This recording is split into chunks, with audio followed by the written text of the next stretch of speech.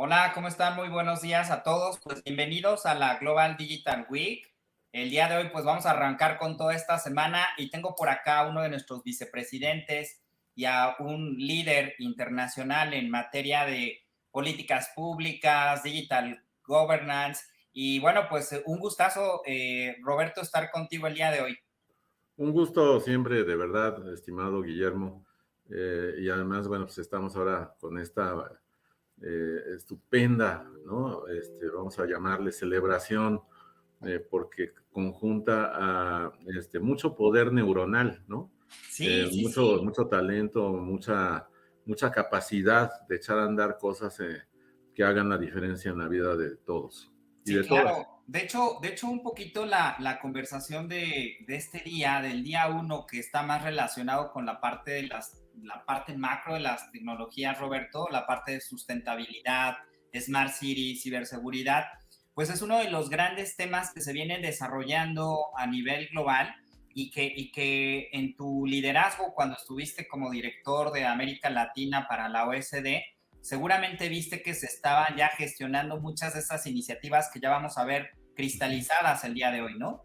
Por supuesto, ¿no? Además, de verdad, con enorme gusto, y no nada más solo por presumirlo de la OCDE, como tan amablemente siempre me haces tú el favor, pero hablando de los organismos que tienen a cuestas, además las agencias de la ONU, los bancos de desarrollo, toda la acción multilateral puesta en atender y de manera prospectiva y anticipada los enormes desafíos para que la humanidad siga expandiendo, se siga desarrollando, pero sin poner en riesgo su propia existencia, hay que decirlo de esa manera. Y entonces, la enorme presión sobre los recursos naturales y sobre particularmente recursos como el agua, la energía, el costo, es más, los modelos de generación de energía que ya no pueden ser basados en combustibles fósiles, por ejemplo, entonces hacen urgente que los grandes centros de población, como son las ciudades y las metrópolis,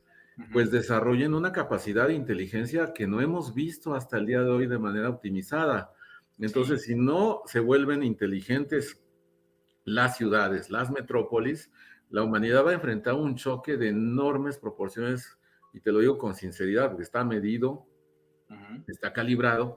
O sea, la pandemia que nos ocupó los últimos 2 años es algo mucho menor en claro. escala frente a este escenario muy catastrófico que se dibuja si las ciudades no logran un nivel de inteligencia Claro, habilitado claro. por tecnología.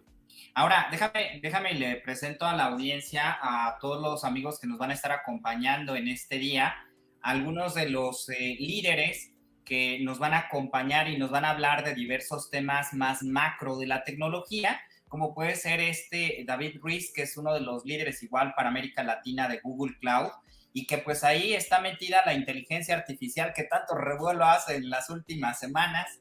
Vamos a estar escuchando a también prácticas de la parte de ciudades sostenibles, movilidad dentro de las ciudades. Bill Beverly nos va a platicar pues toda esta parte de cómo se están haciendo pues modelos de regeneración de energía.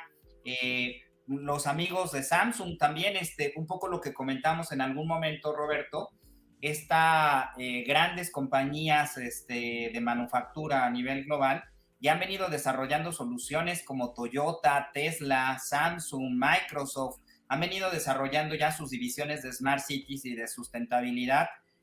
Honeywell también que vemos por acá. Entonces es increíble ver cómo ya se están sumando a los retos que tenemos que enfrentar como humanidad.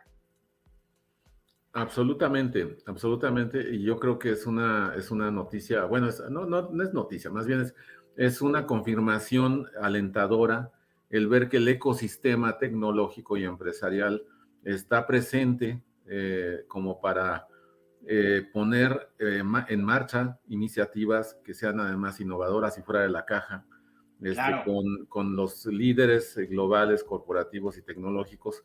Y aquí siempre cada uno de ellos en lo particular se va a beneficiar de un intercambio de puntos de vista, lo más plural como estamos viendo, facilitado, por supuesto, pues por el expertise, ¿no? Tuyo y de todo un equipo, Y entonces sí, nos preparamos a un evento imperdible, ¿no? Y además de mucha riqueza propositiva, además de prospectiva. Y luego lo bueno de lo que estamos co-creando, Roberto, porque pues lo co-creamos entre todos los que pertenecemos al instituto, es que pues de entrada lo que queremos es que este festival siempre sea gratuito, ¿no? O sea, que no haya una barrera de temas de porque no tengo dinero, no me puedo actualizar. Segundo, en el tema de escuchar las prácticas, ¿no? Líderes que la digitalización nos lo permite. Digo, tener todos estos expertos nos lo permite tener el internet, etcétera. Y bueno, te quería compartir que vamos a tener un panel súper interesante de Internet de las Cosas, que ya están ahí en todos lados, ¿no? O sea, está desde Alexa, es parte del Internet de las Cosas, los coches que se manejan solos, Tesla, ¿no? Toda la parte de lo que ya se puede hacer con estas tecnologías, pues está impresionante. Y también, pues, toda la parte también de lo que están haciendo pues marcas en cuanto a ciberseguridad, ¿no? Marcas en cuanto a la parte industrial, no solamente las Smart Cities es pura vivienda, ¿no? Las Smart Cities desarrollan, ¿no? Toda la infraestructura, la industria, los servicios, y eso, como bien mencionaba, se tiene que, pues, planear, ¿no? Que ahí cuéntanos un poco, desde tu expertise, Roberto, ¿cómo se lleva esta parte de la planeación de una Smart Cities con lo que tú más o menos has visto en tu carrera? Bueno, tú mencionaste algo clave, ¿no?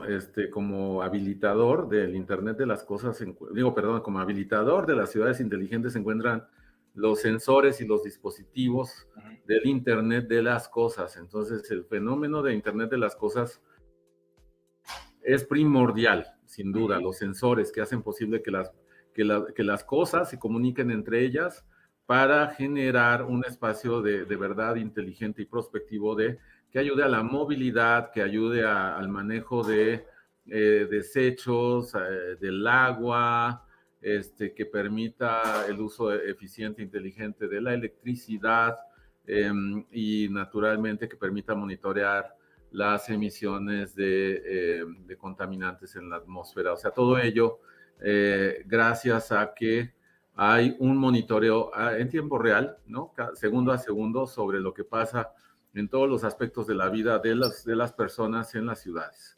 Claro.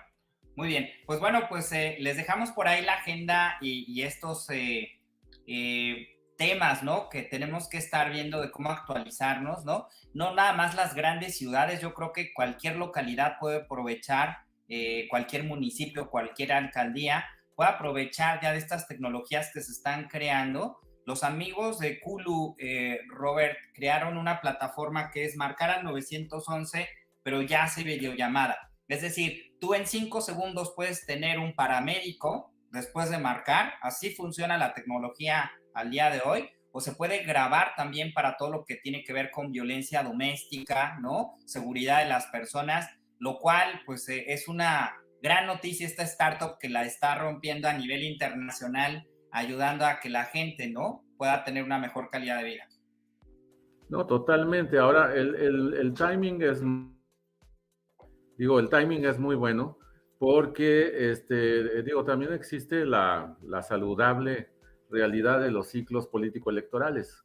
Y entonces, la saludable disciplina de la participación democrática ciudadana, pues sí, en sociedades liberales y democráticas donde hay competencia política, pues entonces se vuelve muy valioso el espacio de oportunidad para que en la competencia política pues también exista, como de verdad sucede, la caza, vamos a decir, sí, la caza, así de estar de cazador, los políticos como cazadores de buenas ideas y de iniciativas plausibles y factibles para cambiarle positivamente la vida a las personas. Entonces, como es competencia política abierta, pues entonces quien tenga las mejores ideas, los mejores programas y la mejor sintonía con innovación tecnológica, pues va a hacer un buen trabajo de convencimiento frente a la ciudadanía. Totalmente, Robert. Pues bueno, pues muy buen día. Muchas gracias, Robert. Y pues sigamos en este día 1.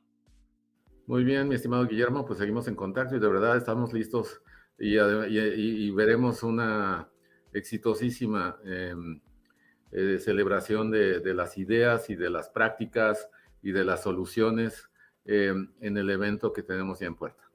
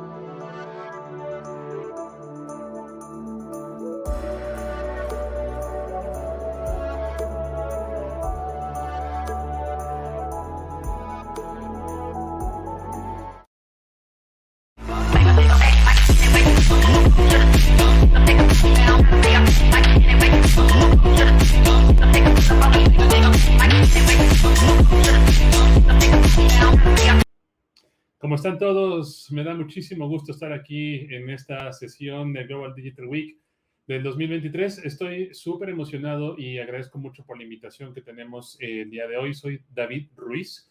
Yo soy el líder de la práctica de datos, analítica e inteligencia artificial de Google Cloud. Les pongo aquí un QR para que conectemos y que estemos allí listos para poder intercambiar ideas. Estoy, como les decía, súper emocionado y el tema que vamos a contar el día de hoy tiene que ver con lo que llamamos en Google el tema de la era de la asistencia. Básicamente significa aspectos que tienen que ver de la inteligencia artificial en nuestra vida diaria, que usamos de una manera, digamos que ya prácticamente sin darnos cuenta. Así que vamos a ir, vamos a empezar a trabajar esta presentación. A mí me gusta mucho iniciar mis presentaciones hablando un poquito acerca de estas buzzwords, ¿no? Estas palabras que se utilizan de manera regular para tratar de tomar en cuenta una moda. Yo le llamo moda y básicamente tiene que ver con esto de la transformación digital, ¿no? Muchas personas están hablando con respecto a este tema y muchas veces están unidas, estos términos están unidos con respecto a la parte de inteligencia artificial, el aprendizaje automático, machine learning y el famoso Big Data, ¿no? Me encanta poner entre comillas el tema de Big Data porque al final de cuentas, ¿cuántos datos son muchos datos para que se considere Big Data, ¿no? Es una cosa interesante. Todo eso está muy bien, o sea, hablando del tema de la transformación digital, todo está muy bien, mientras al final de cuentas podamos llegar al objetivo de verdad transformarnos como organización y que eventualmente esto termine siendo también una transformación cultural. Para nosotros, desde el punto de vista de Google, el aspecto de la transformación digital está genial, ¿no? Mientras podamos lograr dos cosas al final de cuentas. Una es darnos cuenta quién es el cliente. De esto estaré hablando de manera regular en la presentación. Y la segunda es cómo hacemos para que una vez que entendamos quién es el cliente, cómo tenemos una mejor relación o más íntima relación con el cliente final. Y tomar en cuenta que el cliente no por fuerza está afuera, ¿no? El cliente también está dentro de sus propias organizaciones. Y bueno, tomando en cuenta este tema de la transformación digital, pues hay muchísima literatura, ¿no? Cosas que podemos empezar a utilizar, digamos, con respecto a esto, para que le podamos entrar claramente al tema. Y estas que puse aquí, cuando menos en mi presentación, son algunas en las que yo he encontrado muy buena información y aunque como tal existe el término de la transformación digital en casi todos, yo lo veo simplemente como para ponerles un warning acerca de que este aspecto de la transformación digital no debería de ser el objetivo, sino más bien el journey. ¿Y cómo hacemos para que logremos estas dos cosas que dije al principio, de poder entender claramente quién es mi cliente y dos, poder ver cómo puedo lograr una mejor relación entre lo que hago y mi cliente? Pero bueno, entramos ahora como tal al aspecto de la era de la asistencia y en ese sentido les doy la bienvenida a una era que empezó hace mucho tiempo. Para sorpresa de nadie, el tema de la inteligencia artificial es un término súper viejo. Inclusive estamos ya pegándole a los 60 años que hablamos de la inteligencia artificial. Y digamos que de repente se volvió muy relevante por la manera en que lo ocupamos en nuestro día a día y desde nuestro punto de vista este aspecto de la inteligencia artificial básicamente se transforma, se traduce en poder llegar a tener asistentes que están justamente acompañando las cosas que hacemos todos los días. Estos asistentes los vemos de muchas formas. Nosotros los vemos, por ejemplo, cuando te subes a tu auto y conectas tu teléfono inteligente, muy posiblemente ya estás ahí solicitando una ruta para llegar a algún lugar, ¿no? Pones Google Maps o pones Waze. Y esto es sin importar que ya te sepas la ruta para llegar a donde ibas. Es simplemente una forma de poder tener un conocimiento adicional al que nosotros como humanos podemos llegar a tener para que podamos seleccionar la mejor ruta. Mucho más allá de eso está el punto de que estos asistentes, como por ejemplo Google Maps o Waze, tienen conocimiento basado en todas las personas que lo utilizan para saber en dónde hay tráfico, en dónde hay algún riesgo potencial, ¿no? En dónde podría encontrarme un bloqueo, etcétera. Y que aunque yo ya me sepa cómo puedo llegar a este otro lugar, de cualquier manera me dé una buena o, en todo caso, óptima ruta para poder llegar ahí. Y como les decía, esto es solamente un ejemplo de asistentes que utilizamos. Muy posiblemente ustedes utilicen Gmail, ¿no? Y Gmail tiene asistentes incluidos en muchas formas. Por ejemplo, poder determinar qué de todo lo que hay en tu correo electrónico es spam, o cuál de todo eso debería ser catalogado como phishing, o alguien está tratando de suplantar tu identidad o robarte datos de alguna forma. Google ha puesto asistentes, inteligencia artificial, que puede darte la posibilidad de entender de todo lo que te llega, si es algo que debes de voltear a ver o de plano deberías de reportarlo y, por supuesto, ignorarlo para no abrirlo. Esa es una forma, ¿no?, de tener un asistente que te termina de ayudar. En este mismo aspecto de Gmail, posiblemente se hayan dado cuenta que cuando estamos escribiendo un correo electrónico, el correo se va autocompletando, ¿no? Va poniendo las palabras que me faltan para poder escribir más rápido, más pronto. Inclusive también me pone algunas sugerencias de respuesta en cuanto se lee el correo. Entonces, estos son asistentes que me permiten, por supuesto, tener más y mejor tiempo dedicado a otras cosas. Y para poder hacer esto me gustaría que me acompañaran en un ejercicio mental, ¿no? Porque ahorita no estamos físicamente en el mismo lugar, pero vamos a hacer este ejercicio mental en donde vamos a poner en su mente un océano, ¿vale? Este océano básicamente significa, digamos, nuestro día a día, ¿no? El mundo, vamos a ponerlo así.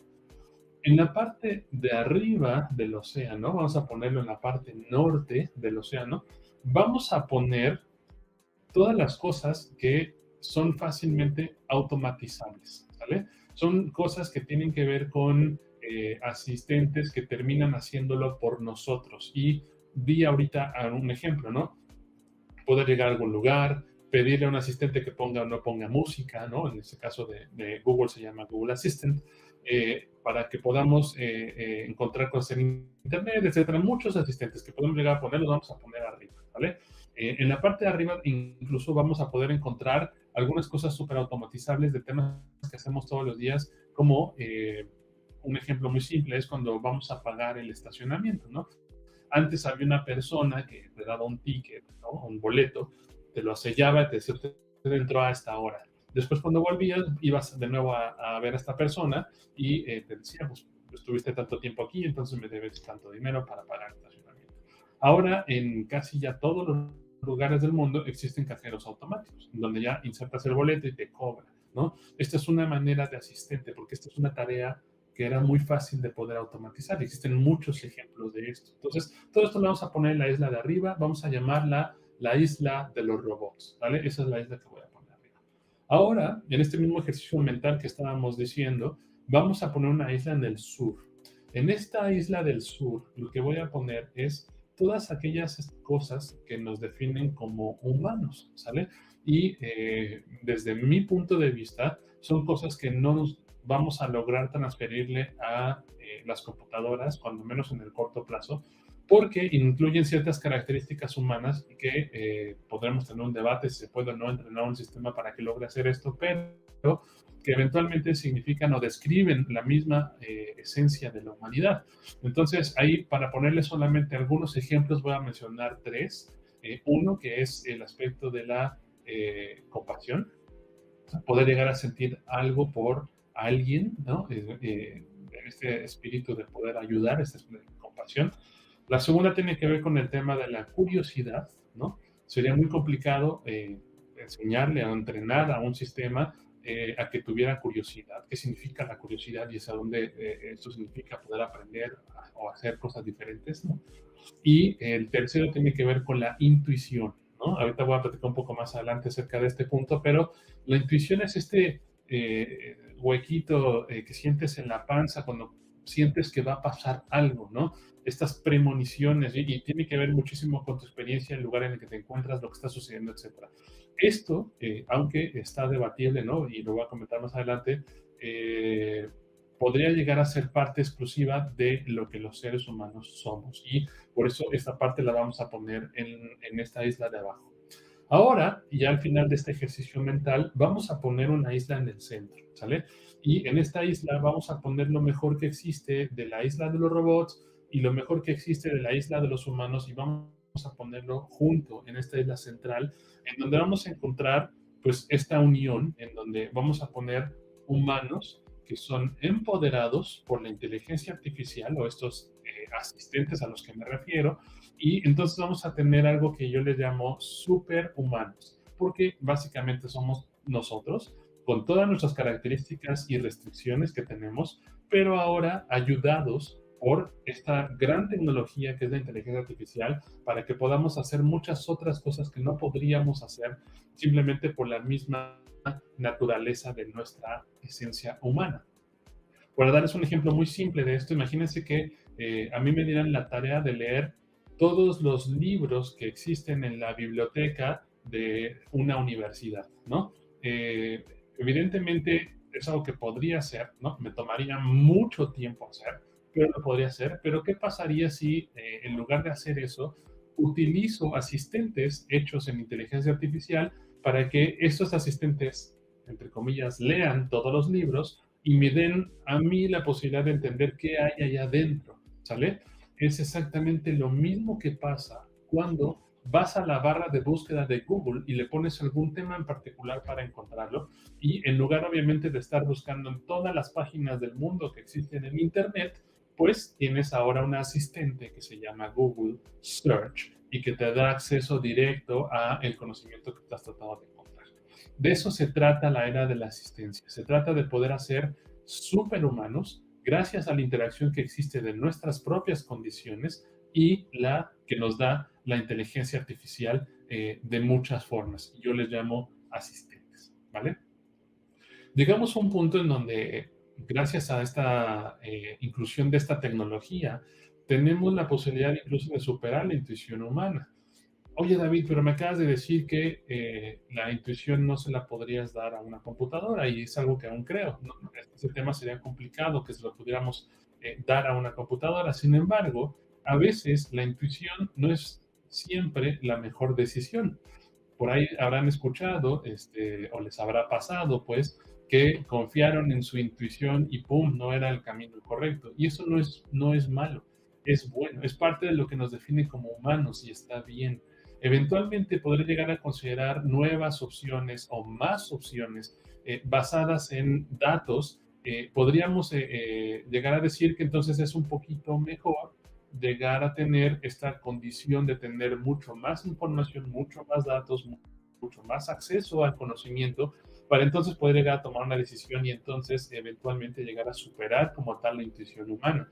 Esto no, como les digo, no es algo malo. Yo lo veo como algo súper bueno, porque al final de cuentas los que tenemos el control siempre seremos los humanos y tendremos la posibilidad de tener asistentes que tienen este gran conocimiento, vasto conocimiento, para entonces llegar a tomar una decisión basada en mucho más allá que mi propia experiencia. Entonces, en este sentido, vamos a ver esta imagen que tenemos en pantalla, donde vemos una persona que tiene cara de preocupación, y básicamente este señor es el campeón, era el campeón de un juego que se llama Go, y es justo lo que ven en la pantalla, ¿no? Es un tablero de un juego que se llama Go, y básicamente lo que hace en este juego es poder llegar a cubrir a través de estas fichas cada uno de los lugares donde cruza una línea, con el objetivo de poder rodear de un color a la ficha que tiene el otro color.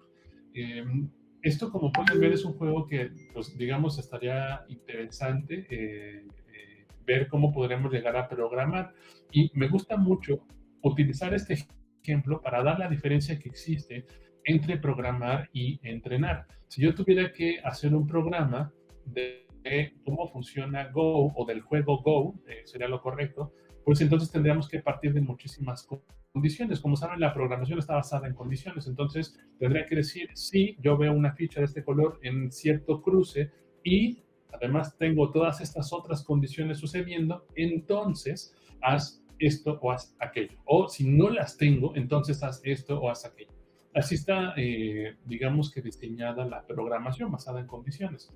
Pero para un caso como el que vemos ahora del juego Go, pues sería un programa larguísimo, porque habría que tener en cuenta muchas condiciones que, por supuesto, se van superponiendo unas encima de otras y que volvería volvería, disculpen, complicado, ¿no? Darnos cuenta de cada uno de los puntos que tenemos que hacer. Y todavía lo veo un poco más complejo. Si tuviéramos que diseñar una estrategia, ¿sería posible a través de la programación? Es debatible, muchas personas me dirían que es posible. Sin embargo, yo considero que es un mucho mejor camino hacer un entrenamiento. Y entonces ahora vamos a la segunda parte. En lugar de poder enseñarle a una computadora, discúlpeme, programar una computadora para todas estas condiciones que he nombrado, imagínense que pudiéramos nosotros enseñarle a la computadora cómo se juega Go. Y entonces, en lugar de tomar en cuenta condiciones para poder hacer el programa, programar, lo que hacemos es enseñarle las reglas a la computadora de cómo se juega este juego. Y, por supuesto, esto es mucho mejor porque entonces ya la computadora podrá, entre comillas, desarrollar una estrategia y, entre comillas, desarrollar un punto de vista. Y basado en condiciones de la experiencia, ¿no? Entonces, en lugar de estar viendo cada uno de los cruces, ya podrá la computadora como tal diseñar su propia estrategia.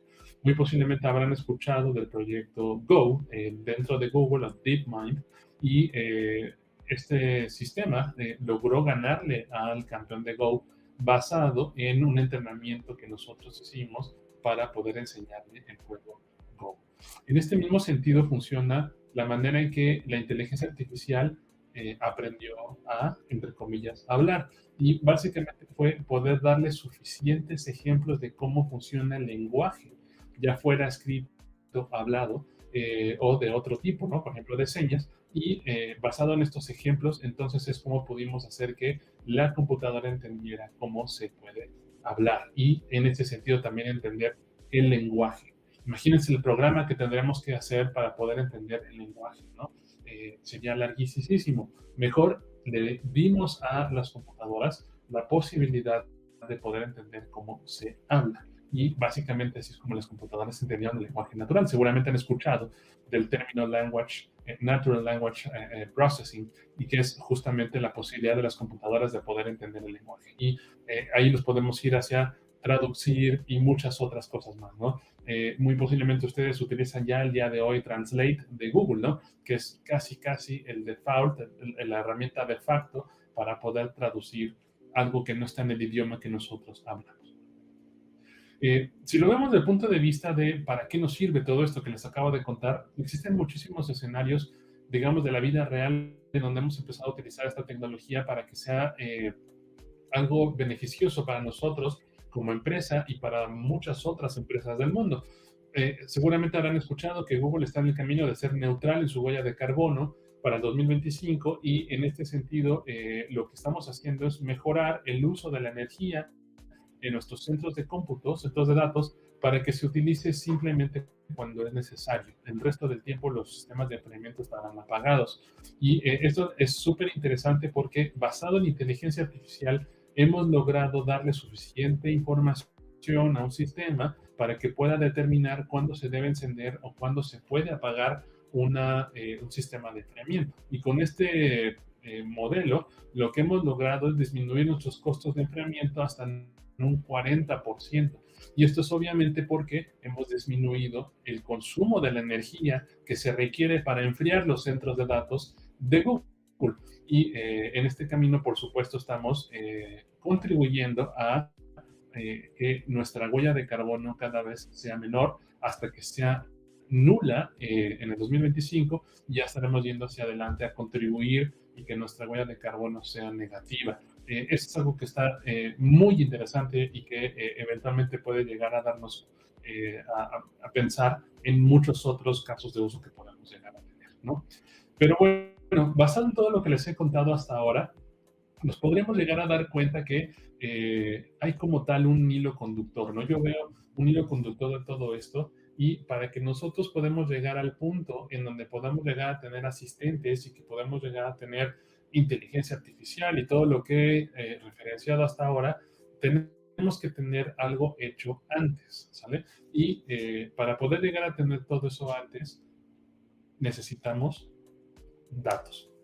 Entonces, obviamente el aspecto de los datos es el primer paso, pues, para poder llegar a tener todos estos ejemplos que he dado de poder tener centros de datos inteligentes y que puedan aprender y apagar cuando sea necesario el aire acondicionado, los sistemas de enfriamiento, pero antes necesito datos. Y aquí mucha gente me pregunta, David, pero pues bueno, los datos son tan viejos como el ser humano, ¿no? Tenemos muchísimos ejemplos de datos que fueron sido creados por nuestros ancestros.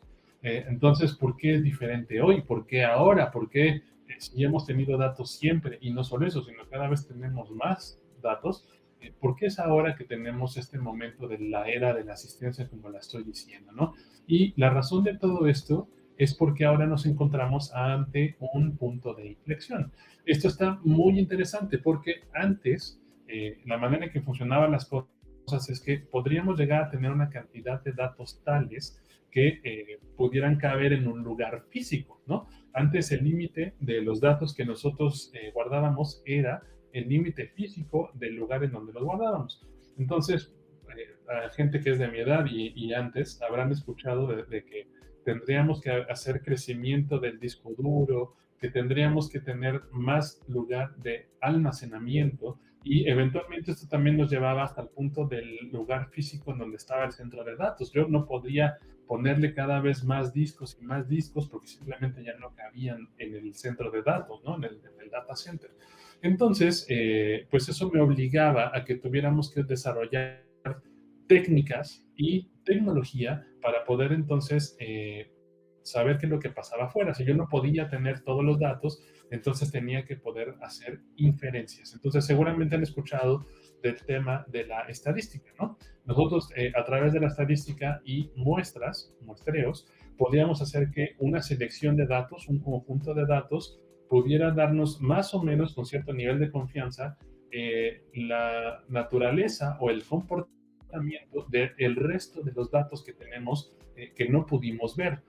Y así funciona justamente la estadística, ¿no? O sea, veíamos diferentes técnicas con las cuales teníamos una muestra de tal tamaño y de qué tamaño debería de ser, y basado en eso poder calcular la norma, el aspecto de la desviación estándar y todo lo demás. Entonces, esto obviamente se creó porque antes no teníamos la posibilidad de guardarlo todo, todos los datos. ¿Qué creen? Ahora sí tenemos esa posibilidad, porque estamos justo ante este punto de inflexión que he estado diciendo, y este punto de inflexión básicamente significa el acceso a la nube, ¿no? A través de la nube es que hemos podido llegar a tener recursos que me permiten ahora sí poder saberlo todo. O sea, yo ahora sí puedo preguntarle a todos mis clientes qué es lo que opinan. Puedo llegar a tener un registro de todas las transacciones que suceden en mi e-commerce. Puedo llegar a saber puntos de vista de todos los clientes que visitan mi tienda, etcétera. Entonces, ahora, gracias a esta posibilidad que la nube nos ofrece, tenemos dispositivos que pueden llegar a crear datos de cualquier tipo, ¿no? Y este punto va a ser relevante y lo vamos a retomar más adelante. Tenemos redes de alta velocidad en donde ya podemos simplemente transmitir lo que sea. Ya puedo conectarle, por ejemplo, un sistema de revisión de calidad a mis sistemas productivos en donde yo podría ver tamaño, forma, color, velocidad, viscosidad, temperatura, etcétera, etcétera, etcétera. Y todas estas se pueden coleccionar y mandar a través de redes rápidas a la nube para que eventualmente todo esto se traduzca en datos. Y como les decía, los datos ahora ya no tienen ya no tienen una limitación física. Ya puedo llegar a tener casi infinito espacio para poder guardar lo que yo quiera. Y ahorita hablaré un poco más adelante acerca de este punto, pero no solamente datos que tengan que ver con la transacción como tal, sino todo lo que existe alrededor del dato, la analítica contextual y ahora la referencia B es súper relevante. También tenemos, obviamente, capacidad de cómputo, entre comillas, infinita, y no solo eso, sino que hemos desarrollado capacidad de cómputo especializada para que entonces podamos hacer sentido de todos los datos que estamos llevando hacia la nube. ¿A qué me refiero con este cómputo especializado? Pues en Google desarrollamos un chip que me permite poder correr modelos de TensorFlow de manera optimizada, y entonces ya tenemos chips, saben que está como tal el CPU, ¿no? Que es de donde partimos todo. Después el CPU evolucionó para poder hacer analítica a una cosa que le llamamos GPU, que es básicamente está basado en análisis en capacidades que pueden correr gráficos. Entonces, por eso le pusimos GPU. y después avanzamos hacia esta nueva generación donde tenemos TPU, y T está referenciado al TensorFlow, y es el TensorFlow Processing Unit, y ahí es donde ya vamos a poder correr modelos de Machine Learning o de inteligencia artificial, o incluso poder hacer Deep Learning basado en esta plataforma, en este código modelo que llamamos TensorFlow. Y entonces, este tipo de cómputo, pues obviamente es especializado para que podamos llegar a correr todo lo que necesitamos de modelos de este tipo para poder entender qué es lo que tengo yo ahí. Y por último, tenemos herramientas de todo tipo para poder entonces consumir la información, para publicar la información, para convertir este conocimiento ahora, pues para todos, en algo que sea fácilmente accesible, y etcétera, etcétera. Tenemos muchísimos tipos de herramientas que nos pueden llegar a servir para que esto suceda. Y entonces, al final de cuentas, esta es la razón, como decía yo hace rato, de por qué ahora, por qué hoy, porque ahora la nube nos abre el mundo a poder procesarlo todo, poder conocerlo todo, y poder llegar a tener inclusive hasta cómputo especializado para poder tener modelos incluso de deep learning si fuera necesario, para entonces entender y en todo caso también empezar a predecir. Así que sobre este escenario estamos trabajando. Y bueno, aunque está súper interesante, podemos empezar a darnos cuenta que al final de cuentas todo esto significa que a través de esto que les he contado, estamos desarrollando este valor que, como les decía, yo le llamo superhumano, ¿vale? Es básicamente poder llegar a tener sistemas que sean autoadaptables y que por medio de sí mismo, ojo, puedan llegar a tener más o menos capacidades. El caso más simple de nuestro portafolio es BigQuery, que es nuestro Data Lake, Data Warehouse, que simplemente va autoaprovisionando más capacidad de cómputo, más espacio para poder almacenar, y esto es simplemente mientras es necesario. Obviamente, como todo lo que se usa en la nube, en cuanto ya no es necesario, empieza a hacerse más corto, más pequeño, o incluso desaparecer para no existir mientras nadie lo utilice. Entonces, este es uno de los ejemplos de los sistemas que son autoadaptables y que permiten poder conseguir cosas nuevas. Si yo ya tengo la posibilidad de tener estos sistemas autoadaptables, también debería de poder tener la capacidad para poder dar la respuesta a lo que sea en segundos. Y en segundos significa 1 o 2 segundos, ¿sale? Para que podamos entregar respuesta inmediata. La palabra clave de esta generación es la inmediatez. Es algo que deben de consumir siempre rápido. ¿Y a qué me refiero con todo esto? Me refiero a que podamos llegar a tener una capacidad suficiente para que no importa cuál sea tu negocio, cuál sea el rubro al que te dedicas, puedas estar siempre con las mejores características, los mejores recursos para poder otorgar lo que sea en segundos. Voy a contarles una historia súper rápida. Nosotros en Google hicimos un estudio, le preguntamos a la gente cuánto tiempo estaría dispuesto o dispuesta a esperar después de haber dado clic a un botón en Internet, ¿no? Y como podrían suponerlo, la respuesta más popular fue 1 o 2 segundos. Es lo máximo que la gente está dispuesta a esperar a un toque de un botón en Internet o una aplicación web o lo que sea. A menos de que fuera algo que no tuvieran la posibilidad de cancelar, como por ejemplo, te diste clic al botón comprar, ahí en ese sentido, las personas de la encuesta estaban dispuestas a esperar hasta 7 segundos, ¿sale? Imagínense, 7 segundos. Entonces, ves el relojito que da la vuelta en donde se está ejecutándose tu transacción, y empiezas a generar un nivel de ansiedad tal que a los 7 segundos ya quieres darle cancelar, o le vuelves a dar al botón de comprar, o le das reload, ¿no? Para poder entender qué es lo que está pasando.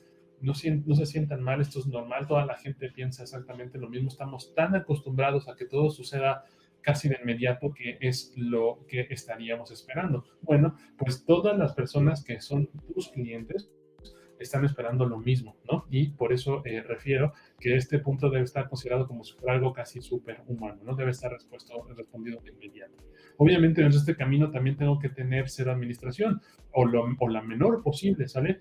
Las empresas de todos los tamaños, pues tienen obviamente diferentes tamaños también de personas que pueden atender la parte de tecnología. Va a haber empresas que van a tener cientos de personas trabajando en sus áreas de TI, pero también va a haber empresas que tengan una, ¿no? O ninguna, es el dueño el que hace todo, ¿no?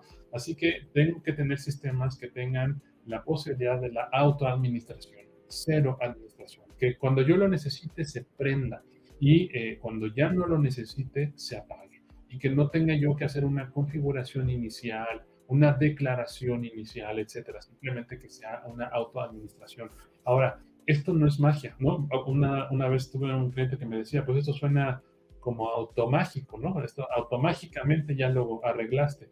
No es magia, es simplemente el uso de tecnología como la inteligencia artificial para poder hacer autoaprovisionamiento de los servicios que se requieran para algo en particular. ¿Requiere ayuda humana? Sí. Al principio debe de tener ayuda humana para poder declarar lo que necesitamos hacer, lo que queremos que pase. Pero después de eso se hace automáticamente, ¿no? No es automágicamente, es automáticamente. Y eventualmente también otro punto importante es que quiero tener más servicios o mejores servicios por menos dinero.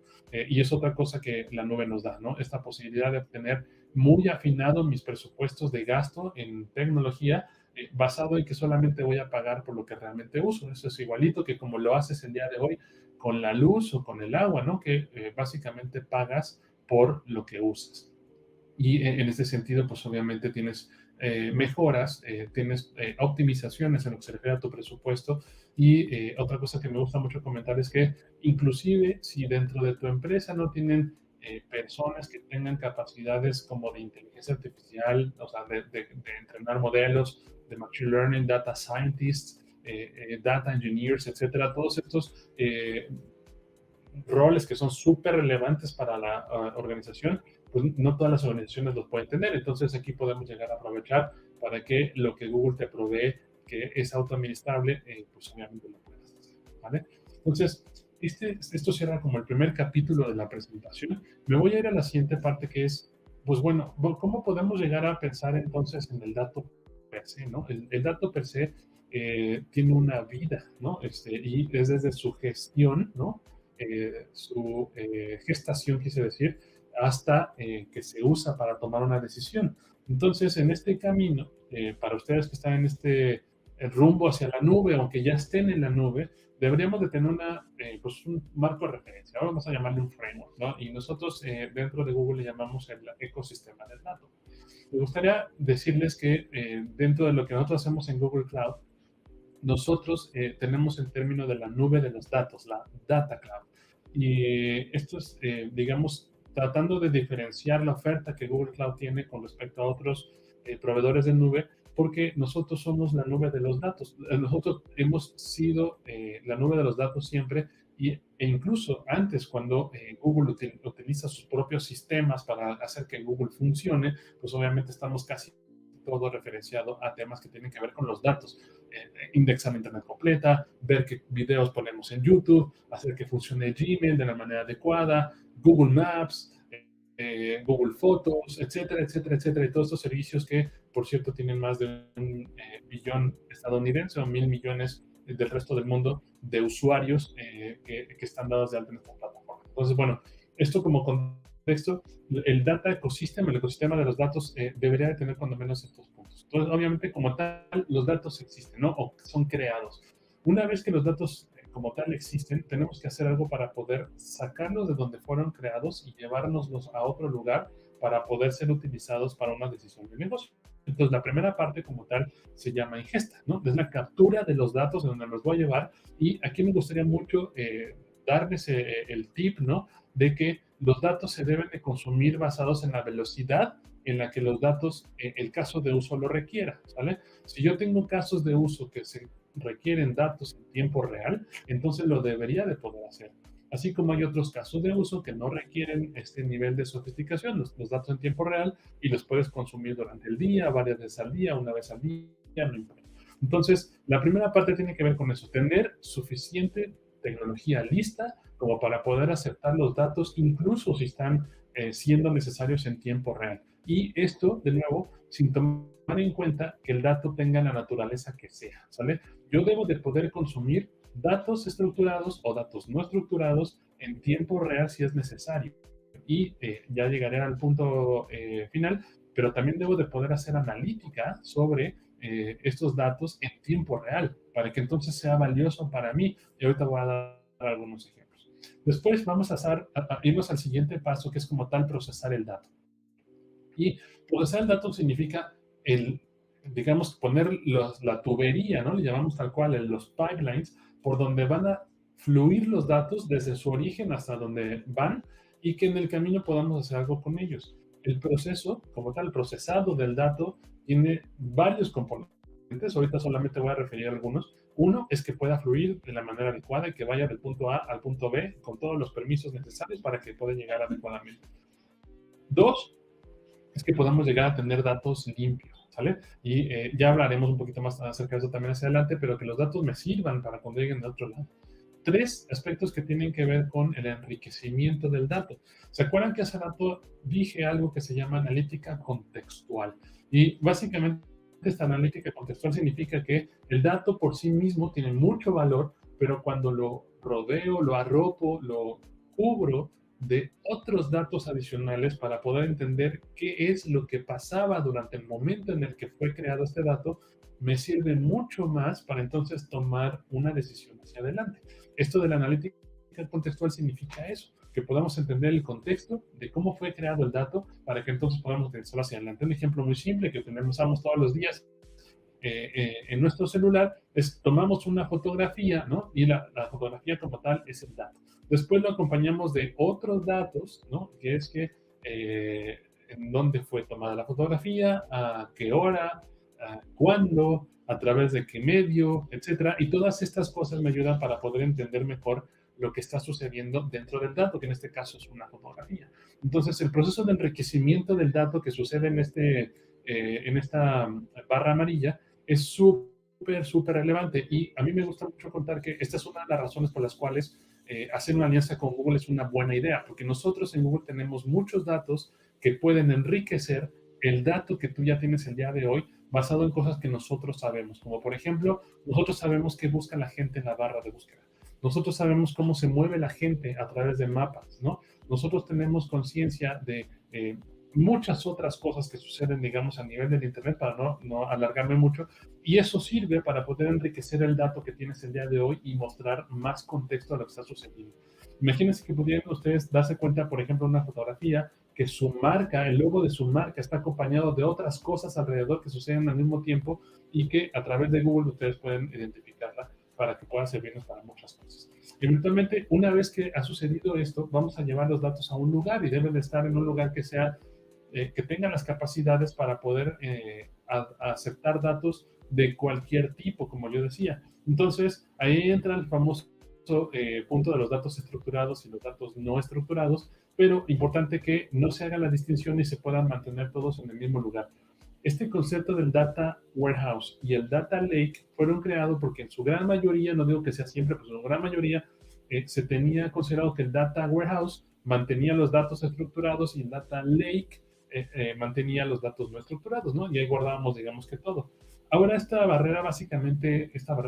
frontera básicamente se diluyó, ya no existe más. Ahora guardamos todo en el mismo lugar y entonces el Data Lake se fue juntando con el Data Warehouse y ahora ya referenciamos como Data Lake House, ¿no? Es algo que se usa mucho en la industria y ahí guardamos todo. Es importante pues que ahí tengamos la posibilidad de, sin importar el tipo de dato y la velocidad con la que se consume, se pueda hacer.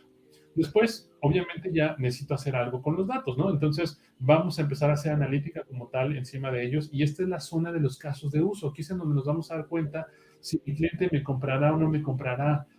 Aquí me voy a dar cuenta de uno, quién es el cliente. Ya ven que lo estaba diciendo desde el principio.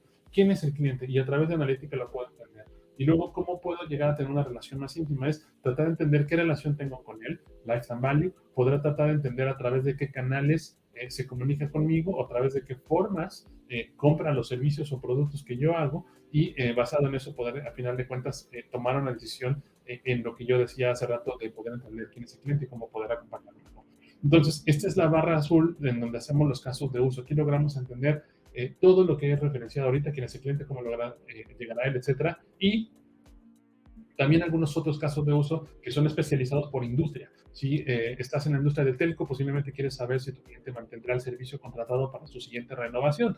Este aspecto del churn, ¿no? El abandono. Entonces, esto es un caso de uso. Si estás en el área de finanzas, muy posiblemente lo que quieres saber es si tu cliente está necesitando un nuevo producto, un nuevo servicio, o sea, sell y cross-sell. Bueno, pues todo esto es posible también a casos de uso. También quiero saber si voy a tener abandono, etcétera, ¿no? Y hay miles o millones, voy a decir, de casos de uso posibles. Y bueno, pues todos estos suceden en la barra azul.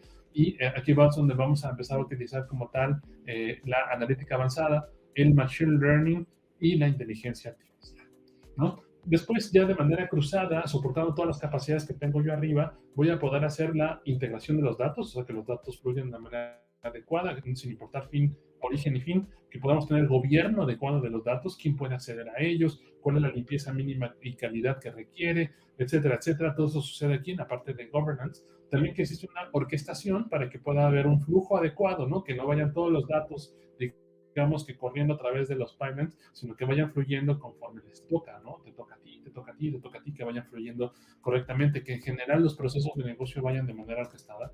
Y por último, este aspecto de poder llegar a tener una democratización real de los datos basado en roles para que podamos lograr que todos en la organización o fuera de ella, dependiendo de lo que va a ser tu caso de uso, pueda acceder al conocimiento siempre que tengas la credencial correcta o que tengas el permiso adecuado para que puedas verla, ¿vale? Entonces, todo esto debería de suceder. Y ya como último tip, les digo que en su gran mayoría las organizaciones empiezan a trabajar con aspectos de open source porque obviamente son sin costo, pero que deberían estar siendo adoptados por una gran plataforma, un framework, como el que les decía, en donde alguien les dé soporte, ¿no? Entonces ahí en Google nosotros abrazamos muy fuertemente el open source y nuestras arquitecturas están hechas para que puedan suceder intercambiables, ¿no? Que puedas poner una parte que sea de Google, una parte que sea de open source, y después cuando te sea necesario la puedas volver a poner de Google, etcétera, ¿no? O sea, que sea fácil para ti, digamos que intercambiar, que no exista este vendor locking que es tan popular, ¿no? Una vez que entras a una plataforma te tienes que quedar para siempre en ella. En el caso de Google no es así. Que tenga la posibilidad de intercambiar cuando sea necesario, ¿vale? Y bueno, basado en todo lo que les acabo de contar, me gustaría decirles súper rápido, ¿no? Cosas que hacemos nosotros desde Google. Esta es la parte de Google que ustedes conocen, ¿no? Todos los días posiblemente la hayan visto o la utilizan. Nosotros, o yo particularmente, estoy como en la parte de atrás, ¿no? Digamos que quitamos esta parte blanca y nos metiéramos a los data centers de Google. Esta es la zona en donde yo estoy, esta es la zona que se llama Google Cloud. Y es en este lugar en donde está toda esta tecnología que logra que Google funcione. Y basado en esto, pues, podamos lograr, pues, digamos que muchas cosas en lo que se refiere a los casos de uso. Y entonces, en este sentido, me podrían decir, ok, pero a mí, ¿para qué me sirve? ¿No? O sea, todas estas cosas que a Google les hace funcionar, pues muy bien, están muy padres, está muy cool, ¿no? Decimos en México. Pero a mí, ¿para qué me sirve? ¿No? Entonces, yo siento que existen miles de ejemplos para poder referenciar y es súper complicado que los ponga todos en un slide. Así que puse simplemente algunos ejemplos, ¿no? Uno es, esta tecnología me sirve para poder tomar decisiones basadas en datos, ¿no? O sea, hacer realmente esta compañía data-driven, ¿no? De la que hemos estado oyendo tanto tiempo, pues a través de esto lo puedes lograr. Que puedas obviamente estar por delante de la competencia, porque cuando empiezas a tomar decisiones basadas en tus datos y en otros datos, vas a poder reaccionar mejor a lo que suceda, vas a poder mantener control de tu destino, ¿no? Porque uno de los aspectos más relevantes de poder llegar a tener esquemas como estos es que puedas empezar a predecir el futuro, ¿no? Y te lo voy a comentar en la siguiente slide. Y que podamos realmente predecir qué es lo que va a suceder de tu cliente, de tu producto, de tu servicio, etcétera, poder utilizarlo para poder responder a amenazas de seguridad y, de hecho, poder empezar a responder a cualquier tipo de anomalía, ¿no? Esta anomalía que podría representar una gran oportunidad, que me dé cuenta que existe y que pueda atenderla, o esto es una anomalía que es una amenaza, ¿no? Y debo de poder atenderla también y de manera global poder ser más ágil, ¿sale? Voy a poder tener muchos mejores tiempos de respuesta. Entonces, digamos que después de esto, ¿qué sigue? En una respuesta muy corta, lo que sigue es la inteligencia artificial y el machine learning. Y está muy interesante porque, como les decía, la verdad es que es algo que utilizamos todos los días, ¿no? Entonces, si lo viéramos desde un punto de vista de un journey y pensáramos en ¿Cómo deberíamos ir fluyendo en este camino? Pues bueno, primero deberemos de tener una cultura de los datos, ¿no? Una cultura de los datos que me permita como tal tomar decisiones basadas en los datos como tal y que me lleve al siguiente nivel. ¿Qué sigue Data Consolidation? Empezar a tener ecosistemas de datos unificados, poder llegar a tener una fuente única de la verdad, que podamos empezar a toda la organización tomar decisiones basadas en un solo lugar, ¿no? Es el famoso Single Source of Truth, y que todo esto suceda. Después de esto sigue, por supuesto, empezar a hacer, yo le puse data mining, pero es un término muy común, que básicamente significa empezar a encontrar, pues, conocimiento desde los datos, y que eventualmente esto me permita tener conclusiones, estos que le llamamos insights, que estaban ocultas, pero los vamos a tener directamente de los datos. Y entonces, como tal, los datos nos empiezan a hablar. Y una vez que logramos eso, vamos a empezar a encontrar formas nuevas de que nuestro negocio pueda funcionar mejor. Después sigue como tal data training, entonces ya vamos a empezar a utilizar toda la organización para poder entrenar los datos y empezar a crear modelos, por ejemplo, Machine Learning, inteligencia artificial, para que pueda empezar a servir a nuestros propósitos y eventualmente llegar al último paso, que es como tal una plataforma de datos como servicio. Seguramente han escuchado del Data as a Service o el Data as a Product, y que podamos nosotros eventualmente haber pasado por todos estos pasos y caminado todos estos pasos y llegar hasta el Data Mastery para que toda la organización completa se sirva del conocimiento que se ha ido creando de manera comunitaria a través de todas las personas de la organización. Si lo viéramos en casos de uso de ya en particular, ¿no? Empecemos a hablar de la personalización, incluso hablamos de la hiperpersonalización. Este tema me gusta ponerlo como un ejemplo porque como que resume muchas capacidades simultáneas. Una es entender claramente quién es tu cliente, y dos, empezar a atenderlo de mejor forma, y a través de esa mejor forma significa darle mensajes personales. Lo que ven en la pantalla ahora es esta serie hiper famosa que se llama Stranger Things. Y como pueden ver, básicamente es la capacidad que Netflix tiene para poder anunciar el contenido. Cuando lo ven, cada una de estas viñetas que estamos viendo en la pantalla, básicamente es el mismo contenido, ¿no? No tenemos muchas, o en este caso 9 versiones diferentes de Stranger Things. Simplemente lo que hicieron fue personalizar su forma de anunciarlo para que quien lo reciba de la mejor forma. A esto se refiere la hiperpersonalización, conocer claramente a tu cliente, el mensaje que transmites a través de cada vez que tienes un contacto con él o con ella. De eso se trata la hiperpersonalización. Nosotros, desde el punto de vista de Google, le llamamos el genoma del cliente.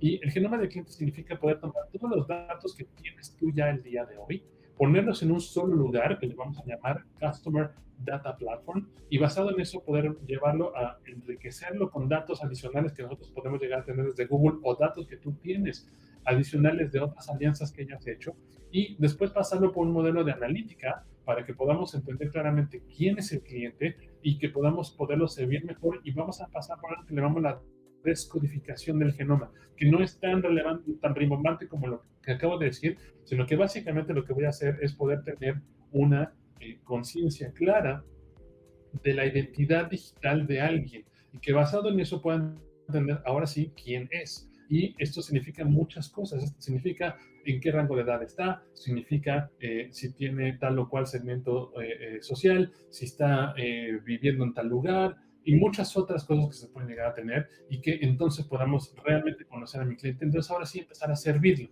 y que podamos empezar a hacer cosas relevantes para ese cliente, para esa cliente, para que puedan consumir de la mejor forma nuestros servicios, y al final de cuentas activarlo para que podamos llevarlo a mensajes hiper relevantes que solamente esa persona podría recibir, ¿no? Entonces, esto, digamos que en un resumen hiper corto, significa lo que nosotros vemos como el genoma del cliente desde Google. Y bueno, nosotros somos una empresa que básicamente trabajamos con la inteligencia artificial en todo lo que hacemos. Tenemos miles de servicios que lo utilizan todos los días, ¿no? De hecho, ya referencié algunos al principio de la presentación, en donde vimos, por ejemplo, este caso que ven ahora en pantalla es Lens. Seguramente lo han visto. Está como parte de la barra de búsqueda. Si ven en la barra de búsqueda, también ahí tiene una camarita, como un cuadrito que tiene un punto en el centro. Y nosotros esto le llamamos Lens. Lens tiene la capacidad de poder darse cuenta de lo que sucede a su alrededor, como por ejemplo encontrar texto y que este texto se pueda traducir en tiempo real para que para ti sea información relevante que te haga tomar una decisión, como todo lo que he dicho en la presentación, ¿no? Entonces, este es un ejemplo de todos los días del uso de la inteligencia artificial que nosotros tenemos en Google.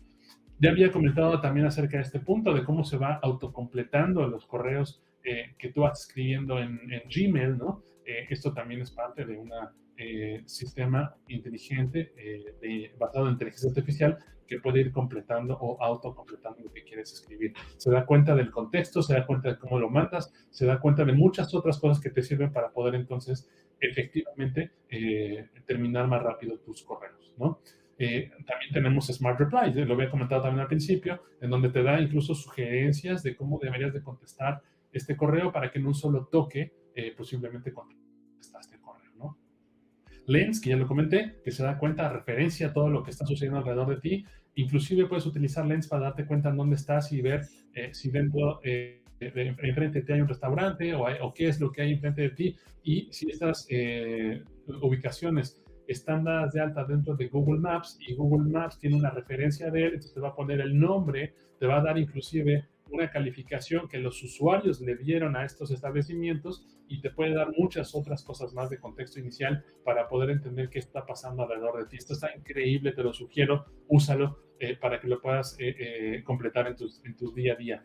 Tenemos Assistant, ¿no? Que todo el mundo lo tiene en su teléfono Android y que en el caso de México sucede que es más del 80% de los teléfonos que hay en México, y entonces casi todo el mundo tiene Android Assistant o Google Assistant. Y en este sentido podemos empezar a tener este asistente como tal, que permite pues, muchas cosas, ¿no? Como en este caso, esta empresa que le permitió dar acceso a sus clientes potenciales para que conozcan su oferta, en este caso de color de auto, ¿no? Vale, pues vamos a empezar a llegar a las conclusiones, ¿no? De lo que estamos, todo lo que vimos el día de hoy. Conclusión número 1, la inteligencia artificial y Machine Learning no es el futuro, está aquí, lleva mucho tiempo aquí, pero empieza con tus datos primero, ¿no? Esto es algo súper relevante que tenemos que empezar a hacer. Es súper relevante que, pues obviamente, tengas la posibilidad de utilizar tus datos, utilices todos tus datos, como lo comentaba. 2, la inteligencia artificial y el Machine Learning está aquí para resolver problemas de todos los días. Esto no está pensado para ir llevar cohetes a la luna, aunque también, sin embargo, no solo para eso. Puedes resolver problemas de todos los días, en donde podemos nosotros utilizar para encontrar, como decía yo hace rato, en dónde estoy o si quiero comprar algo en internet. 3, este aspecto de que su primer caso de Machine Learning muy posiblemente será sobre datos estructurados. Y esta razón la cuento porque hay muchas organizaciones que empiezan a tratar de hacer modelos súper avanzados, pensados en cosas súper complejas, y saben que no es necesario. La verdad es que podemos empezar en datos estructurados y empezar a utilizar modelos incluso de Auto Machine Learning para que sea simple y que sea fácil de acceso a todo esto. Aquí les pongo un montón de ejemplos que podemos utilizar de datos estructurados y que, como pueden ver, la verdad es que son muchísimos. O sea, no necesitamos algo tan complejo, hagamos algo simple para poder empezar. 4, existe una democratización del Machine Learning. Lo hemos llevado a un punto en donde nosotros creemos que básicamente cualquier persona, sí, todos pueden utilizar Machine Learning. Y esto está dicho, está pensado porque hemos creado suficiente tecnología para que podamos tener sistemas o modelos de Machine Learning que son consumidos como API, ¿no? En el lado izquierdo de la pantalla, en donde alguien más, nosotros en este caso Google, creó modelos que puedes consumir para poder en este caso ver que lo que tenemos allá abajo está considerado arte, ¿no? Por el otro lado, podemos llevarlo hasta el nivel más avanzado y complejo para poder llegar a un objetivo específico en donde un científico de datos, un data engineer, puede utilizar, por ejemplo, TensorFlow para poder llegar a un detalle mucho más adecuado y decir que esto que tenemos en pantalla no solo es arte, sino que es un tipo de arte en particular, ¿no? Entonces, esto nos ayuda muchísimo para que esto se vuelva democrático y que incluso si tú el día de hoy no tienes conocimiento de crear modelos, lo puedas hacer basado a través de los modelos que Google hizo, o si tú ya tienes científicos de datos o tú ya eres un científico de datos, poder utilizar lo más complejo y sofisticado que tenemos en el portafolio, como por ejemplo TensorFlow y algunas otras cosas para poder lograrlo. ¿no? Y como última conclusión, me gustaría contarles que desde mi punto de vista la inteligencia artificial y el machine learning es muy cool, es súper cool, es algo que todo el mundo deberíamos estar utilizando y que estamos en esta era de la asistencia en donde de verdad prácticamente todo el mundo utiliza hoy. Así que con esto les agradezco muchísimo que me hayan acompañado hasta esta parte de la presentación. Les invito de nuevo que conectemos para que podamos estar compartiendo ideas de cosas que quieren ustedes hacer y nosotros desde Google hacemos. Así que muchísimas gracias de nuevo y hasta la próxima.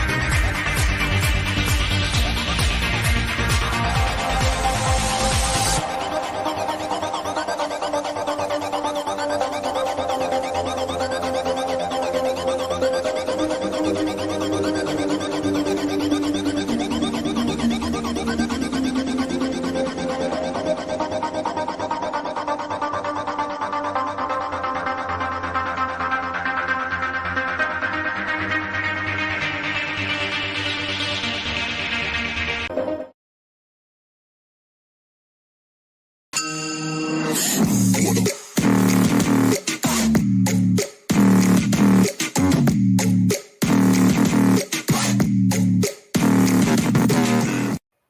right, so hi, I'm Bill Beverly from Evo Electric, and I'd like to take a little bit of time to discuss how I have performed product development and how our organization at Evo Electric is working on product development. So I'm going to walk through a little bit of what it means to do product development, whether we're focusing on hardware or software, and how we bring those ideas to life.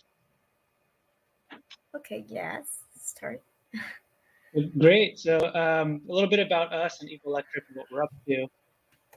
We're deploying commercial electric vehicles at a fraction of time and resources than it takes to develop a brand new electric vehicle, specifically commercial trucks. We combine our offering with a turnkey data system. We have an entire ecosystem that supports fleet owners, truck drivers, truck fleet owners as well. We focus on taking the existing used trucks and we upcycle them, meaning we take them from where they're currently being driven with a diesel or a gas engine. We replace that diesel gas engine with a full electric system. And that way we can really play on the circular economy principles that are really important to us, and minimize waste. So our team is extremely, competent, and we have a lot of leadership in the vehicle level, the battery level, power electronics, and controls and integration. We are relatively young as an organization. We started in 2019, so we'll be 4 years old at the end of the year. That puts us in the seed stage. So like a customer pilot level, we're working on targeting production by the end of this year.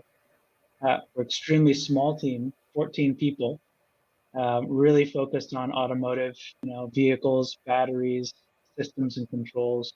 But if you combine the experience of those 14 people, we've got over 100 years of combined and relative experience in our small team, specifically on electric vehicles and technologies. Wow. Yeah, so what I think is really important here is I speak a little bit more about product development is we actually have both a hardware and software solution that we're developing. So as I talk through how we personally manage product development by managing the hardware and software, we're also living it as well. We're doing it with our own product. And last couple of things, we're happy to be part of the Long Beach Accelerator program. We were part of the first cohort in spring of 2021.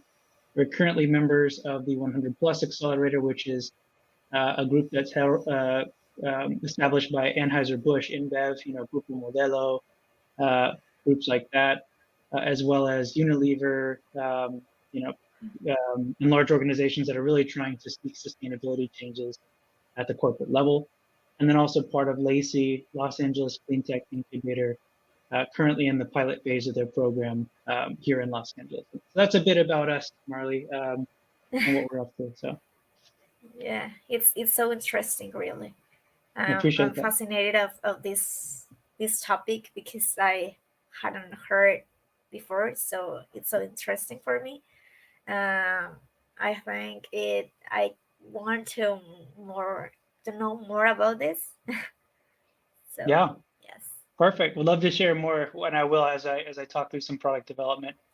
We also have a LATAM presence. We're based in California, but we have a office in Bogota, Colombia, and we're doing some of our pilots in Mexico with Grupo Modelo, like we said. So we're very interested in expanding, not just from the U.S., but also into our fellow brothers and sisters in countries nearby. And I'm half Caucasian, half Mexican ethnicity. And I would love to get back to my Mexican roots as well. That's so cool. So cool. A little bit about myself too, and why I believe I'm qualified to talk about this. I have over 18 years of working experience as an engineer. 10 of those years spent, it's been a long time. So Yes. That's where all my hair went, as you can tell. So 10 years in aerospace. I worked as an intern at Boeing for a while, and Boeing really positions itself as a final solutions provider, an original equipment manufacturer. That's what OEM means. And then after doing that for a few years, I really wanted to get more detailed understanding of how to build products. So I went to what's called a tier one, a supplier to Boeing that provides them systems. And then at that supplier called Moog, I was able to still work with top tier, OEMs across the world like Boeing and Airbus and Gulfstream and whatnot. So it Wow. really helped me get a visibility on how each one of those organizations was doing their own product development. But we had a deliverable that we have a system as Moog that we had to give them. So 10 years of that really leveled me up and got me that core experience. And then after 10 years, there's this little company that showed up in Southern California called Faraday Future that was creating a new type of Tesla, for example, a new EV in the passenger vehicle space. And they were looking for all kinds of people, all kinds of talent. I managed to get in. I managed to learn a lot about automotive and electric vehicles at the same time, but I brought my knowledge book from Moog, which is essentially, I was doing gears and transmissions and systems that were on aircraft. And of course, cars had those similar systems. So there was a lot of knowledge transfer that came. Wow. And then I was able to work with Faraday for Aston Martin Formula E. And then I went to a battery manufacturer doing lithium-ion batteries and sold batteries for 2 years at Romeo Power. Then I did one more little jump to another type of Faraday Future company called Indy EV, doing another car, an EV car. And then that was about the time where I said, hey, you know what? I've worked in a lot of places. I've learned a lot of things. It's time to start something of our own Different. accord. And I started, with Yes. my co-founder, Jackson, who's from Bogota originally. So we really got Oh. together and said, we need to find a way to bring these technologies to LATAM and to people in California, United States that can't afford it. And so that's how Eve Electric was born. Yeah, that's cool because you can understand other thoughts and you can spread that. Yeah. And it's been fun. It's been, like I said, almost 4 years. And so great. So I'll jump right into it. Product development, right? What is it? It's a big title. It's a big word, big phrase. Yes. But the It's best way to a big process, I suppose. Yeah, 100%. The best way that I can use to describe it is, let's consider something that you do a lot, or we do a lot. If we want to go on a road trip, we want to go and relax and drive someplace, we don't just get in the car and go, right? Typically, I mean, some people might, but typically you get in the Yes, car. but it's not so easy. Exactly. Yes. So product development is similar to that, because we say, you know what, where do I want to go? Do I have the money to get there and Yes. to keep me there and enjoy it? Have I brought enough supplies? If I'm staying overnight, do I have my luggage, my clothing? Yes. And hopefully you avoid obstacles. You don't actually run into, road construction or issues or getting lost. And if you do that all right, then you can relax, right? At the end of the day. Yeah, yes. So that's product development in a nutshell. It's the journey of an idea or a concept through to mass market release. So your idea that you might have as a product, you need to plan it out. You need to make sure that you have the runway to get it done. You need to make sure you have the people and the equipment. You avoid obstacles. And at the end of the day, you release the product and hopefully you can relax, right? Yeah. Still you have it, you can do it. Exactly. So I like that comment because it goes right into this next one. Why do we need it, right? Well, I mean, if you're not convinced by the last slide, let's dig a little deeper, right? No, I'm combined, but yeah, still continue. We need it because we need to streamline and focus our internal processes and procedures and the people and the resources, right? How do we really socialize a plan? How do we really understand what we're doing makes sense and has value, right? So what we need product development as a process because it helps us really map out how our product will give a solution to a customer, right? At the end of the day, your idea is worth nothing unless it actually meets a customer need, right? Yes, exactly. And what's interesting as well is it also is not a firm plan, meaning it doesn't have to be it's not unchangeable. You can change your ideas, you can adjust your ideas. It's not trying to put a process together that says you shall not change it, you can't change your mind, but rather understanding what those changes do to your plan and how they affect them. So between hardware and software companies, it's slightly different in how they approach things, because very simply, if you listen to Eric Ries, who wrote the information behind the lean startup approach, he creates the loop on the right, which is called the build, measure, learn loop, right? So traditionally, how he thinks software should be developed is you have an idea, you build it, you form a product out of it, you measure that product with the people, you get the data, you learn from how it's working, and you go back and revisit the idea, and you continuously have this circle of learning, right? That goes on. It's like a circle. Exactly. And in hardware, it's slightly different. You don't necessarily have the ability to go back and learn and complete that circle, because hardware takes a lot of effort up front, and then you have to make a lot of them. And if you're trying to change your mind right in the process of making a lot of them, it's going to cost a lot of money and it's going to be a lot of issues, right? Yes, So it's not so easy. yeah, so hardware is rooted in something that's a bit older in methodology and thought process, which is, okay, let's make sure that we understand what the customer wants, how we spell those out so we can design those things, and then how we do the work, Yes. and then how we check that the work's been done, and then give it to the customer. Because if we're wrong, we just lost a whole lot of money and time, and that's Yes, something and the we have to customers, you know, if you don't do it like at his, yeah, you lost 100%. it. Yeah, you lose everything. So that's why it's so strict on being able to map out your journey. So a couple of examples to bring it home here. I don't know if you have a pop socket. I feel like everybody has a pop socket on the back of their phone these days, right? I But have one, but I broke up. yeah, It well, fell down and it broke. you have to get another one. They're pretty cheap. And the nice thing about it is, what I really like is, it was created by a professor, and he said, you know what, I need something to hold my phone and put it on the surface, right? Because my finger, when I hold my big phone, my finger is getting tired of Yeah. holding my phone. So, you know, you have what I have here, you have a clip, right, that holds your phone up, but he created a pop socket to do Yes. that primarily, and also to set it on your table. So if you're watching a video, you can look at it. And so that was a good idea, and it was very simple, and he didn't have to put a whole lot of process into it. He said, let's just make these things. But he got to a point where now competition came in and said, hey, we can also make those things, or make them similar to those, like what I have in my case, for example.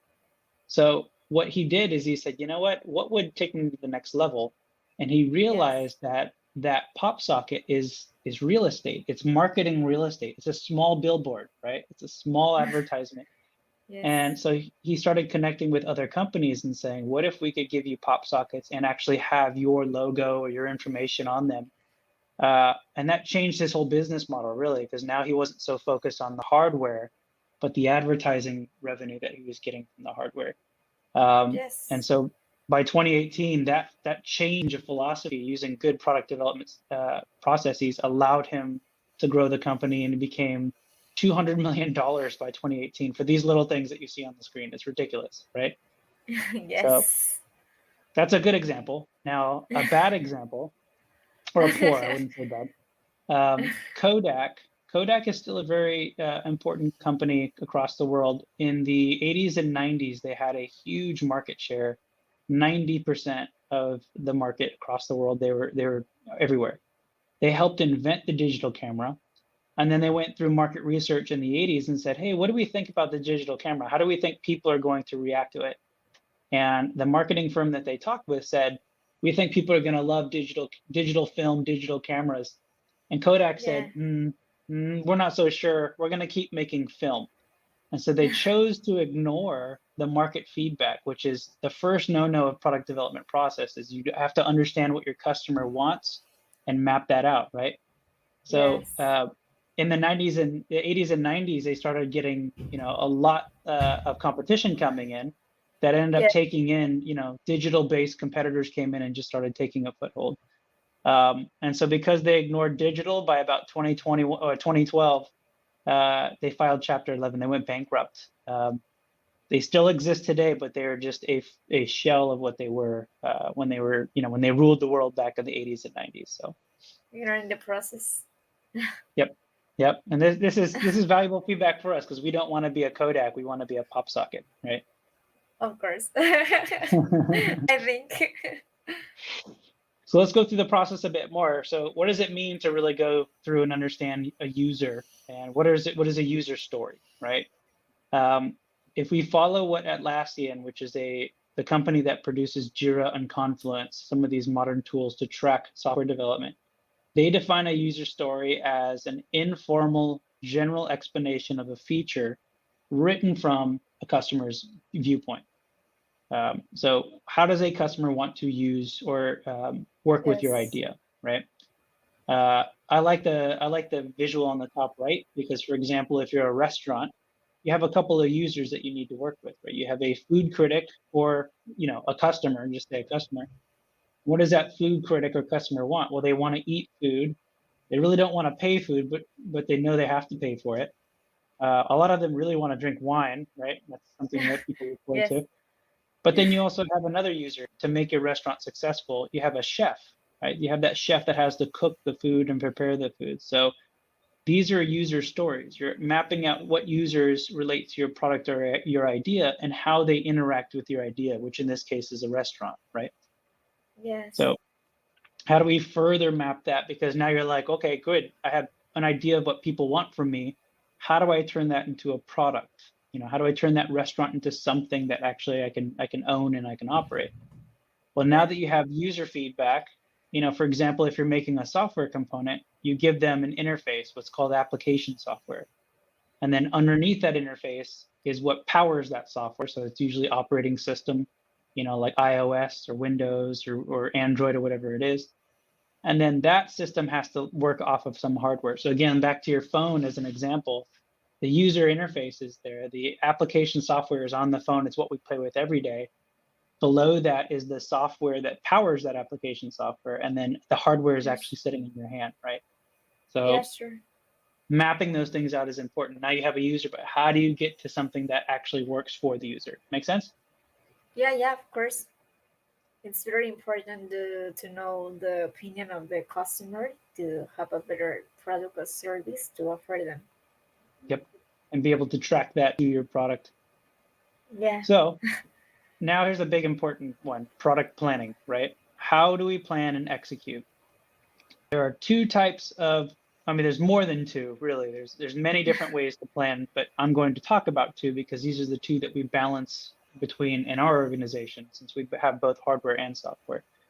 So I talked about it before, but this shape that you see here that looks like a V is literally called the V model on the top with the blue and the red and the yellow.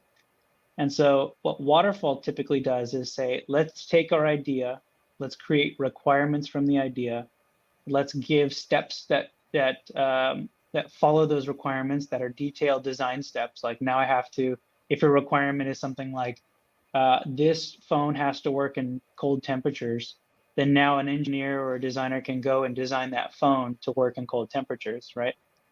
Yes. And then you implement that design. And then how do I know I made it work? Well, you have to test it. Now I got to go test that phone in a cold temperature and be like, it works. So you go down this track of, the V model. You say, establish my requirements, do the work, get down, make it happen, and then go back up the loop and say, let me test everything that I just thought that I did. So that way the product is ready for release. Because if you miss the chance, like I said earlier, and getting a little ahead, software allows you to kind of loop, and it's on the right side that you'll see, but hardware really doesn't, not very well. There's a cost and a penalty involved in that.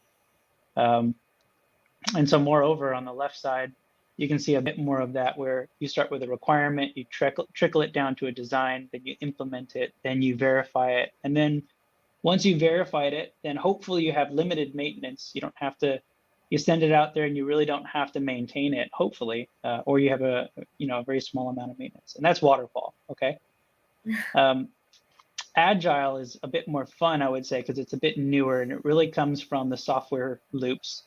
And that's what you can see there in the top right corner is what's called the Scrum and Agile philosophy. It's this loop, right? It looks like a roller coaster loop.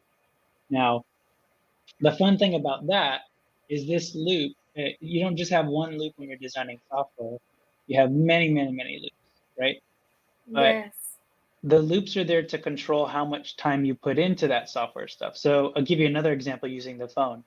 Let's say that you as a user, you're like, let's pretend this is 10 years ago. You're like, I want an app that allows me to know what my travel would look like. If I want to take a bus to work or to university, I want to be able to open my phone up and find an app that does that. And so your user story is, I'm a user, I'm a bus rider, and I want a app that tells me how to get from my start to my finish, right?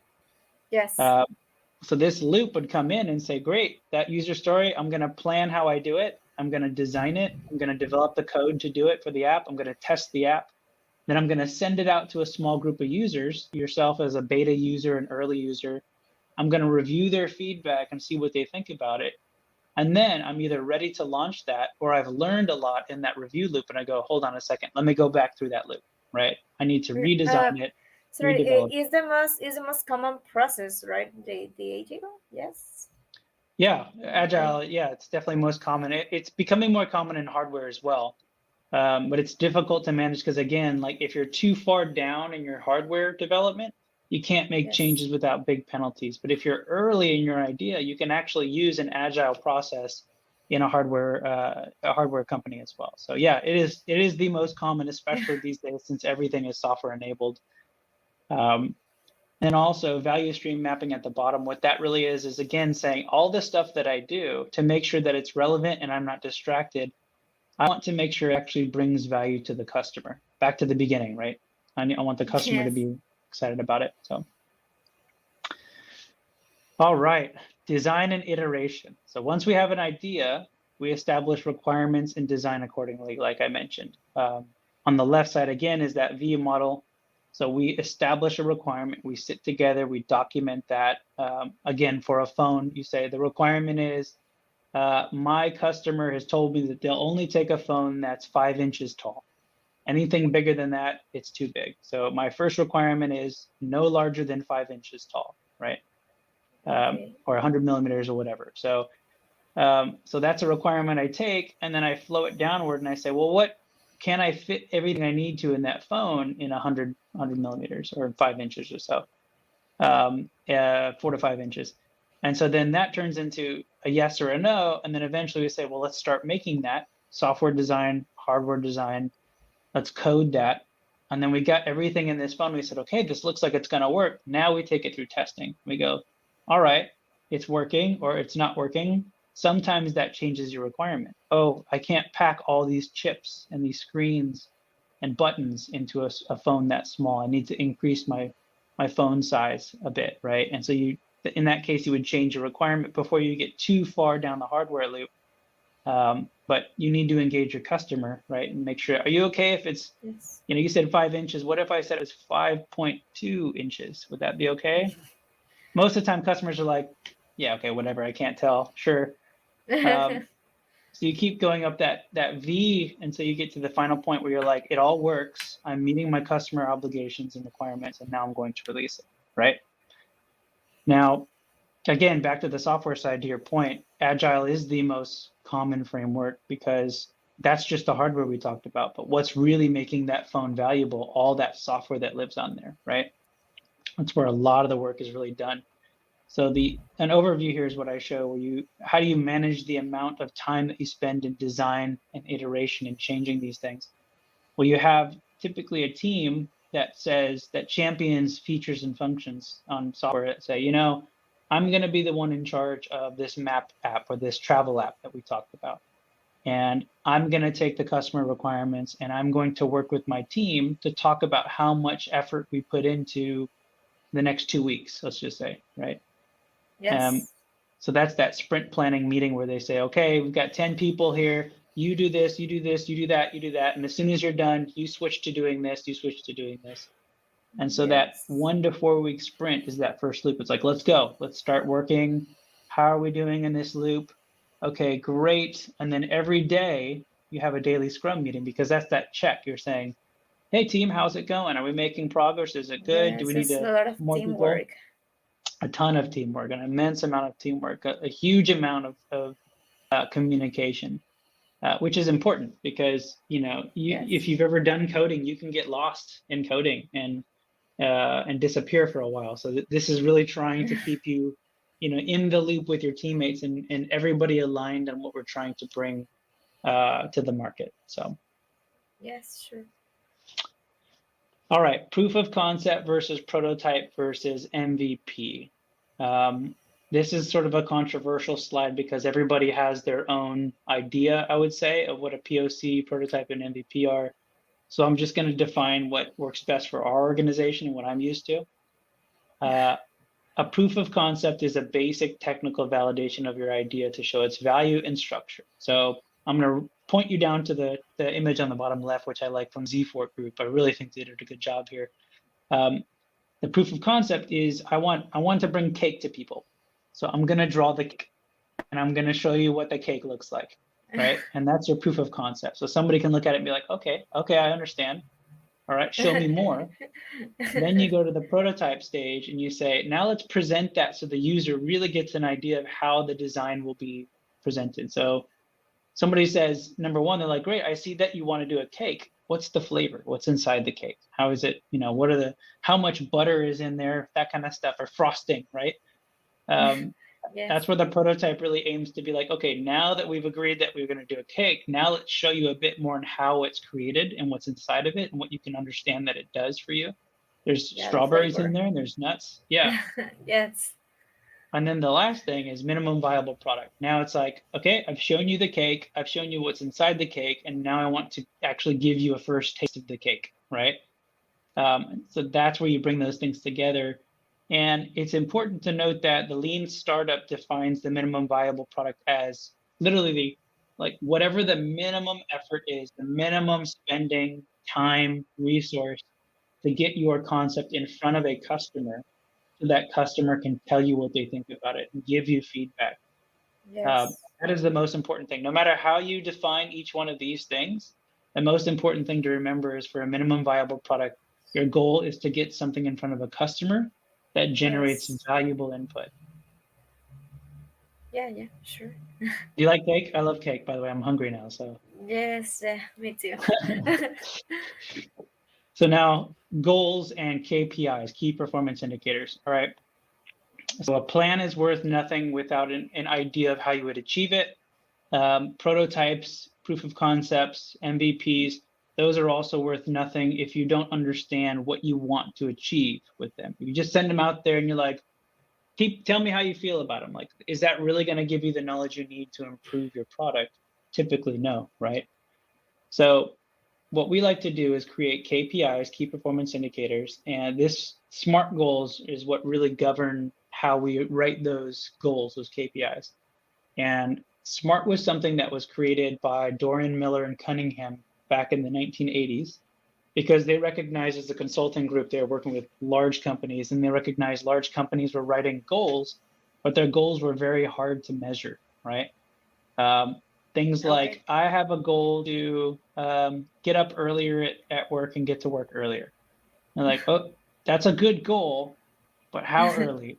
And how often are you doing it? And how do we know that you've accomplished your goal, right? Like you wrote a goal that's easy to follow, right? Yeah. So SMART says, well, let's use SMART as letters that remind you on how to create those goals and how to write them, right? So using that example, make it specific. S, what do you want to do? I want to get to work earlier, right? M, measurable. How do I know when I've reached it? Well, I'm going to actually look at the time that I arrive at work, and I'm going to write that down someplace, and I'm going to show a pattern, right? Achieve it. Yes. Can I achieve it? Well, I don't know. I mean, do I like getting up in the morning? I'm a morning person personally. I don't know if you are, but more or less. Is it achievable and is it realistic, right? Like, can I actually do this? Or am I a night person trying to force myself to do something I'm not used to, right? Yes. And then timely, like how long do I want to measure that goal? Like, what if I said, I'm going to do this for a week? Do we think a week is really going to change your behavior? Is a week enough time for you to measure the benefit of your goal? Maybe, yes. Maybe. I mean, depending on who you are, right? It's up to you to set your goals. I would say a month for myself. I'll say if I can do it for a month, then it becomes something that's changed in my life. So that's essentially how the SMART goals work, where you're going through and saying, how do I write a KPI and a goal that I can objectively look at after the process is done and say, okay, I've accomplished something, I've learned something, and now I can push that back into my product or my idea and continue to evolve the product. Make sense? Yeah. A lot of sense. Perfect. So we have to be smart. So with being smart, we also need to round out testing and validating. So again, I talked about it earlier. No matter whether you have a hardware or a software product, you need to test it. You need to know when you're done, right? Yes. So you can test a prototype, you can test an MVP, and really it helps you close the loop on your requirements. Meaning like, again, I have a requirement, did I meet it? Does the product work? You can also mitigate and close risks. For example, some risks you can't get rid of. You might be like, I have a concern in the early part of my phone design that, for example, 5.2 inches is going to be just too much for that customer, right? I have a risk that they're not going to want to buy it because it's just too big. I can't close that risk until I actually have evidence, until I start selling these things and seeing if that was a big issue to the customers not buying my product. But you can try to mitigate that, meaning you can try to control that risk by saying, man, if at any point in my design, if I can get that phone back under 5 inches, then I've mitigated and closed that risk because I've met that customer need, right? Yeah. You're always measuring valuable data. You're always trying to understand what the future performance of your product is, whether it's hardware or software. What's also important is establishing test campaigns with reasonable targets, meaning, like I said earlier, you can always get stuck in software loops. You can design software, you can test software, and you can just put your head down and just code software for months, for years, right? But Yeah, sure. a minimum amount of software is required to release a product, to get it out there in front of people so you can learn from it, but you're not done with it. You're still working in the background doing updates, right? Or root fixes or adjustments, right? And you're pushing out updates every so often to keep your software healthy. So as a company, it's important that you would sit together with your peers and you establish the timing that you think is important. Like how often do we do testing? How long do we do it? And then we just move on until the next loop. And then we do more testing, Yes. and then you move on. So that's an important part, not to get trapped into that. Release and deploy. So we're coming up to the couple end slides here. This is the fun part. So once you've got your software, your hardware product, right? In this case, I'm going to talk about software more specifically. When you release, how much of that release do you want to end? How much do you want to end for the customer? Do you want to end your own databases? And do you want to end your own computational servers? Do you want that overhead and all those systems to deploy your app? Or do you want to send it into like an app store, for example, and have the app store support that? Or is it a mixture of both, right? If as a company, your answer is yes, I want to own all of that data and all that software. It's like, okay, well, that's good. It requires that you have a very good understanding of infrastructure planning, like technology planning, IT, and management. And then it minimizes your security risk because now you understand where that data is going, you control it, but you better know what you control because it much more increases your risk for your customer, right? Because operationally, if you have a data breach or if you miss information, it happens all the time. People are going to be very upset with you. They're going to most likely seek claims for money from you because their data is no longer safe. So it's just something that you have to balance. Like if you want to do it, make sure you do it right. If your answer is no, and you're like, I don't want to do any of that stuff, it terrifies me. It's like, well, that's okay, because big companies are taking that risk on for you. Like for example, Amazon, Google, you can actually purchase cloud systems from them and cloud structures and still be able to use your software. But have them manage it. It's still important to know, though, that when you send data to their structures back and forth, you still need to understand that you're sending the right amount of data and that you know that data is protected. So yeah. What's a nice bonus, though, let's say, like, again, if you are a company that's saying, I have a cool software solution and I want to sell it to a company that doesn't have this solution, but I don't want to change their software. I don't want to change anything they're doing. That's a good bonus, because if you can come into a company and say, you don't change anything, my software plugs a hole in your operation, it adds value in the middle 2 steps, then the companies will typically be very excited about that. If not, it's it's not the end of the world. Companies might say, okay, I'll change my structure, my databases, my technology basis to work with your software, but typically it needs to be very compelling and a very large. I mean, you can do it like again, but it takes a lot of work to do it. It does. Absolutely. All right. So this is my last slide. And essentially what I want to kind of summarize with here is, at the end of the day, once you release your product, you're not done learning. You need to keep learning, right? Everybody likes to think like, oh, I got this thing out there, I'm making money, all done, right? No, in this world, one product doesn't mean, complete success. One product means that you're in there, you're generating revenue, you're generating growth. But consumers this day demand new solutions very, very rapidly. They want to understand how you're learning and how you're improving. So you can't stop learning even after the first one's done.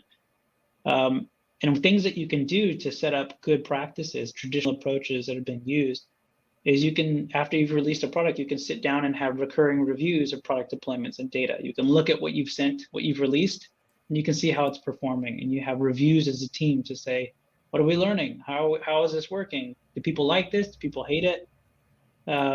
Another thing is a lesson learned database. So a lesson learned database is internally, groups can actually set up an Excel or a database internally on the company and say, let's actually, in the middle of learning, let's capture all those learnings and document them. Like, I found this out in the middle of the product or the project. I'm going to have to write this down because I'll forget it. And then I'm going to share it with the rest of the team when the time is right in this database. So everybody goes, oh yeah, I remember when we messed up, but you've written that down so we don't have to mess it up ever again. You know what I mean? The phrase post-mortem is not used very much, but it literally means after death.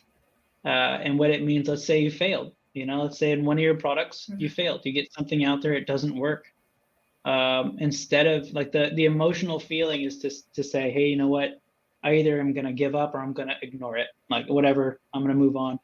But what proper product development teaches you to do is to look at why you failed, look at the data, understand what caused that failure the best you can, and to put that into the lesson learned database and put that into your product learning so you don't do it again. If you don't learn from your mistakes, you're never going to create something that has value, right? Yeah, sure. And then finally, generational design reviews. Once you send a product out, and this goes on all the time with these phones, right? You send a phone out there, and they're right as soon as they release a phone, they're already working on the next phone, right? And so Yes. How do they make that next phone valuable even when it's like, I haven't even learned that first phone's doing? So how am I already working on another phone? Well, it's because these companies have set up generational loops, right? They keep on looking through and say, what am I learning? What do I need to be learning? And when am I done? How do I pull that data into the next product as soon as possible? And so that's really important in the product and hardware and software development route. And Ray LeBlond on the right here, he says something that I really like, which is you learn something every day if you pay attention, right? So that's a bit about product development. Again, at Eve Electric, we have a good understanding of both sectors of hardware and software. We have to mix those together. There are a couple of good books that we use that help us understand. Some of them being an old book that talks about waterfall stuff. It's called the Project Management Body of Knowledge book, and it's like a big, thick manual. And it's a good book, but it's also used quite religiously. People say this is how you have to do it, right? Yes. And that's not entirely true, in my opinion. I don't think so. Yeah, exactly. And there's another book that I've been recently reading called Project to Product by Mick Kirsten. And that one's really fun because that one's written in 2018, and it's written specifically for companies that are starting as hardware companies that understand that they have to make a software change or they have to use a software process. So how do you, again, mix those two things together? And it requires a bit of an understanding of both of these sectors, this waterfall, this agile scrum that we were talking about, and value stream management. Everything you do, if it's hardware or software, comes from being able to plot that it does bring value to the customer at the end of the day. So that is how we handle product development. And because of that, we've got a couple of vehicles that are currently driving out right now. We've got many more customers ready to receive our product by the end of the year. So as a startup, very proud and also humbled by the ability for us to grow quickly with a minimal amount of resources, but it's all thanks to modern product development. So thank you for the chance for me to talk about it. No, thank you for your time and for speak about that topic. So interesting. Thanks. Yeah. Any questions? Any questions about product development that I can sort through for you? I'm not sure if I have questions. I can I don't know how to say, like, I can receive that the most important thing is on the customer all the time, because the customer have the last word. Yeah, if that's the only thing we get out of this entire conversation, you got it 100%. Customer is the most important part of the process. So we have to make sure that everything we do is representing and respecting that customer's desire and getting it there. So yeah, cool. Yes. Well, So awesome. cool. So thanks to be here with us. Yeah, thank you very much for the opportunity. Appreciate it. Check us out at Evo Electric. You can check us out on LinkedIn or go to our website, www.evoelectricnow.com. And we look Yes. forward to being able to have product in California and Mexico very soon. So hopefully you'll see us in your own backyard. So, Okay. Thanks. cool. Thank you.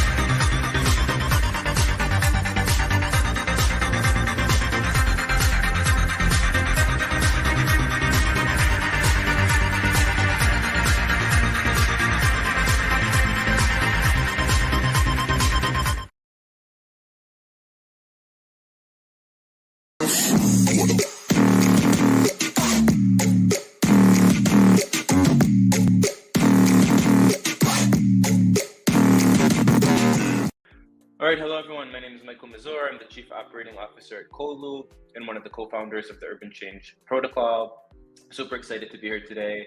My background has been in cities, government technology, and urban mobility, and kind of figuring out how to help cities innovate and create behavioral change.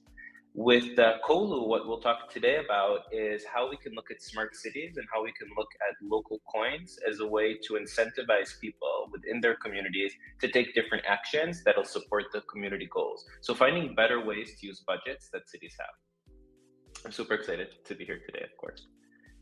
So I'm Michael, as you can see, hopefully pretty similar. So what's happening today?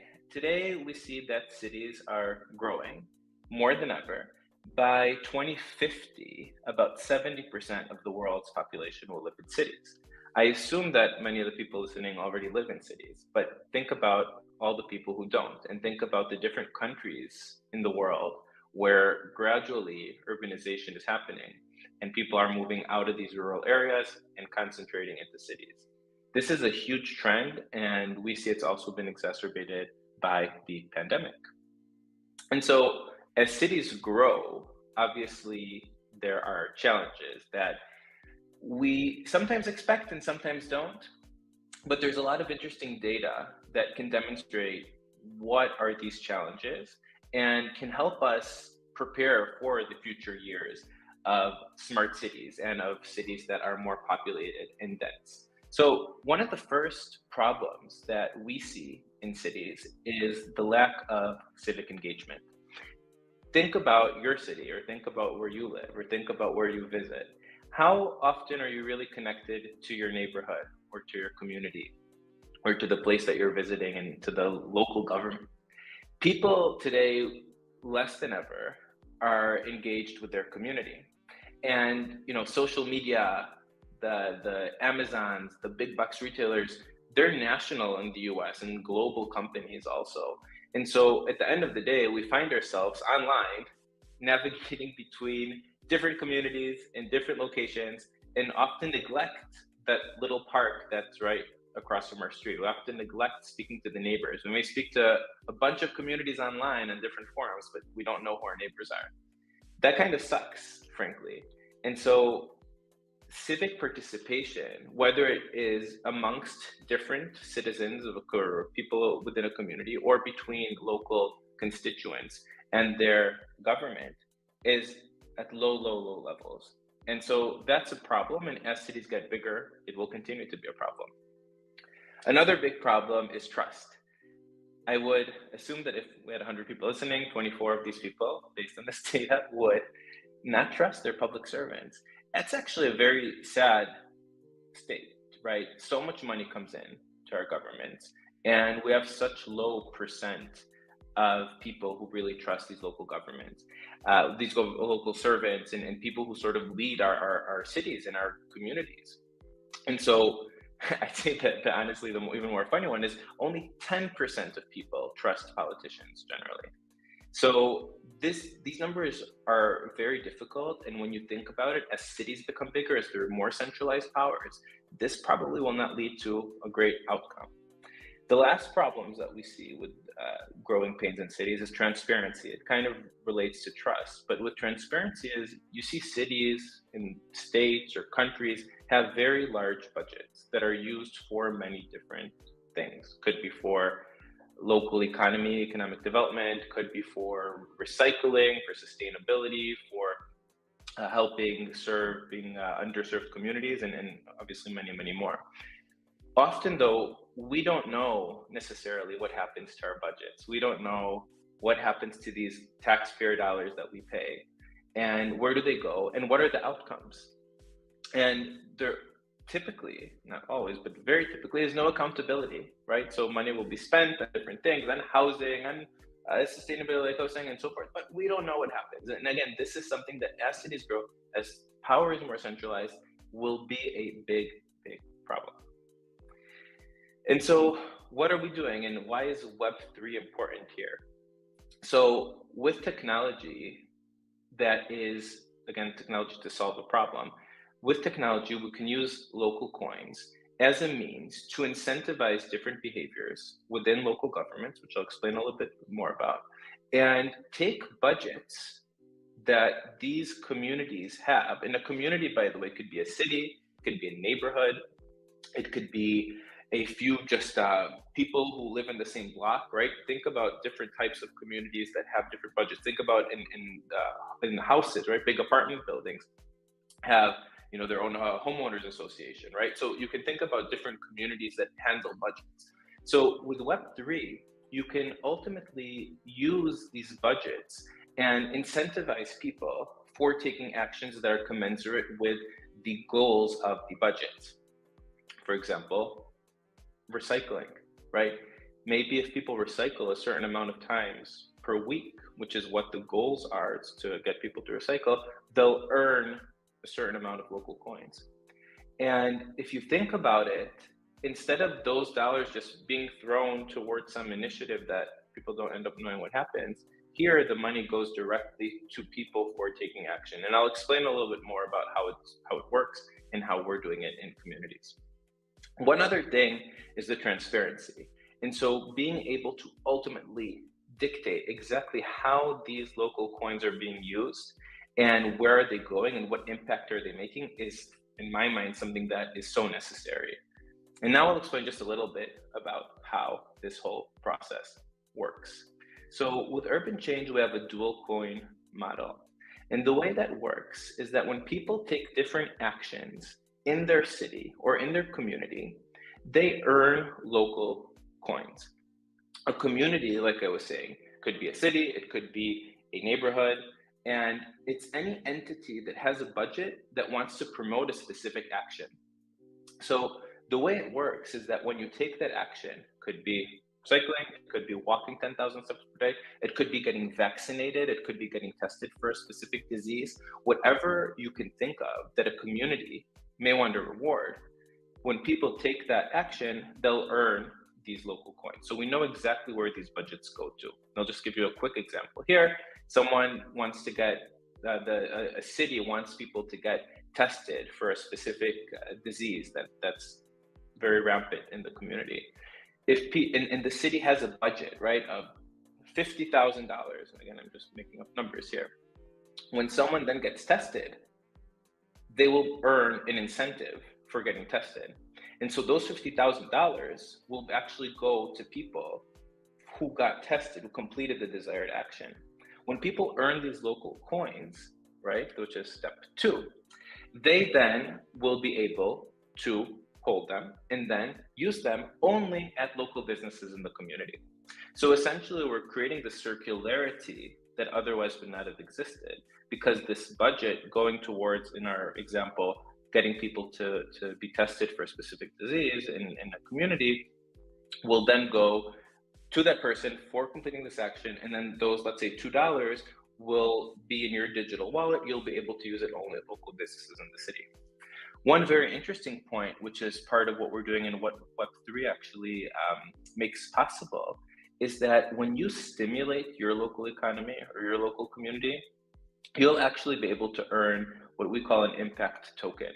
So the way it works is that the budgets that come in, let's say for getting vaccinated or getting tested, it's 1-to-1, right? Let's say $50,000 will be worth 50,000 of the local coins, right? 1-to-1, always stable, always backed by true money. When people then stimulate the local economy, they will then earn what we call an impact token, which is more of a governance token. The more impact tokens that you own, the more benefits you can get in your local community. Think about like airline points, right? Everyone wants to be silver status or gold status. You're like a frequent flyer. So you're basically what we call a local hero. And the higher status you are, maybe you'll get special benefits. Maybe you'll get reduced parking fees. Maybe you'll get access to cool events. Maybe you'll get a cool t-shirt that says I'm a local hero. But it's really connecting the digital with the physical. And the more local, the more impact tokens that you have in your community, again, which are volatile, their value goes up as more action is taken in the community.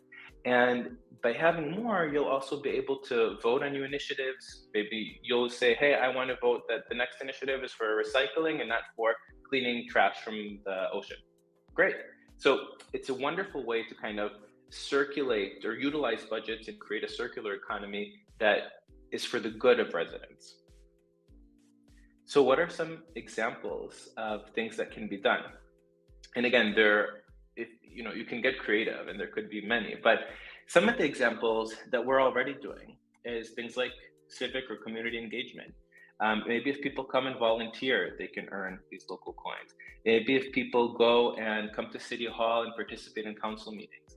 Maybe people respond to surveys, right? So it's very interesting that you can then incentivize people, not just for being a local person, but for actually doing something that helps the community be better. Your voice counts in your community. And often we don't have a tool that rewards us for stating our voice. And we know that incentives ultimately can drive a behavioral change.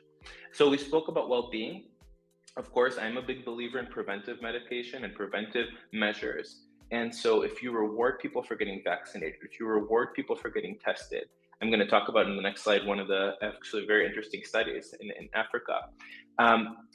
We have so many budgets that are going in, especially in emerging markets in different countries and cities, to help solve pandemics, to help solve health crises.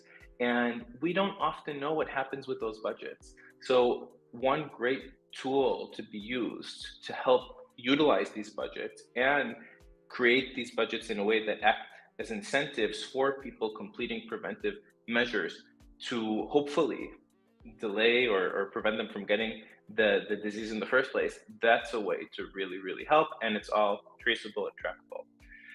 Another one that we feel very strongly about is cutting emissions, right? I'm probably not going to be the only one to say this, but emissions and our carbon footprint is growing all around the world. And being able to reward people for taking actions and doing things that reduce their carbon footprint should be a win-win, and is a win-win. So think about it. If people ride their bike, it's something that we're actually doing in a city called Peachtree Corners in Georgia right now.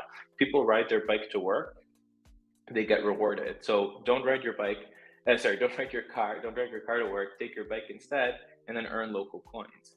Think about it, charge your electric vehicle instead of driving a combustion engine vehicle. So you earn real money for taking these actions that ultimately help your community because you're reducing your carbon footprint. And there's so many more in terms of cutting emissions. Another one is education. This is also a big one. We talk a lot about financial and digital literacy in our communities, and you think about also emerging markets, but of course, underserved communities in more emergent markets. And the way that we see this is that there are a lot of ways it's often not as hard to get people to start, but it's often harder to get people to finish a course.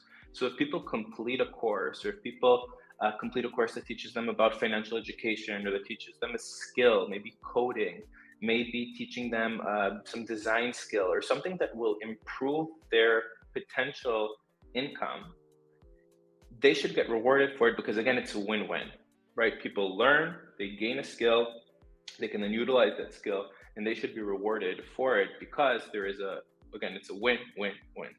Last one is local economy, and this is something that with Kolu, we've done a lot in the United States, and that's helping cities support their local businesses.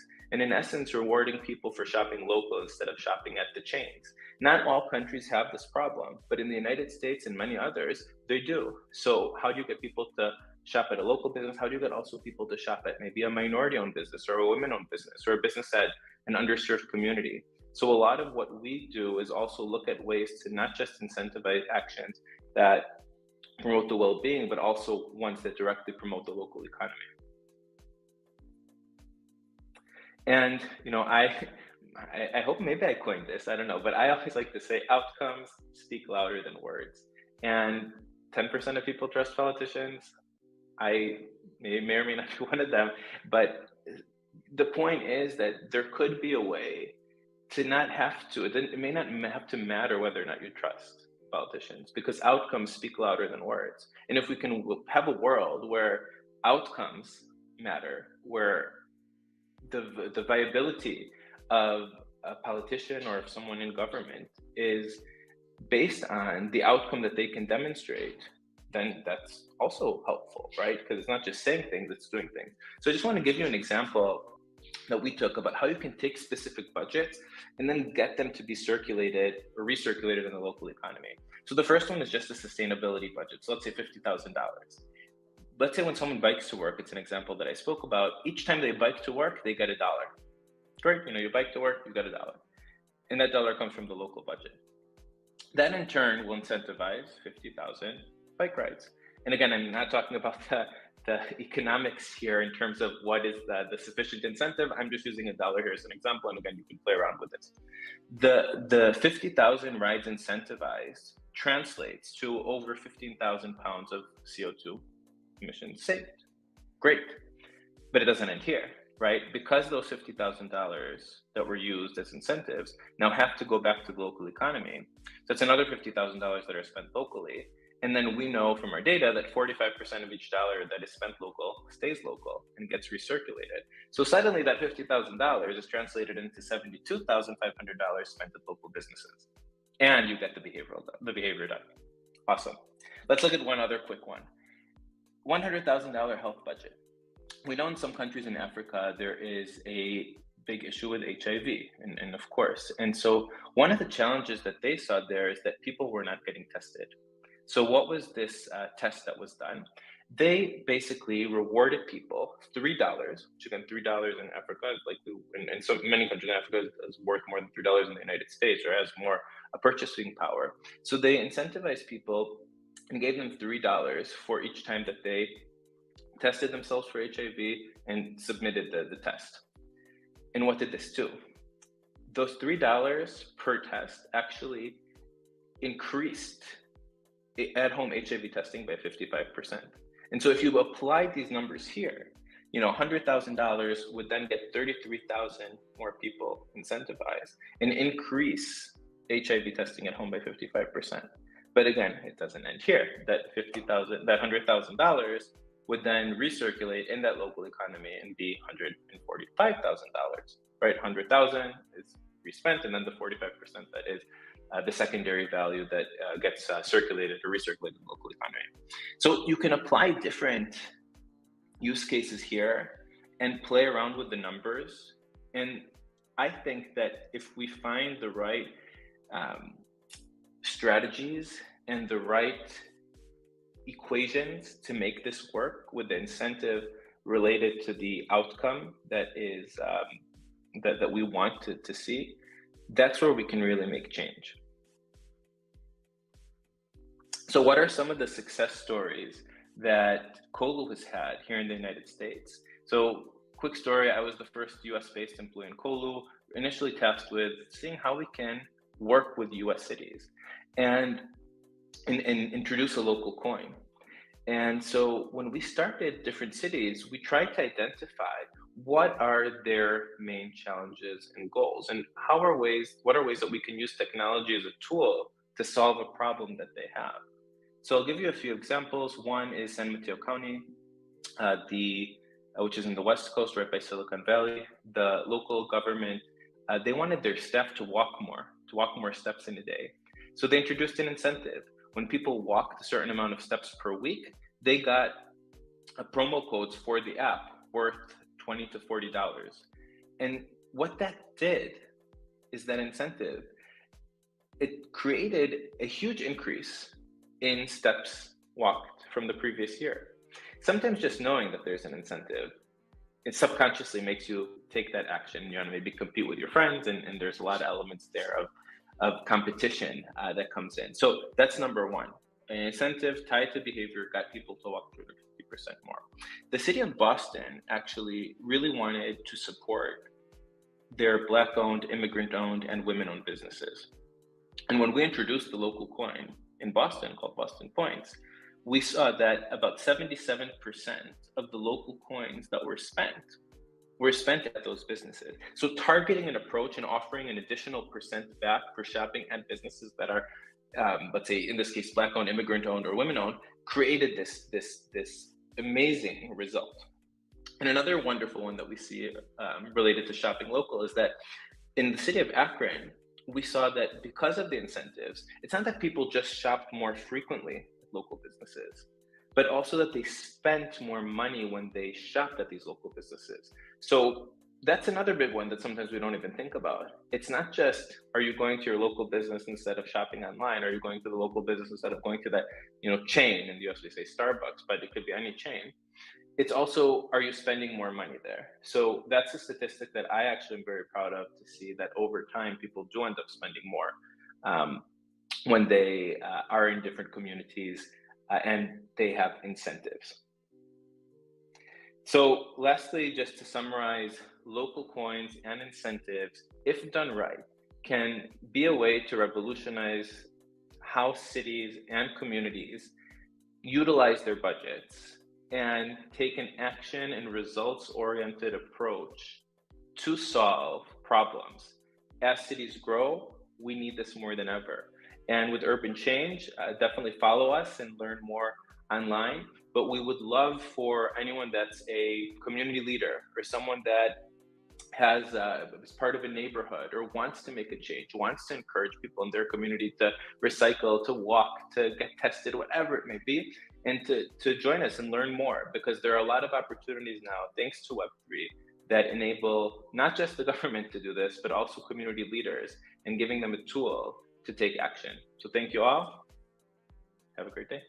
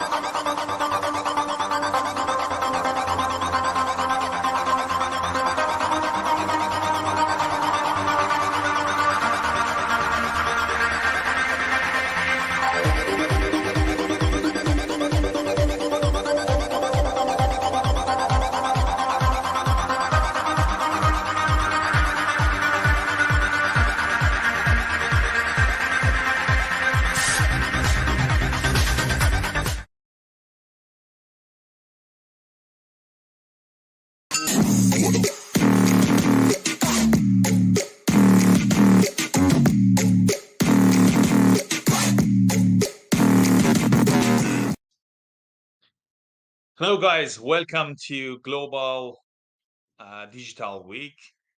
My name is Mehdi Bina, and it's my pleasure to present the cybersecurity and smart city trends for 2023. As you know, as that the world is changing after the pandemic, many cyber threats can be mitigated through the awareness and the best practice in cybersecurity and business continuity. So lots of companies and governments just changed their strategy based on the digital transformation, and also in Canada, defending the Canada against cyber threats and related influence operations required that addresses both cyber threats activities and technical and social elements. So the world is changing with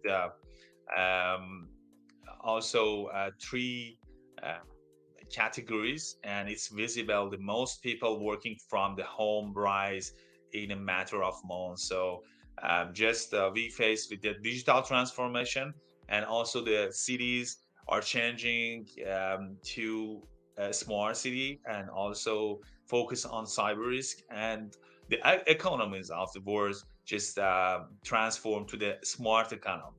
So it's very important that we just align with these categories. Life after the corona just divided to the five subcategories. The one of the most important of that is the tech wars. And you know that we face with the digital transformation acceleration and long-term enablers like big data, artificial intelligence, 5G, and cybersecurity. In Canada, we have some super cluster like the digital supercluster in British Columbia, artificial intelligence supercluster in Quebec, and a manufacture and big data supercluster in Ontario. So in North America, most companies and governments also focus on emerging technology. The other one is the geopolitics and globalization. And it means that the global to local and supply chain diversification and climate change cooperation. Most business and also industries just transform uh, to the just using the green technologies, and also in us, for example, in Vienna, in Austria, they are just focused on the green buildings, and it's just totally aligned with climate change corporation. And in Berlin, um, the city of the Berlin just focus on the smart transportation. So it's very important that we just align all of the strategies that we have it to these five categories. The other one is the big governments.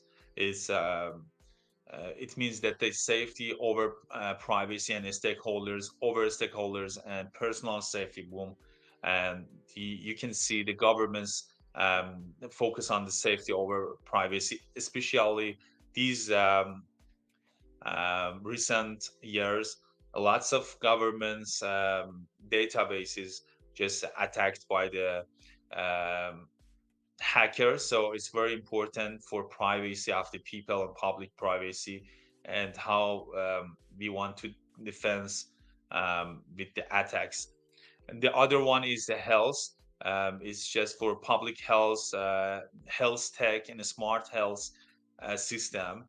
Um, and also the other one is the new consumer. The Generation Z leads the way, and you can see that the COVID-19, the greater polarizer, and also it's very important that we just um, find out what's the needs of the market, and especially the Generation Z, because they are leader these days for the market. And the pandemic shows there has been a notable shift in cities called digital transformation and online community. In terms of the technology like cloud computing, that Samsung Electronics focus on this kind of services, and also teleworking tools and connectivity like 5G mobile data that is the main infrastructure of the smart cities. And also we can see that based on the study in the Massachusetts Institute of Technology firms that have adopted digital transformation of 26% more profitable and 9% more renewable and also 12% higher market valuation than other large companies in their industries.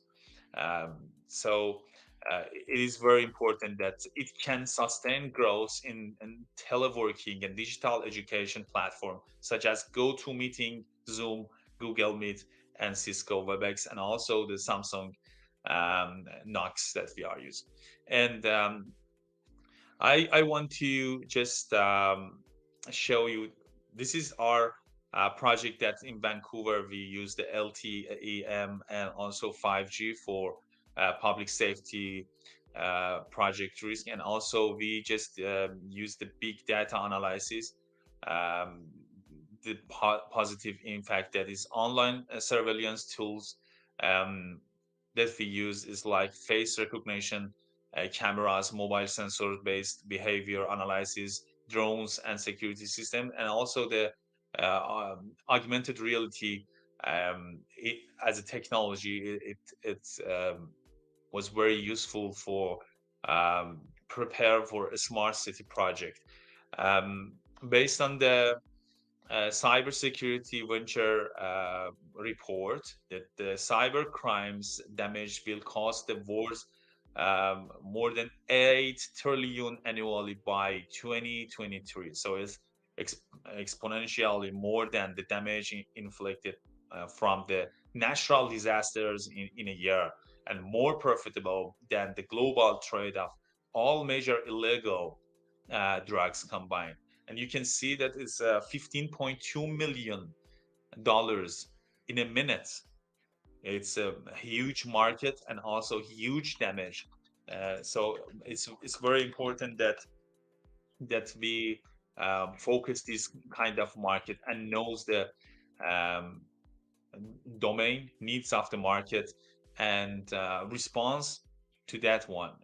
How we can just provide a solution for people and market, and how we can just respond to their needs. You can see the domain providers network health, for example, Google, DocDNS, Weebly, and Hostinger and NOIP. And based on these kind of providers, we face with phishing attacks. So it is important that we know the domain, and this emphasizes how a service of the type can be used to perpetrate significant amount of the damage, and how important it is for such providers to have proactive and quick anti-abuse monitoring and takedown capability. Top cybercrime statistic is 2023. It's a $265 billion cost. The ransomware will cost its victims around $265 billion US dollars annually by 2031. And also 2 years ago, one of the costliest year of data breach through the phishing attacks in the last 17 to 19 years. So it is very important that it was also seen that nearly 24% of the BC phishing scam in 2021, and also last year as well, similar statistics, but it's not finalized yet. We didn't receive the final report for that, but it's more than 2021. So it is very important for how we want to prevent the ransomware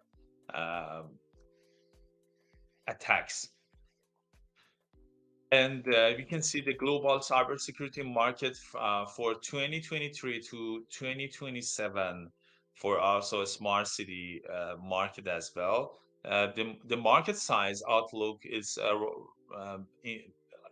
you can see it's a very um, um, huge market, and year-over-year growth rate of 2023 is nearby 12%, and CAGR also is nearby 14%. So it shows that this market is very hot market, and there is some drivers for this market, especially the um, enterprise companies like Samsung Electronics, like Google, like Microsoft, focus on these markets and how they want to um, um, have a strategy and roadmap and action plan for that. Also, the adaptation rate factors and adaptations life cycle factors is very important. The key purchase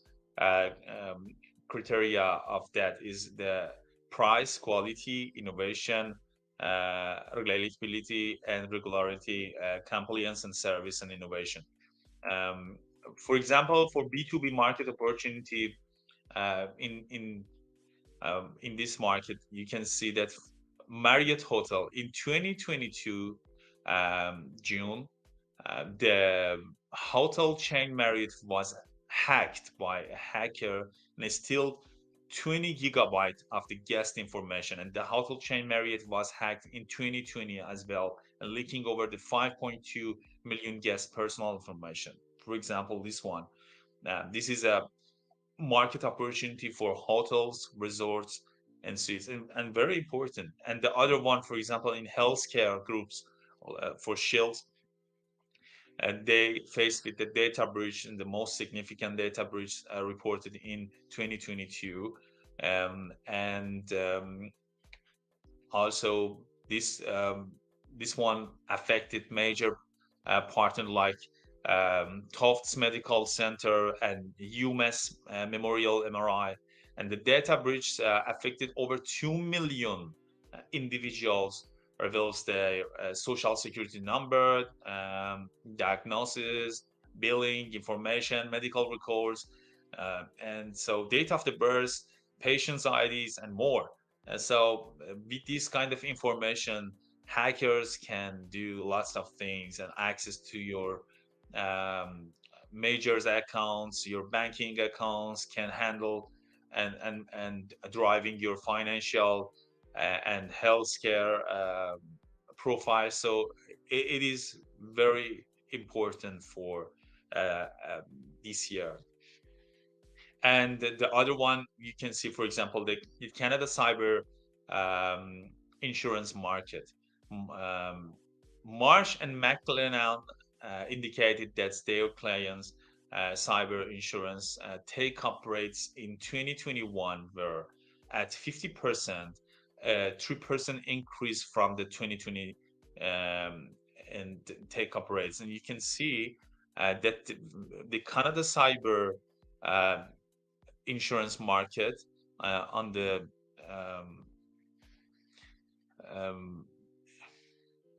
fragmented parts in the green area, and the market dominated by 1 to 5 major players for the Canada cyber insurance market, top players. It seems that this market also has not enough players, and I'm just research about the North America market for also Canada for cyber insurance market. They have between 4 to 7 players as well. So this market is the young market and have lots of potential as well. What process are you using to detect software and hardware vulnerabilities within your control system network? It is the question that you have to answer by yourself. Most companies just answers that the passive monitoring using a network sniffers. And some of those just continually using an active vulnerabilities scanner, and these two, and also the comparison of configuration and control logic program against the known goods are the most quantitative answers from the companies. But it's very important. This is a package that how we want to just analyze this. We can just use the Synergy Hub of our company. For example, here we are just use the Synergy Hub for discovery, modeling, testing, and response.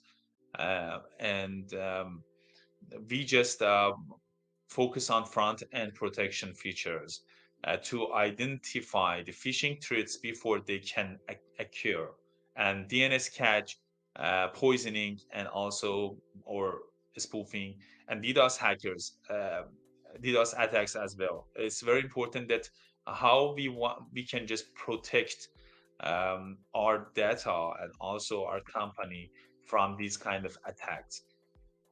In the other side, we can just boost revenue and improve sales as well by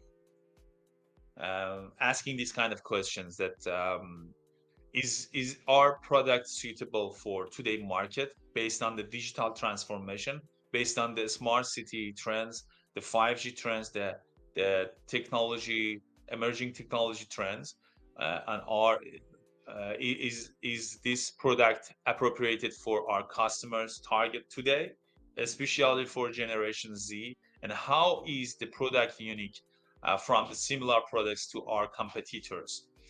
For example, you have to just analyze your competitors, your company's competitors, and just knows what's the value proposition of yours, and is there a way to further differentiate these products from your competitors, and are there any products we've sold in the past that we wouldn't market or sell ever again now that we look back? If so, why not? This kind of question can help us to boost our revenue, and we can just define a roadmap and milestone, and with the right action plan and responsibility matrix, absolutely we can hit the goals of the company. So for conclusion, I want to say that the pandemic shows there has been an important shift in cities by digitalization that changing people's lifestyle. And we need to change our mindset and be ready for new era after the pandemic. The last decade was all about the digital transformation, and the next one is all about the trust transformation. So it's very important that how we can just provide the trust between ours and also our customers, our clients, and our audience. We have to just deliver reliable services based on the market needs, or we can just provide a solution for a response to the market needs as well. It's very important. Thank you so much for your attention, and have a nice day.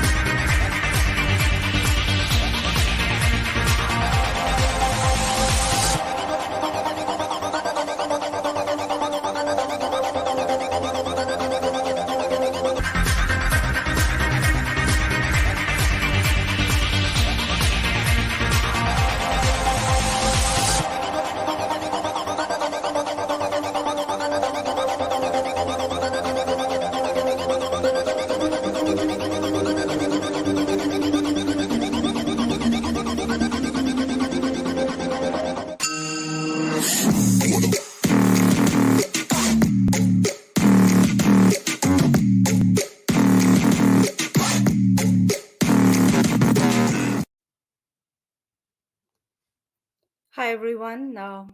Thanks for joining in today. I am Deepika. I lead the AIML for Honeywell for the.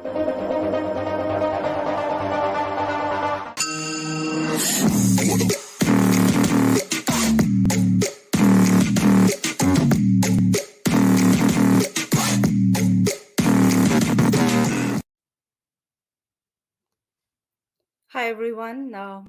Thanks for joining in today. I am Deepika. I lead the AIML for Honeywell for the Smart Buildings division of Honeywell. I'm the director of AIML here. So today I'm going to talk about strategies for AI adoption at scale. So there is no doubt that AI has today gone mainstream. So there are many ways in which AI has touched our lives today. We use voice assistants like Google Home, Alexa, and many others on a day-to-day basis. And we extensively use video analytics for surveillance, for security purposes, be it at home or outside of our homes, etc. And now that remote operations, especially post pandemic, has become imperative, we use machine learning for IoT, for machines, remotely operating and remotely monitoring the machines and equipment and devices, again, at home, outside of home, wherever we are, right? So there are many ways and examples where automation also has come into picture using robots, and robots use AI at the core, right? So many of these techniques, if you see on the left hand side, the diagram shows some of these techniques, which are machine learning, natural language processing, deep learning, expert systems which use speech recognition, robotics, computer vision, and many such techniques. And all these fall under the AI bucket, right? So now that we all understand that AI has gone mainstream, there are many challenges in scaling up AI systems today. The first one being data quality itself, because without data, there is no AI, right? So the first challenge with respect to data that we see is the bias. So we have seen many such challenges, especially in cases like facial recognition, where the AI system is not able to recognize certain faces of a certain skin color or maybe a certain race, gender, etc. So that is because of the bias that exists in the data that AI systems have been trained on. So if there is not enough representation of every class or of every probably gender and race and skin color, etc., then the AI system, the facial recognition system, will not be able to learn those examples. And that is where unbiased data for training becomes extremely critical. And then we have yet another challenge with respect to outliers. So in many applications, the definition of outliers itself changes, right? So it is important to understand what an outlier is for a certain domain for which we are working with the data, and remove these outliers, treat those outliers in the right manner. So this is a very common problem that we see in data. And yet another problem is with respect to the noisy data or unclean data, where we have a lot of missing values, data which is out of range, and things like that, right? So, especially when we collect data from remote places, then there is always a communication glitch, and we see a lot of missing data in such cases. So, these are some of the day to day challenges that we see with respect to scaling up AI systems when it comes to data quality. So, for operationalizing AI at scale, what does it take? So, there has been a framework called CRISP-DM, which is an age-old framework but has stood the test of time and is relevant even today. It is called CRISP-DM, which stands for Cross-Industry Standard Process for Data Mining. So, this defines the complete end-to-end data life cycle, right from the gathering or collection of the data up to the deployment of AI systems, which use data analysis. So it starts with saying business understanding, right? So once we collect the data, we need to understand the problem, the business problem that we are trying to solve, right? So understanding the domain becomes very important there. And then comes the data understanding. So the next question to ask is, do we have the right data in order to solve the problem, the business problem that we are trying to solve, right? If not, we may have to go back and collect the relevant data, which would be absolutely required for solving that business problem. And then we have the data preparation stage, which is more of the data cleansing, data pre-processing, etc. So in this stage is where we look at removal of outliers, treating the data which is noisy, removing the missing values, interpolating the data, and there may also be data from multiple sources. So we'll need to extract the data from all those sources. Yeah, so in the data preparation stage, once we prepare the data, once we have cleansed the data and prepared it for further analysis, that's when the modeling phase starts. That is, this is the core of the AI systems, which is all to do with the development of the algorithms, analysis of the data, and maybe even visualization. So there is also a visualization layer which comes in after the modeling stage. And then there is evaluation, where we look at the accuracies of the models, we look at the error, we look at precision and accuracy and various other metrics, which tell us how efficient the algorithms have been in learning the data, the patterns, the underlying patterns of the data. And then once we are satisfied with, say, the accuracy values, we deploy the systems in real life. And this deployment doesn't stop at just once deploying those models, right? There is also a need for retraining the models, especially machine learning models, as and when we receive more and more data. So this continuous learning of the models is also an important criterion when it comes to deployment. So on the right hand side, you see a diagram which depicts what it takes in order to scale AI systems in a real world, right? So if you look at the picture, there is one small little box in black which says ML code, right? It's the smallest box. So, which means that it is to say that the underlying models is just one part of the AI system, although that is the core. But the surrounding infrastructure is very complex, and it is absolutely necessary for any success of AI systems. So, if you look at all the other boxes, they say configuration, data collection. So, like I said, without data, there is no AI. Feature extraction, which is to do with all the extracting out the relevant features for the analysis, data cleansing, etc. And we also need process management tools, more like the versioning tools, machine resource management, the infrastructure, the compute, like the cloud or the edge in compute infrastructure, the data verification. So making sure that the quality of data is good, analysis tools, the infrastructure and monitoring. So monitoring would also include the continuous, the CI/CD pipelines, the continuous learning of the AI systems, etc. in real world. So the gist is that ML code is just one part of the entire ecosystem of AI, but the surrounding infrastructure is quite complex. So this is just another video which kind of gives a very good picture of how the entire end-to-end pipeline for the data and AI systems work.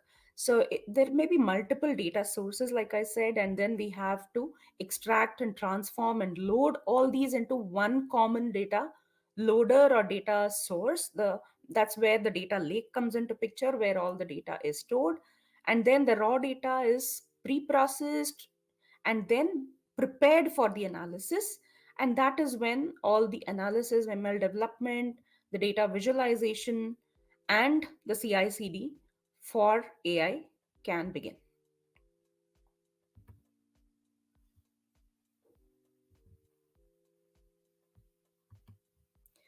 So there are multiple skill sets which are required for success and value derivation from data, right? So data scientists are at the core of the algorithm development, but that is not, like we saw earlier, that is not the only part of AI.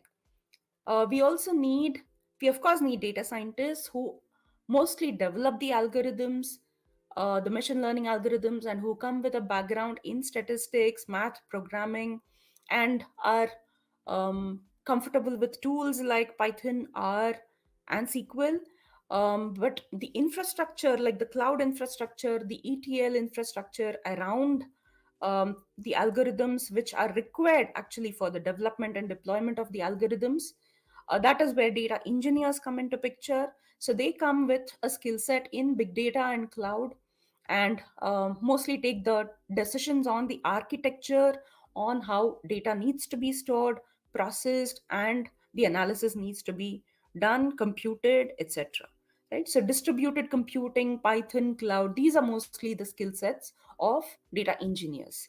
And then we have data analysts, which are more like business analysts, who translate the insights or the value from data into probably a suitable language that is consumed by any layman or the business users, right?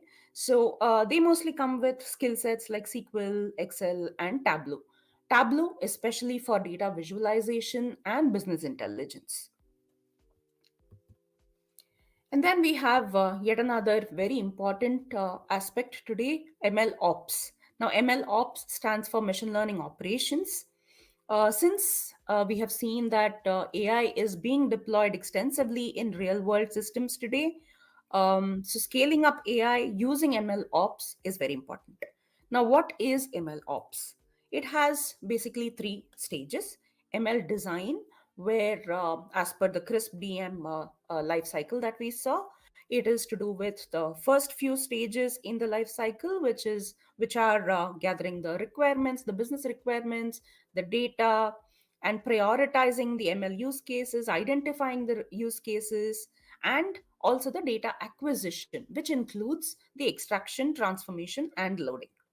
And then we have the model development, which is the core algorithm development, the analysis. It could be a recommendation, it could be a classification application, it could be a regression kind of an application where we are predicting, it could be even forecasting. And all these would fall under the model development, which includes the training, testing, and evaluation of the machine learning models. And then we have operations, which is post deployment. So once we deploy the machine learning models in production in real world systems, we, like we said, we need to have the continuous training, a CI/CD pipeline, more like a one-click deployment of AI systems, the model monitoring, and making sure that as and when retraining is required, this is done automatically. Now, that is all about ML operations. So, yeah, AI is not a one-man army. Now, what do we mean by that, right? So, AI solution, the core may be the algorithm development and the deployment. But like we said, like we saw, the robust infrastructure and good quality data are as important as the algorithms themselves. And the business acumen, so translating the value from AI for business users, without that, there is no value from AI, right? And this also needs domain expertise. AI can be applied for many, many domains, but understanding the domain for which we are using the AI solution is also equally critical, right? Unless it makes sense for the domain users, for the domain experts, the insights from AI are not going to be useful. So the marriage between data expertise and domain expertise is as important as the algorithm. So in today's world, so AI/ML cannot exist in silo, right? So there are the maximum amount of value from AI can be derived only through the confluence of all these technologies, which are cybersecurity. So without data privacy, data security laws, we cannot implement AI in real life today, right? We have to abide by and comply with many laws and guidelines which have been laid out for the usage of AI. And then we have cloud or edge computing, which is more to do with the infrastructure. So if the infrastructure is not robust, AI system will fail. And then we have 5G. So from where the data gets collected, it has to be communicated to where the data is being stored and analyzed. So we need communication, and 5G is at the core of that. And then we have IoT, which is to do with the whole connected ecosystem, sensors for collecting the data, and all the sensors talking to each other through the internet. So there are both pros and cons of using AI, right? So AI has made it very easy for us to do surveillance through video analytics. But there is also a downside to it, saying that sensitive data is being collected for doing this, especially in cases like facial recognition, which are quite personal, right? So not everybody is comfortable with these kind of applications from AI. Then we have automated decision making, which AI definitely enables, but there is also risk from, say, examples like autonomous vehicles. So, sometime back, there was an accident by Uber when there was a pedestrian who was run down by an autonomous vehicle, which resulted in the pedestrian's death. So, there have been cases like these as well, but it only means that we have to use and test AI systems more carefully and in a more robust manner. And then we have yet another problem of interpretability versus complex black box approach, right? So if we use AI, especially deep learning systems, they are not very interpretable or easily understandable for the layman. So there is always a balance that we will need to strike between how complex algorithms are, or what kind of complex algorithms we can use versus how much we can explain. So yet another downside to AI is the carbon impact of AI. So it has been seen that training a single complex large AI model, specifically the deep learning model, can emit as much carbon as 5 cars in their lifetime, which is a huge amount of carbon impact, right? So we will need to carefully evaluate if deep learning is necessary for solving every problem or not. If not, we may have to go in with simpler approaches using first principles, statistics, classical machine learning systems, and so on. Because not every problem would need a deep learning solution. So these are some of the levers which are driving AI adoption today. The first one being responsible AI.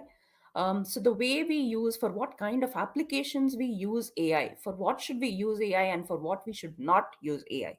So these are being defined as laws today. So there are examples like GDPR, SOC 2, HIPAA mostly for the healthcare sector, which define for what we can and we cannot use AI. And explainability, like I said earlier, the interpretability, having the human in the loop, making the layman understand the underlying methods and algorithms, that is yet another factor which is driving the adoption of AI today. Sustainable AI. Now, sustainability is everybody's focus today, right? We will need to reduce the carbon footprint from whatever technology we use. And especially deep learning systems are compute intensive systems. So there are Data Act, there are AI Act, which are being defined, which are being laid out, which are going to again define rules and regulations around for what kind of applications and how much of carbon emission can happen from AI systems.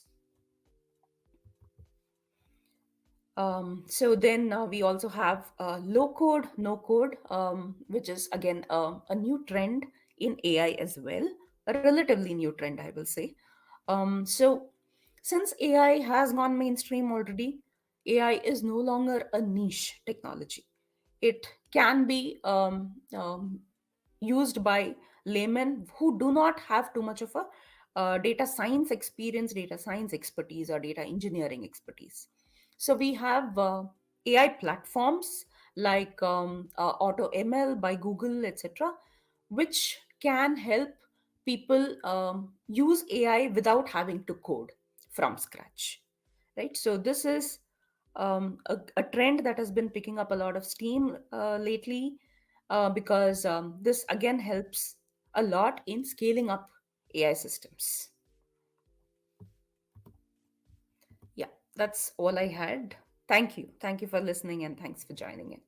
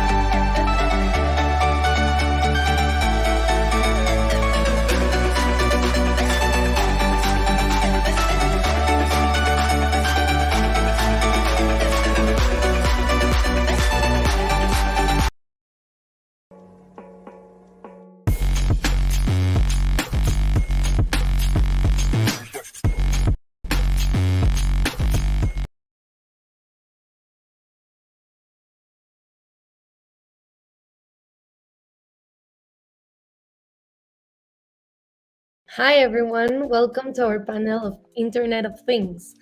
I want to welcome Marisol for joining us and thanking you, Marisol.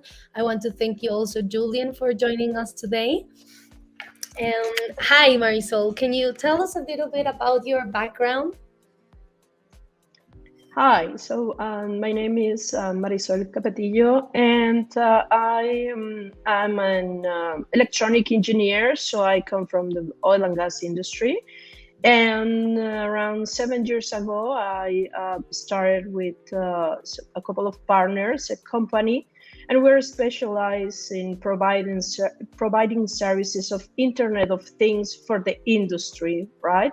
So we have developed a gateway with a lot of capabilities of acquiring data from the physical world and send that data to a platform we have also developed, which is in the cloud, in order to help the clients to get a better decision making on their companies and their manufacturing plants. Wow, thank you. It's a great job you're doing for society, helping optimizing and improving decisions in brands, different brands. And I also want to introduce Julian Bertonile from Volvo. Julian, can you explain us also a little bit about your background? What do you do in Volvo? Yeah, sure. So currently I'm an IoT expert at Volvo, and I have a background of electronics and informatics engineer. And so I'm working in the IoT domain from the beginning. So even before the IoT, I was working in the same area. And yeah, really glad to be here. Great. So, Julian, as you mentioned, you've been working in IoT before it started. So, can you please tell us to the audience when this started and what it is? Yeah, sure. So, 15 years ago, when an industrial company came and told me, "Oh, can I have this data on my cloud server?" We were doing what we call M2M, so machine to machine. So that's basically exactly the same concept as the IoT, the Internet of Things. But 15 years ago, we had to invent the protocol, we have to invent the gateway, we have to find some ways to send the data to a cloud server without any standards. And little by little, we can see like this massive interest around putting data from the real world, so sensors and all that stuff, on the internet. And so, like something like 12 years ago, a buzzword that's coming to start, and it was IoT, the Internet of Things. So, Internet of Things, it's first a concept, but it's pretty old. It was an old concept, but it's some standards about the technology, and it's also a market with a lot of companies that are doing that, some experts, some services around. So that's what we call the IoT. Oh, great, Julian. So it's the concept and also a market. Okay. Now that you mentioned it has evolved through time, right? Marisol, can you tell us a little bit of what are the challenges especially in burst technologies, but also in the world that we're facing today with Internet of Things? Yeah, I mean, from our point of view as service providers, all the challenges that I believe Julian already mentioned them. It's there is a huge diversity of meters, of protocols, of machines, right? And our purpose is to give our clients the capability to hear those machines, to know how they feel, and from there to be able to even predict how to maintain them healthy, right? I mean, say something. So our main challenges are first the huge diversity of the machines or the devices that exist in the real world, and to be able to get that into comprehensible data, right? And on the other side, a pretty big challenge is that when these transformational changes in the world happen, right, we need to go along with the humans, right, with the processes, with the alignment of a whole company and a community that either can be or can have the benefits or can have more problems from it, right? So another big challenge is to be able to work together with a goal to get these benefits with all that it includes, which is not only the technology, right? Well, thank you, Marisol. I really think what you're mentioning is very valuable, because we in the society we always fear what's new, what's going on. In the industrial revolution, people were scared of losing their jobs, and of course now our biggest fear is that we always think, okay, we're gonna lose our jobs, like these robots, and putting everything in the data, what it's gonna have with our, also another fear, what it's gonna have with our information, privacy, configuration. And also, as you mentioned, like you need to walk along with the ethics, right? I think technology, it's in our hands, it's in the hands of society, and it really depends on us how we channel it, and if it's a thing we will gonna celebrate in the future or we're gonna be ashamed of, right? So I want to ask Julian, what do you think it's gonna expecting us in the future with the Internet of Things? Yeah, so first of all, I would like to add something about the challenge. I fully agree with Marisol about the diversity of the machine. So that's a big challenge. But moreover, when you deploy an IoT solution, another big challenge is the organization, because 90% of the time you need some people from the shop floor, so the OT guy, to collaborate with the IT guys. And usually we are really working in silo, especially with the big industrial companies. And it's always a big challenge to really work together, because it's a requirement for deploying IoT solution. So that's one big thing. And yeah. Why is it that big? It's because it's difficult for the moment. It's each IoT deployment is an innovation. It's not something standard, and that's exactly how I see the future. In the future, the IoT will be just standard bricks. So a Volvo factory can say, "Hey, now I want this sensor connected to a LoRa network," and they click on the catalog, and we deploy that, just fully automatic. It will be like that in the future. And I'm not saying in 50 years, probably in 5 years or 7, something like that. I mean, not that far. But for the moment, each deployment, it's like an innovation project. We have to invent something, talk together, collaborate. So that's always a challenge. Wow.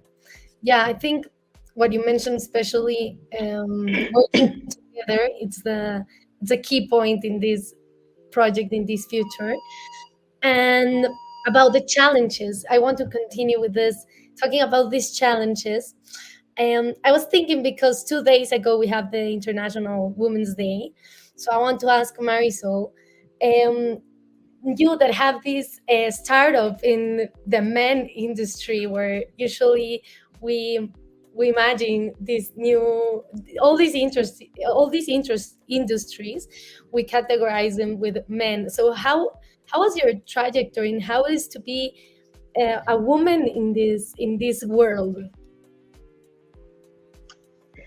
To be honest, and the oil and gas is a more manhood area. But I mean, I've been okay. It is really, there have not been many women. There are certainly more challenges. A few things that sometimes when you have been too much in this industry, you do not notice. So a big challenge for me is to be able to realize what are the challenges.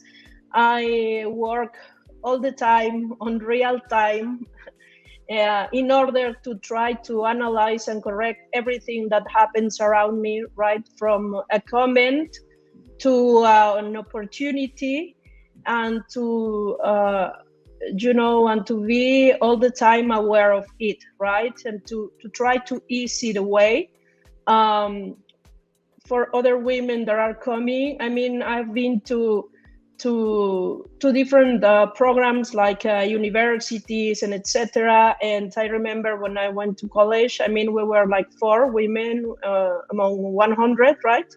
And I have seen right now a much more parity on college, like 50-50, 40-50 on oil, on even on electronics. So I'm pretty happy about that. So we have to continue pulling to the last mile, and to be able to take also leadership positions. And the benefit of being diverse, it's big, right? The ideas flow in a totally different way. So it's more of a commitment to be aware and to be working on it all the time. But we are more every day. We are contributing. Wow, I'm so impressed by this. I really admire this. And what you're saying, you were 4 out of 100, now it's 50-50. That changes the panorama completely. And I think, yes, like, for example, the audience looking that we have a panel and you're joining us, that's being a role model for women and men. And I also wanted to ask Julian about this topic, like, how is it in Volvo? Is very common, isn't it? Well, it's something, diversity is something really important at Volvo, and there's something like 25% of women, so it's not a lot. The truck industry is really a man thing, but I mean, we are trying to recruit women, but believe me, it's difficult. I mean, I don't have a lot of candidates when I'm looking for informatics engineer. So even if we're making some efforts, we should also make some efforts before, before the engineer school and before the college, probably, for women to be interested in this kind of job, because I think it's so interesting. I mean, there's no reason for not having women in this kind of job. Yeah. I agree with that also. For sure. And as you said, like, it's also Internet of Things, it's in our daily life, right? And everything we do. So can you give the audience, first Julian, then Marisol, some examples of what do we use in our daily life that it's Internet of Things? I mean, there's a lot of things in our daily life that we can put as IoT. You can think of I don't know, any smartwatch or anything like that. But it's not really my expertise, because I'm more on the industrial Internet of Things domain. So it's kind of different, because with a consumer, you can see a lot of products that are coming really fast and sometimes disappear because it was just useless. With the industry, it's not the same. I mean, it's really slow. It's a slow pace, but it's so powerful. I mean, the deployments are huge, and it's possible decades. It's not just something to play for 1 year or two. So there's definitely a lot of things around IoT. But if I have to take some example, I would like to take some industrial example. For example, at Volvo, at one point, some operators come and say, I don't know how to locate the trucks on the yards, because we have huge factory yards with several hundreds of trucks.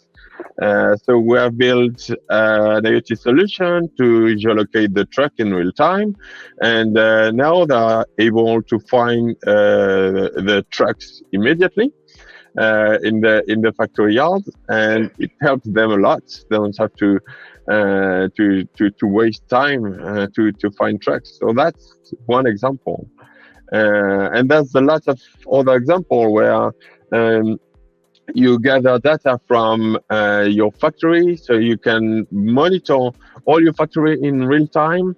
That helps you a lot to understand what happened. So for the maintenance, for the production, and to be able to calculate KPIs, so to really drive your production depending on your needs. So that's basically my work, is to deploy this kind of IoT solutions. Wow, thank you, Julian. Marisol, what do you think? Yeah, well, Julian and I have pretty much the same job, but he does it for only one client, and we have different clients. That's pretty much it. But if I have to give some examples, as you say, from a consumer point of view, that we might, or maybe more people might be able to relate.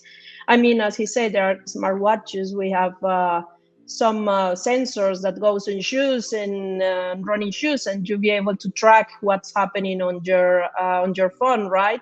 There are a few rings that we have heard about, that you can have your your heartbeat and sleep hours and other things that you can track on your phone, right? So the transfer to our world, which is in the industry, it's pretty much that yes, this is in a consumer world, things move much faster, as Julian said. And when we develop solutions, and the Internet of Things for the industry require more robust and more solutions that last long and then can escalate pretty big and still be able to provide value, right? But we have these examples. I mean, on our side, we have this also this company that we want to increase efficiency by 1%, right?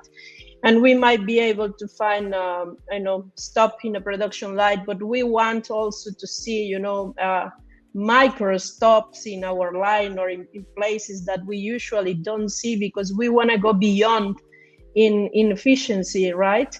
So in that order, we help and develop projects to be able to measure and to see those places that we do not usually see, and with a kind of a microscope, right? So we have been able to achieve in these kind of projects, like with an expectation of we are improving 1% efficiency in 4 years to getting a 7% improvement on efficiency in 1 year, right? Because you find out that things you don't see, right? You might expect something, and then the reality can give you something much better. Wow. Yes, life drives you to different paths you will never expect sometimes. I'm very impressed by Julian and Marisol, and for sharing with us all their expertise in the industries. I want to close with asking you guys, what would you recommend the businesses and like the medium-sized businesses, organizations, and brands that they want to follow this path to advance in Internet of Things, what would you advise them? Just like one tip, or like, yeah, one advice, one tip in Spanish. Julian? If I had to say one advice, I would say this famous sentence, think big, start small, because that's a mistake that most of teams are doing when they are trying to deploy an IoT solution. They are trying to do like, oh, let's do a POC and then we'll see. And usually it stays a POC. Because you have to, from the beginning, think of an industrial solution so you can achieve the goal. Otherwise, it will never happen. So that's why I'm saying think big, start small, and yeah, that's my advice. Wow, thank you, Julian. Actually, here in my table, I have dream big. Dream big. That's a good advice also. For advice. And Maricel, what would you say to the audience? What did you say to those friends? I would say, I mean, there are lots of problems to solve and a lot to improve, and we have to turn to technology these days and turn to technology to help to solve these problems. Get either your own team of experts or hire one, and please walk along with them. Make a commitment, and you'll find good results. And I mean, as we have, as each of us today have a smartphone, every factory and every place in the world in the future years will have Internet of Things in their world, just as we have cell phones today. So that's the analogy for me, right? And for everybody. Great. So just say, audience and brands, dream big, start small, and commit to it. That's the advice from Julian and Maricel. So I really want to thank you for your time, for joining us today, for making this very dynamic, and thank you guys that we have here in JITCOM, very masters in the area. So from JITCOM and myself, I want to thank you again for being part of this. Thank you. Thank you very much.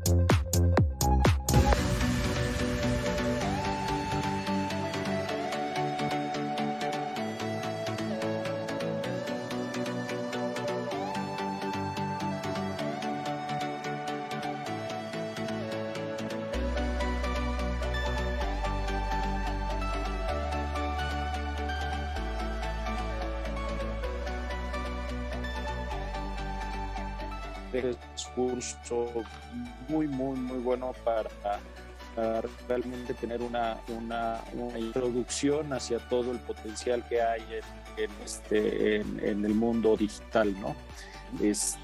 Muy buenos ponentes todos. La verdad es que a final de cuentas daban ganas de no quererse perder ni uno solo de los módulos, y la verdad es que no daba el tiempo para terminar de anotar y buscar mientras en la computadora todas las indicaciones. Por aquí queda muchísimo para seguir aprendiendo y seguir buscando, ¿no? Me gustó mucho minería de datos, me gustó mucho ve ahorita, por ejemplo, todo lo que hay de conocimiento con respecto a China, en el que trae Andrés Bedoya. Tu módulo finalmente que nos impartiste, la verdad es que a final de cuentas es un panorama muy interesante para todas para todo lo que hay en el mundo empresarial, con un toque muy digital. Conocemos ya a final de cuentas cómo es el mundo empresarial en brick and mortar, pero finalmente, bueno, sabía que había que transformarlo, ¿no? Muy agradecido y muchas felicidades. Hay que continuar con esto. Me llevo muchos aprendizajes y sobre todo muchas amistades. Yo creo que dentro de el crecimiento personal y el crecimiento profesional, siempre las redes de convivencia, los vínculos que vamos estableciendo con otros son los que nos llevan a conseguir lo que queremos, ¿no? Bien, Newton lo comentaba, que él llegó hasta donde estaba porque se subió en hombros de gigantes, y me siento así en el programa. Sé que cada uno es bastante grande en su área y eso es bastante interesante y nos da muchas formas de crecer a nosotros. El programa me gustó demasiado, se los había comentado, esta parte del futuro. Es una ventana que no conocemos, pero en la cual sí pues tenemos una visión, ¿no? Y muchas veces eso nos ayuda a salir de nuestra caja, a salir de nuestra realidad y pensar en grande, pensar a futuro, pensar en nuevas tecnologías, pensar en nuevas formas de ver el negocio, el marketing, y eso es lo que me ha gustado también del programa, ¿no? Que nos ha ayudado a crecer en nuestros diferentes negocios, y al final de cuentas también generamos enlaces de convivencia con nuestros mentores, que también ellos tienen una gran experiencia, y a generar nuevas metodologías. Eso es lo mejor, que cada cabeza es un mundo y al compartirlo podemos crecer cada uno en experiencia. Entonces, muchas gracias. Antes que nada, agradecer la oportunidad. Estoy contento. Hay temas que ya había visto en mi carrera. Soy mercadólogo de profesión, entonces hoy se veía venir todos este tipo de temas. Algunos los he aplicado. Ahora, como les comentaba, con un nuevo proyecto, pues estoy en vías de desarrollo. Esto me ha ayudado muchísimo. He compartido mis conocimientos con me pareció fabuloso cómo ha cambiado todo a ser digital, el comercio. Y hay veces que, por ejemplo, bueno, lo comparto con ustedes, familiares y amigos tienen miedo todavía al cambio.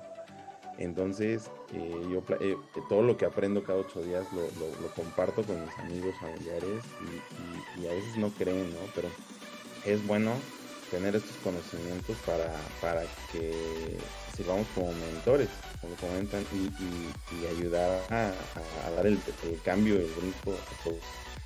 De mi parte, quiero agradecerles y estoy a sus órdenes.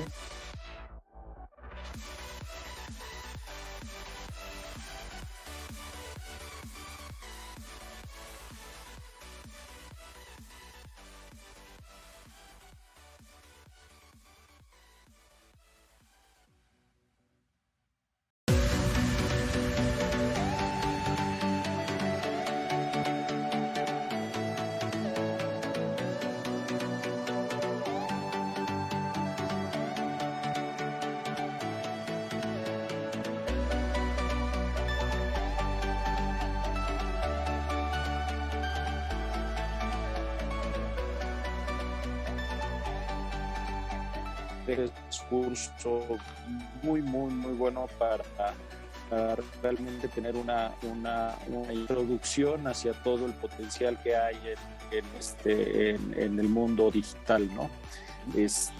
Muy buenos ponentes todos. La verdad es que a final de cuentas daban ganas de no quererse perder ni uno solo de los módulos, y la verdad es que no daba el tiempo para terminar de anotar y buscar mientras en la computadora todas las indicaciones. Por aquí queda muchísimo para seguir aprendiendo y seguir buscando, ¿no?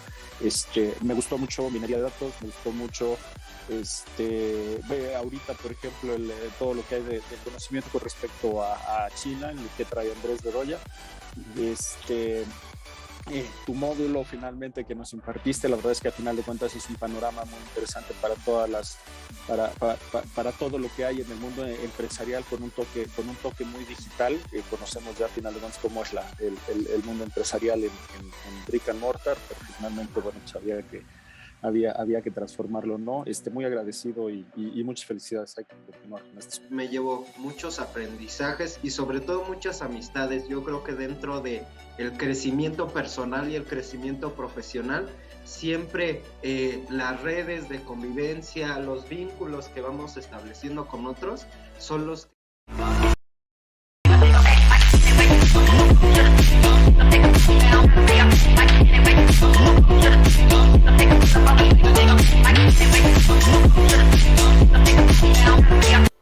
Hola, buenas tardes y gracias por la invitación a todo el equipo de la Global Digital Week.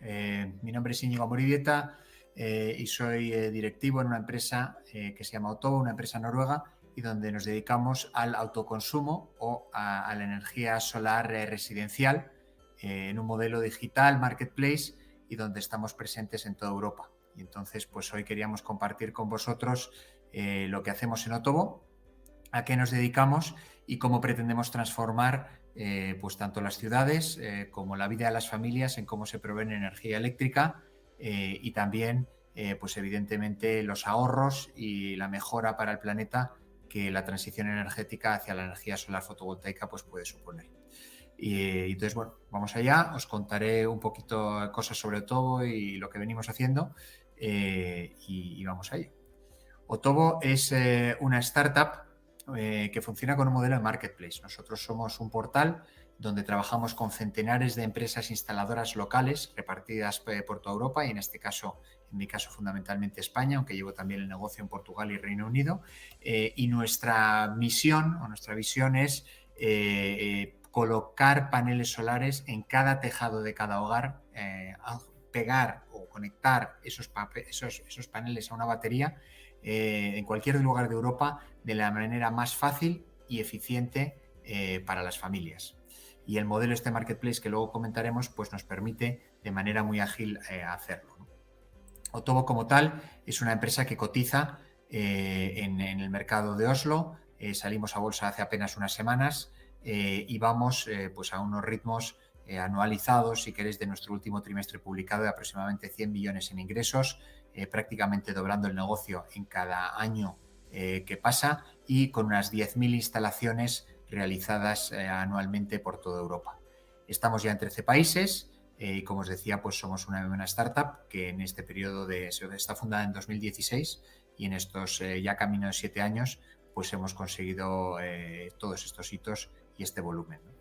Y nuestra expectativa y crecimiento dentro de lo que es Europa es eso, continuar transformando las ciudades y los hogares en cómo se provee energía eléctrica. Yo lo comparo un poquito a lo mejor a los que sois un poco más mayores del año 95, 97, 98, donde prácticamente no había móviles y 5 años después prácticamente todo el mundo tenía uno, ¿no? Pues nosotros creemos que en Europa en los próximos años, estos 10 años, es verdad que va a ser una instalación por familia o por hogar, pero que prácticamente Europa se va a cubrir de paneles solares y creemos que evidentemente otras regiones, también evidentemente como Latinoamérica, Estados Unidos y demás, pues también van a hacer esta transición en los próximos años, ¿no?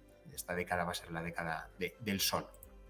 ¿Por qué? ¿No? ¿Y por qué el negocio del autoconsumo en la fotovoltaica? Pues es muy sencillo. De unos años a esta parte, ahí vemos en este gráfico y lo veis donde acaba la energía de los paneles solares, es la forma más barata de proveer de energía por megavatio. De así como hace 10 o 12 años no era competitivo y dependía de muchas subvenciones y ayudas públicas para ello, a día de hoy ya la tecnología, por cómo ha ido mejorando la respuesta a los paneles, los costes, cómo grandes empresas se han ido incorporando a este sector y el empuje también evidentemente de la producción china, pues ha hecho que la producción o el coste del material de todas estas instalaciones haya caído dramáticamente hasta situarse pues como la manera más limpia, pero sobre todo barata de producir energía. Y esto pues lo hace mucho más competitivo que generar la electricidad como podíamos hacer hace unos años, ¿no? Y esto hace que, al ser también la capacidad que tenemos de poder ubicarlo en las viviendas, a diferencia a lo mejor del viento o de una central nuclear, no puedes tener una central nuclear en tu tejado, pues es una manera que es accesible también al mercado B2C o a las familias, ¿no? Y es ahí donde Otovo se ha posicionado. Trabajamos exclusivamente en el sector residencial trayendo este producto. Yo no vengo del mundo de la energía, yo llevo en la empresa 4 años, cuando éramos apenas 30 o 40 personas y la hemos hecho crecer, pero yo cuando vi lo que podía resultar esta instalación para una familia, los ahorros y la rentabilidad que suponía, este es un producto que evidentemente ha llegado su momento y ha llegado su hora, y por eso a día de hoy pues estamos viendo en muchos lugares del mundo la implantación de la energía solar a una escala que ahora nos parece muy elevada, pero que creemos que todavía más se va a acelerar en años futuros. ¿Y qué es esto del autoconsumo o la energía fotovoltaica? Pensad en que estáis poniendo una especie de caja negra, que son esos paneles que todos tenemos un poco en la cabeza, conectados a un aparato que se llama un inversor y conectados a vuestra instalación eléctrica, que lo que hace es esa caja negra, dependiendo del país, dependiendo de vuestra latitud y una serie de circunstancias, pero en general estamos hablando que puedes ahorrar entre un 30 o un 50% de tu factura eléctrica, a un coste mucho más barato por kilovatio hora de lo que puedes estar consumiendo lo de la red. Y por lo tanto hay un ahorro que hace que ese sistema sea muy rentable. Si además a ese sistema le añadimos una batería, para que en las horas de sol puedas consumir la electricidad que no has llegado a consumir durante el día y la has almacenado, pues puedes prácticamente eliminar tu factura de la luz. No completamente, y no lo recomendamos, como ahora veremos, que te desconectes de la red, pero sí que verdaderamente te permite ya conocer tus costes, porque tampoco estás sujeto a grandes movimientos en el precio de la luz, porque tú ya has hecho tu instalación y es un mero coste o bien de alquiler, como luego hablaremos, o de amortización de la planta que tienes en tu tejado.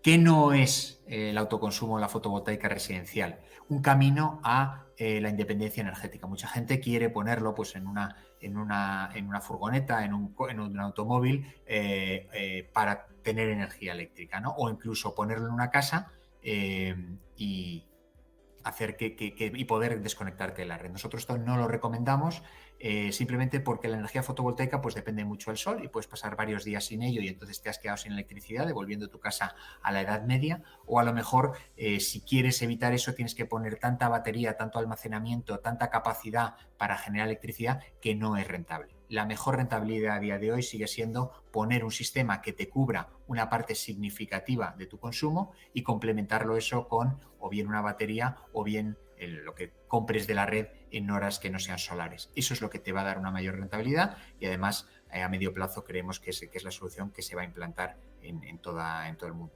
tanto en Europa como en Latinoamérica y en otras regiones con una batería. Lo que no es tampoco, hay mucha gente que se imagina, energía solar fotovoltaica, voy a ponerlo en mi tejado y voy a vender esa energía. ¿Vale? Esto, por lo general, administrativamente es muy complicado y además no es escalable. Estos sistemas van a generar unos pocos kilovatios, suficiente para que tú consumas, pero no va a ser lo suficiente para que tengas un negocio de tu tejado y puedas vivir de esa energía. Entonces, no es un camino para utilizar tu tejado, generar unas rentas y acercarte a la jubilación o cubrir otros costes de casa, ¿no? En principio, esto es una herramienta de ahorro que ofrece una rentabilidad muy por encima de otras alternativas u otras inversiones que podáis realizar. Luego hablaremos de ello. Y la siguiente pregunta que solemos recibir, ¿no? Es también, bueno, ¿y esto cómo afecta a mi casa? Bueno, pues todavía es pronto porque la energía solar fotovoltaica está en un momento incipiente, pero estudios, y varían en el caso de los Estados Unidos por estado o en el caso de Alemania, pero que indican también que las casas que tienen estos sistemas fotovoltaicos instalados también son más caras. ¿Y por qué son más caras? Porque al final son más eficientes, consumen menos electricidad, van a conllevar menos gastos. Y en los estudios que se han publicado hasta el momento, pues hablan de revalorizaciones de las viviendas entre un 4 y 5% en Estados Unidos y un 5 y un 7% en Alemania. Cantidades que son mucho más elevadas que una instalación. Para que os hagáis una idea, una instalación de estas en Europa podemos estar hablando de unos 5.000 o 6.000 euros en el sur de Europa, que son instalaciones relativamente pequeñas porque tenemos mucho sol y no necesitas poner muchos paneles, a instalaciones de 20 o 30.000 euros más en el norte de Europa, porque conllevan mayores gastos y también además pues porque bueno, al tener menos producción de cada panel se ponen más de ellos y esto conlleva pues una mayor inversión. Pero que en general esas inversiones luego quedan con la casa, son sistemas que duran 20 o 30 años y por lo tanto pues tienen una vida útil muy elevada y es un activo, pues como si tuvieses una pileta o una piscina en tu casa, pues hace que la casa se revalorice y valga más, ¿no? Nosotros en Otovo, ¿qué hacemos? Nosotros os comentaba este modelo de marketplace. Por un lado trabajamos con empresas locales repartidas por toda la geografía y donde ellas nos suben una serie de costes, tanto el kilometraje, los andamios que utilizan, los paneles con los que utilizan, y nuestro software, cuando un cliente busca una dirección, es capaz de dar un precio específicamente para esa vivienda y en tiempo real, sin molestar al instalador. A partir de ahí podemos jugar para cambiar las características de esa instalación, haciéndola más grande, más pequeña, con batería o sin batería, y el precio se va actualizando de forma en tiempo real, ¿no? De forma inmediata.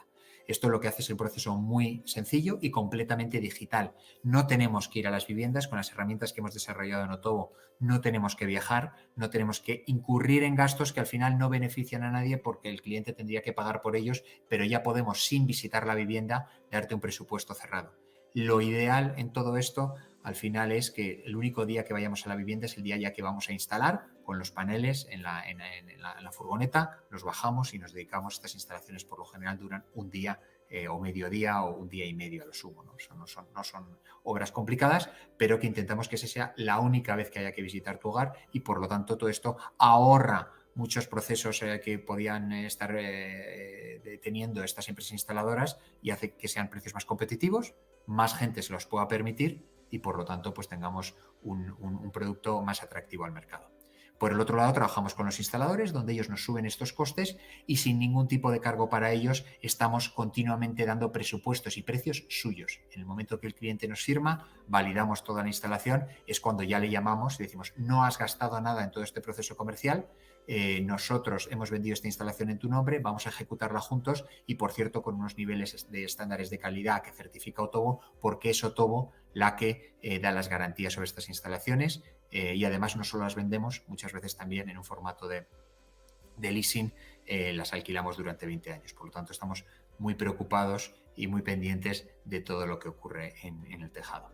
Y es en ese modelo de marketplace que, bueno, seguro que muchos de vosotros tenéis en mente marketplaces. Yo vengo de este mundo, de los marketplaces de comida a domicilio o de cupones o de plataformas que permiten a usuarios interactuar entre sí, ¿no? Bien para ofrecer viajes en coche o para ofrecer viviendas, ¿no? Pues con este modelo hemos conseguido llevarlo a la energía fotovoltaica y a juntar clientes digitalmente con empresas pequeñas, empresas instaladoras repartidas por todo el territorio nacional y que pueden dar cobertura y ofrecer estos servicios de una manera muy competitiva y ágil. Todo lo que es, al final, reducir costes, menos trabajo, hacerlo más digital, se traduce en un precio más competitivo y una aceleración en el desarrollo de la industria. Y esto es lo que desde Otovo hemos desarrollado estos últimos años con la tecnología, con la plataforma y demás que ahora comentaremos. El proceso de Otovo es integral. Todo se hace en una plataforma que hemos desarrollado y nuestro equipo de desarrollo ha venido trabajando estos últimos años. Un cliente entra en nuestra página web y pone una dirección. A partir de ahí, con una serie en 3 o 4 clics, ya le estamos ofreciendo precios de distintas instalaciones de distintos tamaños, que hemos ido comprobando en tiempo real con los instaladores que se dedicaban a estas facetas. A partir de ahí, si el cliente le interesa, deja su teléfono, deja su información y le llama a nuestro equipo comercial. Le pedimos una factura para entender cuánta energía está consumiendo y de qué tamaño tiene que ser la instalación. Siempre mostramos instalaciones de 5, 10 o 15 paneles, pero a lo mejor necesitas 23 paneles o a lo mejor necesitas 7, ¿no?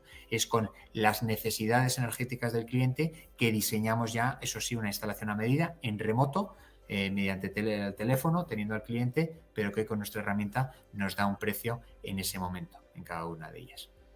Una vez que tenemos todo esto, se suben las fotos y la documentación del cliente cuando firma el contrato. Nos pasa una serie de documentos que nos permiten administrativamente empezar la petición de estos permisos, de todo este trabajo que conlleva la instalación. Estos procesos varían mucho de país a país. En España podemos estar hablando que una instalación con la parte administrativa tardas 3 meses en realizarla y sin embargo te vas a Polonia, un país con mucha menos carga administrativa que ha liberalizado mucho más estas instalaciones, y puedes estar hablando de 14 días, ¿no? La velocidad a la que vamos la marca la labor administrativa, no tanto nuestra herramienta, porque si nosotros podríamos vender un proyecto hoy e instalarlo mañana. ¿Vale? si no hubiese este tipo de criterios.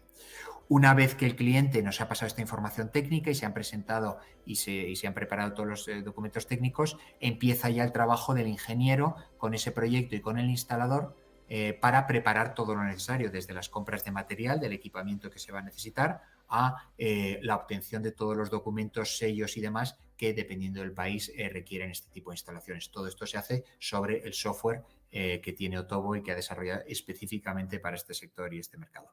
Y el proyecto avanza digitalmente. Nuestros instaladores, pues a través de un iPad, de una tableta, pueden ir marcando y subiendo toda la documentación que necesitan, incluso desde la propia obra.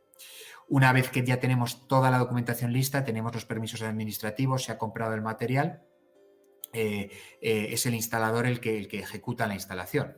Y ese proceso, como os decía, pues podemos estar hablando desde 2 semanas en el caso de Polonia a 3 meses en el caso de España, o incluso en momentos de altísima demanda también se demoran los plazos porque no hay suficiente capacidad de instaladores para todo esto. Creemos que esto es algo que sí en los próximos años pues se va a ir desarrollando. Una vez que queda la instalación funcionando, dependiendo del país, se siguen unos procesos u otros. Hay países donde ya puedes dejar la instalación funcionando desde el primer día. Hay otros donde tienes que dejar la instalación parada a expensas de que venga el propietario de la red y la encienda y empiece a funcionar de cara al cliente. Pero a partir de ahí, estos sistemas están conectados por Wi-Fi a Internet y el propio cliente desde una app puede revisar toda la documentación o todo el funcionamiento de su propia instalación, y nosotros también remotamente a través de ese mismo Wi-Fi pues podemos conectarnos a hacer diagnósticos remotos y, si el cliente tuviese algún tipo de problema con su instalación, ayudarles en ese proceso, ¿no? Pero que es un proceso, y como veis, bastante remoto y digital, y donde, si os fijáis, la única vez que acudimos a la casa del cliente es verdaderamente en ese momento de taladrar el tejado y colocar los paneles. En principio, el resto del proceso, y esto es lo que ha conseguido Otovo, pues es hacerlo todo digitalmente y en remoto, con la sencillez y ahorros que ello supone. El proceso, como os decía, es muy sencillo. La parte inicial del cliente, el cliente lo único que tiene que hacer en la página de Otovo es buscar su dirección, él la encuentra, a partir de ahí se enseña un mapa, unas viviendas, y tú tienes que seleccionar cuál de ellas es la tuya para que nosotros por detrás, y mientras estás haciendo este tipo de selecciones, nuestra araña, nuestro algoritmo, está montando la oferta al precio. No hay un precio Otovo como tal. En cada momento, cada dirección está siendo cotizada por todos los instaladores que cubren ese punto geográfico. No es aparente para el cliente porque al final nosotros mostramos el mejor precio, la calidad aseguramos que sea homogénea, ya que les pedimos a todos los mismos criterios de calidad y auditoría y demás, pero eso es lo que está pasando en esos 30 segundos mientras se está cotizando un precio. Esto lo que hace es que pasas de procesos donde por lo mejor podías estar persiguiendo a los instaladores días o semanas pidiendo que te pases un presupuesto, luego otro, etcétera, etcétera, normalizar todos esos presupuestos, cuáles son comparables o no. En el caso de todo es muy sencillo. Ahora mismo alguien en Madrid, por ejemplo, pide una cotización y estamos hablando de unas 15 o 20 empresas en esos 30 segundos que están ofreciendo sus datos para dar el mejor precio. A ese precio es o ese coste ya para nosotros es que donde Otovo mete su margen y vende al cliente final. Por lo tanto, de cara al instalador también es un marketplace que no es nada conflictivo, ¿no? Porque no estamos discutiendo precios con los instaladores, nos centramos en reflejar el mejor precio en el mercado en ese momento. El instalador, por su parte, no lo hacen a diario, pero si quisiesen podrían cambiar sus costes y sus temas a diario. Y este sería el proceso, digamos, para el cliente en esos primeros segundos. El cliente ya, cuando ve la instalación y los datos, puede jugar con algunas opciones y ve una estimativa. No lo consideramos un presupuesto inicialmente porque luego queremos que haya alguien que valide esos datos, pida una factura y certifiquemos el tamaño de instalación correcta. Con ello es de ahí donde llamamos al cliente, le pedimos la factura y tenemos una primera conversación con él, siempre en remoto, ¿no? Entonces hemos digitalizado esa parte del proceso que antiguamente implicaba una visita, tomar una serie de datos, mirar un tejado y una serie de horas para el instalador que de alguna manera pues ya te tenía que sumar luego al coste del proyecto final. Por parte de los instaladores es muy sencillo también. Ellos crean su perfil con nosotros, hay un proceso de onboarding y de validación, de auditoría también al principio para asegurar que son empresas de calidad. No todos los instaladores están en el marketplace, gestionamos muchos, en este sentido es un managed marketplace lo que dicen, ¿no? Un marketplace gestionado, porque si un instalador no da un buen servicio, no hace unas buenas instalaciones, pues no va a estar presente en nuestra plataforma. Pero a través de nuestro software ellos pueden ver todos los proyectos en curso que tienen, pueden ir subiendo la documentación que necesitan y al ser un software tan especializado para el tema de las instalaciones solares, cada pestaña, cada paso que tienen que dar, pues tiene su caja, su botón, su herramienta, ¿no? Entonces, es un software que a cada uno de los instaladores pues posiblemente le hubiese resultado muy difícil desarrollar en aislado porque solo ellos tendrían que asumir toda la inversión y sin embargo como parte de Otovo es un software que hemos desarrollado para todos ellos, que sigue todos los procesos y requerimientos administrativos y pues que te permite trabajar con un nivel de herramientas digitales sin pagar nada por ello, porque al final, como os decía, nosotros solo cobramos la comisión sobre un proyecto vendido y certificado sin tener que hacer más, ¿no? Fuera de la plataforma. Al final, ¿esto qué supone, ¿no? Pues que estos ahorros o estos precios nos permiten tener mejores precios para los clientes. Cuanto los clientes ven la ventaja Otovo, en el caso de Noruega estamos hablando de un mercado donde prácticamente tenemos la mitad o el 60% de cuota de mercado. Lanzamos allí, es un mercado relativamente pequeño, pero que verdaderamente ha triunfado, ¿no? Pues esos mejores precios, esos precios competitivos para clientes hace que haya más instalaciones. Al haber más instalaciones, el instalador tiene instalaciones más cerca de ellos, por lo tanto reduce el tiempo de transporte, puede escalar su propio negocio, puede ganar eficiencias de escala y por lo tanto pone más trabajo disponible en la plataforma, atrae a más instaladores y estos mismos instaladores al competir en precio hacen que ofrezcamos mejores precios a los clientes, formándose este círculo virtuoso, ¿no? De como buen marketplace, de cuanto más trabajo, más barato es el precio para el cliente, atrae más volumen y cuanto más volumen tienes, más precios o mejores precios competitivos consigues, ¿no? Y en esos 4 pasos son los que Otovo vemos como consistentemente pues conseguimos traer volumen y eficiencia a un mercado que, bueno, en números generales, en España podíamos estar hablando de 10.000 instalaciones al año hace 3 años y ahora a lo mejor estamos hablando de más de 150.000, ¿no? O sea que el mercado verdaderamente se ha multiplicado y creemos que ahí pues tenemos una de las mejores herramientas pues para trabajar con los agentes del mercado. No solo eso, también en Otovo lo que hemos diseñado, hemos empujado mucho, no ya es la parte del proceso y de la instalación y la certificación que damos y las garantías, sino también cómo quieres comprar tu sistema o cómo quieres tener energía solar fotovoltaica en tu tejado. La tradicional, la clásica, es que alguien haga una inversión, ¿no? Con la opción que decimos Buy Now, ¿no? Compras el sistema, es tuyo y durante los próximos 30 años pues estás generando esa energía y estás amortizando tu inversión. Esta es una opción muy interesante, que es la que ofrece la mayor rentabilidad y que en general pues podemos estar hablando de, dependiendo una vez más del país en Europa, de tiempos o plazos de payback, ¿no? Para la inversión de 7 a 9 años en el caso de España. Ahora que ha subido la luz, pues posiblemente estamos hablando más de plazos de 5 a 7 años y hay que recordar que estos sistemas duran 30, por lo tanto es una amortización relativamente rápida. A otros países, según subes más al norte de Europa, por un lado por los costes salariales, los costes de instalación suben y por otro lado también los sistemas generan menos. Pero vemos que los grandes mercados en Europa son Alemania, Países Bajos, Reino Unido, etcétera, etcétera. Y esos países pues han desarrollado mercados muy, muy grandes con este tipo de números y a pesar de que siempre pensamos que necesitas mucho sol, pero incluso con algo de sol, como os decimos, nosotros nacimos en Noruega, el sistema es rentable y es más barato que comprar energía a la red. Esa es en la opción de compra, donde Otovo también nos decía que ha innovado mucho es en los productos financieros. Ofrecemos también la opción del alquiler, que llamamos en España, o del contrato de leasing, donde desde el primer mes tú lo que estás pagando es una cuota fija que se va revisando año a año, pero en función de la inflación, pero es una cuota fija y donde no has pagado nada por el sistema.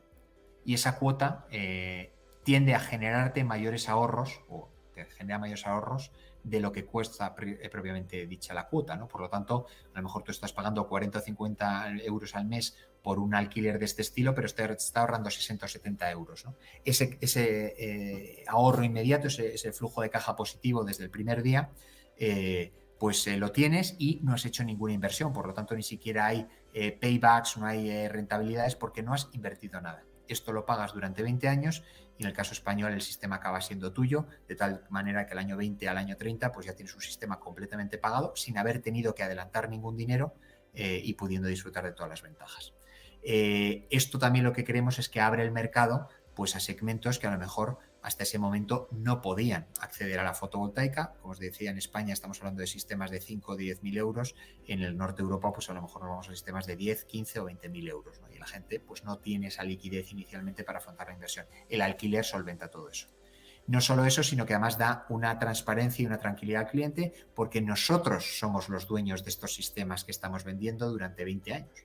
Por lo tanto, nos aseguramos que la calidad, tanto si tú lo estás comprando como cliente como si lo quieres alquilar, sea buena para dar los menos problemas posibles durante estos 20 años. Entonces, en ese sentido, consideramos que somos una empresa que trabaja bien este aspecto y que nos permite pues también ganar cierto reconocimiento para decir, oye, soy el primero que compro mis propios sistemas. O sea, que a pesar de que tú no lo entiendas o no tengas el conocimiento técnico para más allá de entender la postura del ahorro, te ayude a dormir tranquilo con este sistema que, como os digo, tiene que durar 20 o 30 años.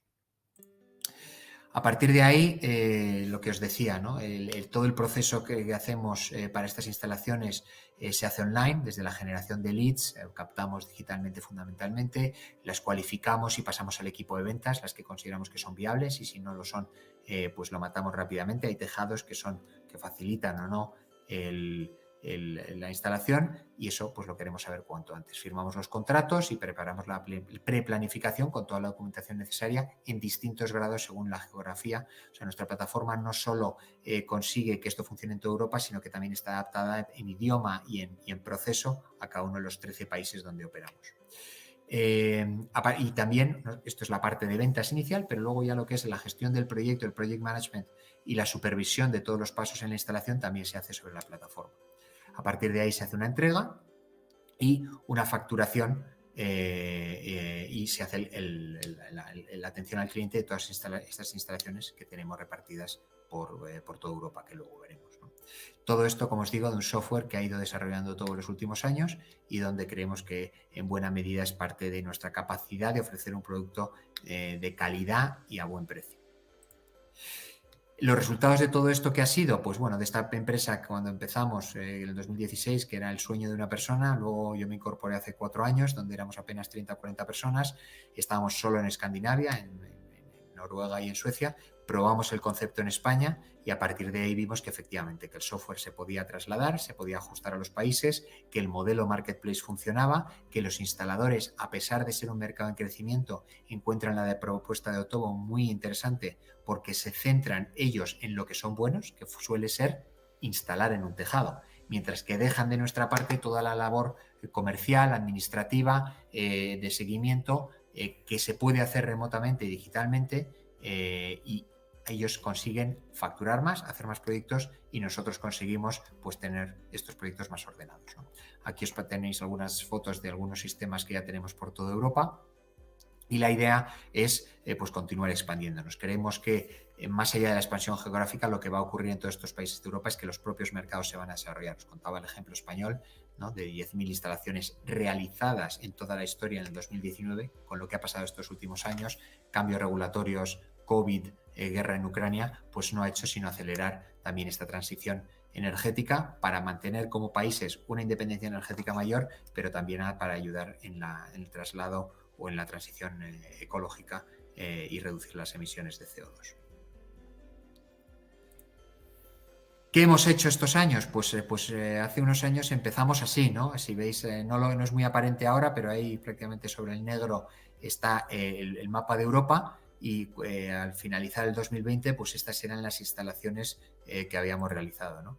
Fueron pasando los años y cada vez más pues conseguimos ir ampliando las instalaciones que tenemos, poner cada vez más y como veis ya con la apertura de nuevos países pues hemos conseguido empezar a iluminar Reino Unido, empezar a iluminar también Portugal, mientras que el resto de los países ya aquí prácticamente, como podéis ver, pues tenéis una foto de prácticamente el contorno de Europa ya completamente iluminada, queriendo en 2030 llegar a 150.000 hogares, que creemos que será un impacto muy importante de cara a la eficiencia y a la sostenibilidad de nuestro planeta. Entonces creemos, es una empresa donde hasta ahora, estos 3 o 4 últimos años, hemos venido doblando el volumen de negocio y el volumen de clientes año a año, y lo que queremos es pues continuar a este ritmo en los años venideros. Nuestra visión en 2030 sería esta, ¿no? Ya como podéis ver, con todos los países ya y una Europa completamente, si queréis, iluminada, pero iluminada con energía solar. Y esto es un poco lo que tenía para comentaros hoy, la historia de Otovo, lo que hacemos, cómo lo hacemos, y en definitiva, bueno, pues un proyecto digital aplicado a un sector como es el de la energía, y donde intentamos ser disruptivos, intentar hacer las cosas de manera más barata y eficiente, y creemos que pues del mismo modo que Internet irrumpió en la vida de muchas industrias hace unos años, el autoconsumo y la energía solar fotovoltaica pues va a irrumpir en las viviendas de muchas personas en los años venideros. Así que muchísimas gracias, me quedo aquí por si tenéis alguna duda o cuestión, pero una vez más gracias al equipo de la Global Digital Week por invitarnos y poder compartir esta bonita historia solarmente. Muy bien, gracias a todos.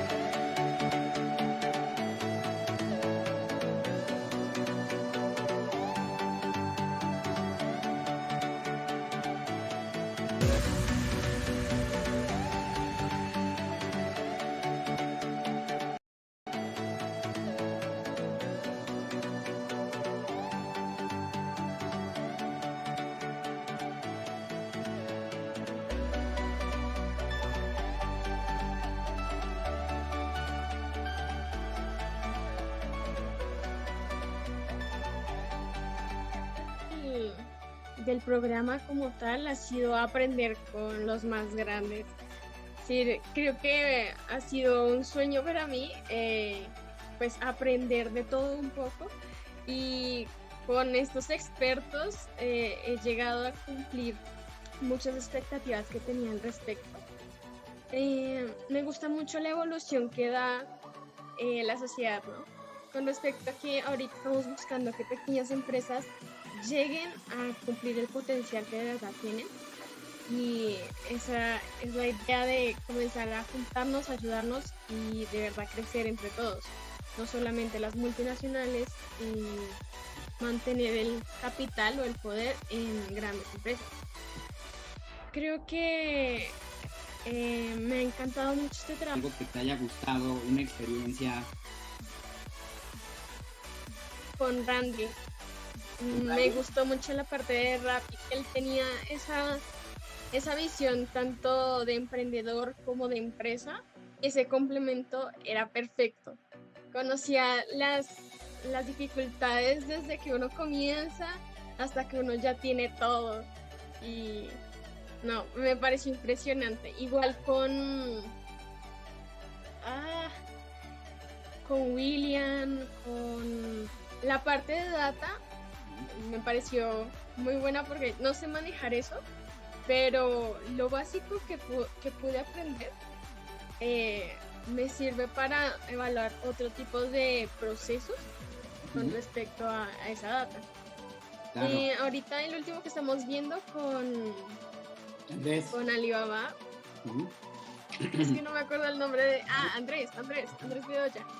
Me encanta mucho porque a mí me encanta mucho la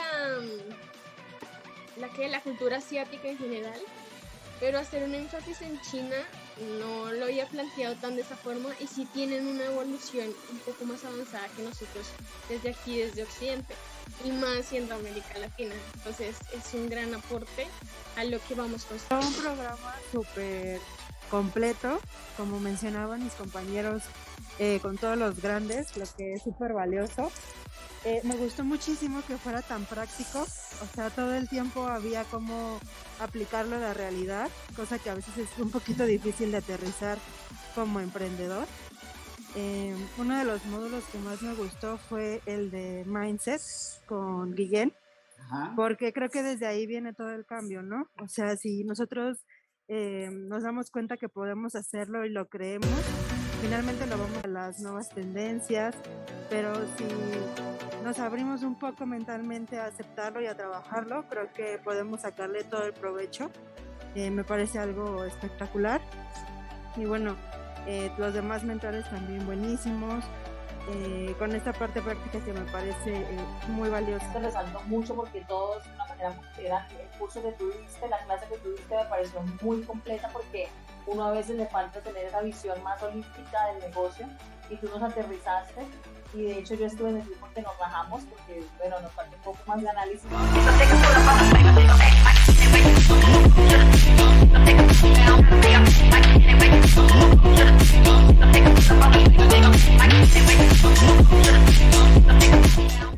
Hey, hi, hello everyone. Welcome to Global Digital Week. Myself Ankit Rao, and today we'll be talking and exploring about unraveling cloud security posture management for all the public clouds that we are fondly using these days. So before moving ahead, I'll just introduce myself. So as I said, my name is Ankit and I work as a senior software engineer at Zscaler.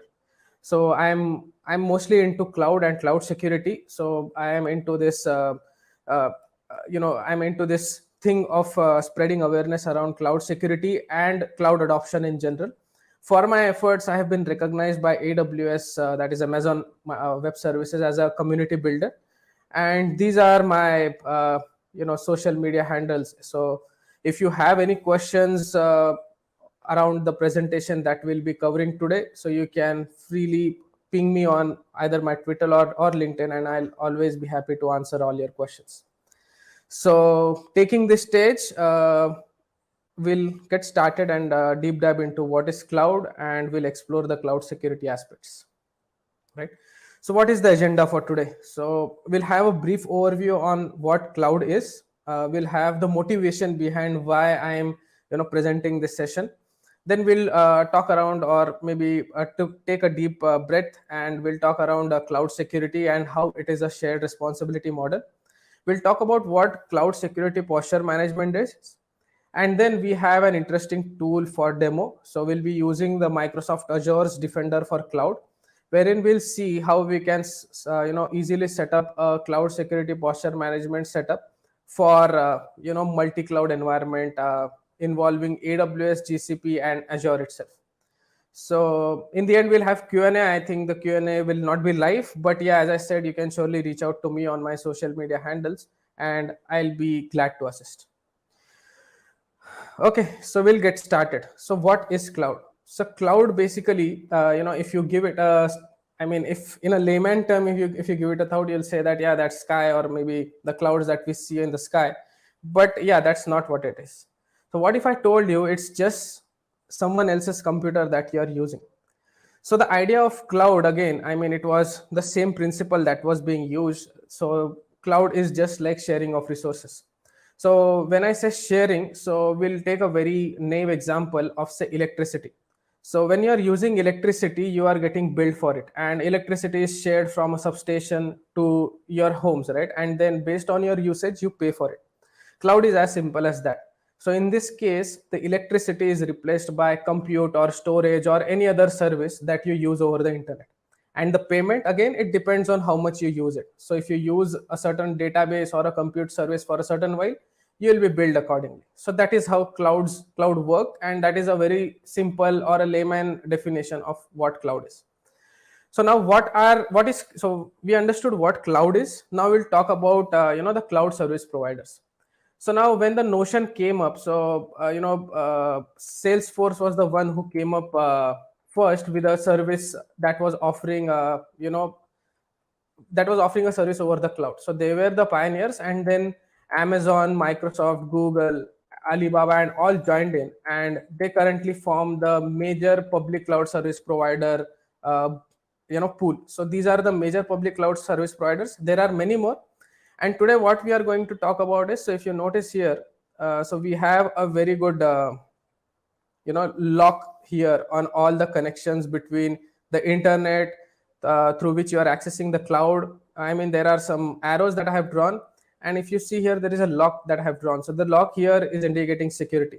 So the security, when we talk about cloud security, it is within the cloud, it is while you are accessing cloud over the internet. So that is what we'll basically be covering. So this was a very brief. I hope this interests all the audience around, and we'll now actually get started with the cloud security and cloud services. So before moving to security, we'll actually talk about what are the types of cloud computing services that are available in the market. So the most famous service is, like IaaS is there, infrastructure as a cloud. Then there is platform as a service. Then there are software as a service. And then a new term that has recently came up, that is function as a service. So infrastructure as a service, constitutes of the major cloud offerings. So basically all your compute services, your database services that you're using over the internet, they all fall under infrastructure as a service. Platform as a service are all your online code editors and all those stuff. Software as a service is again a very widely used domain. So all the applications that you're using over the internet, like Facebook, your Netflix, and all your shopping apps, they are just a service that they are just softwares which are using as a service over the internet. So they are all software as a service.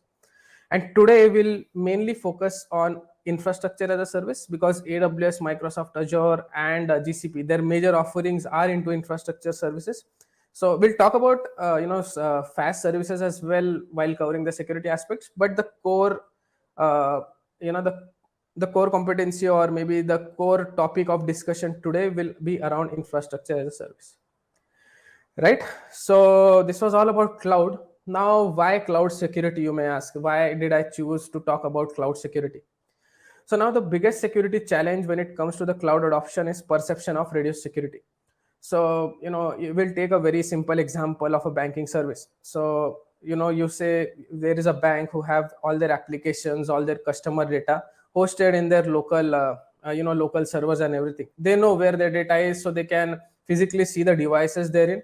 So when you ask the bank the bank authorities that they can migrate to cloud, they can save cost and all the things, the first questions they will ask is where is my data stored, and is it really secure, because they can't see the servers and the the racks and everything there physically, because they are now remote and they are accessing it over the internet, right? So this is a very big challenge when it comes to cloud adoption. So that is one thing that I personally try to be in favor of cloud adoption. And due to this reduced perception of cloud security, I just want to spread awareness that implementing cloud security is not as hard as it seems. It is tough, yes, but by following some standard practices and guardrails, you can certainly achieve a decent amount of cloud security, right? And then if you see the public cloud challenges as well, so the number one, as I said, is security, and then the biggest identified cloud threats occur mostly due to misconfiguration of cloud platforms, right? So as I said, when you are trying and using cloud, it's up to you how you use it, right? So the cloud providers are there to provide you services, but then how you configure the service, which service you are keeping private, which you are keeping public, it's all in your hands. We are the ones, the cloud users are the one who actually configure the services, right? But if you see here, the biggest cloud security threat as per a standard data set, so it's due to misconfiguration of the cloud platform. So it's like the basic settings the cloud user is missing, due to which there are some loopholes that the intruders identify and get into the system.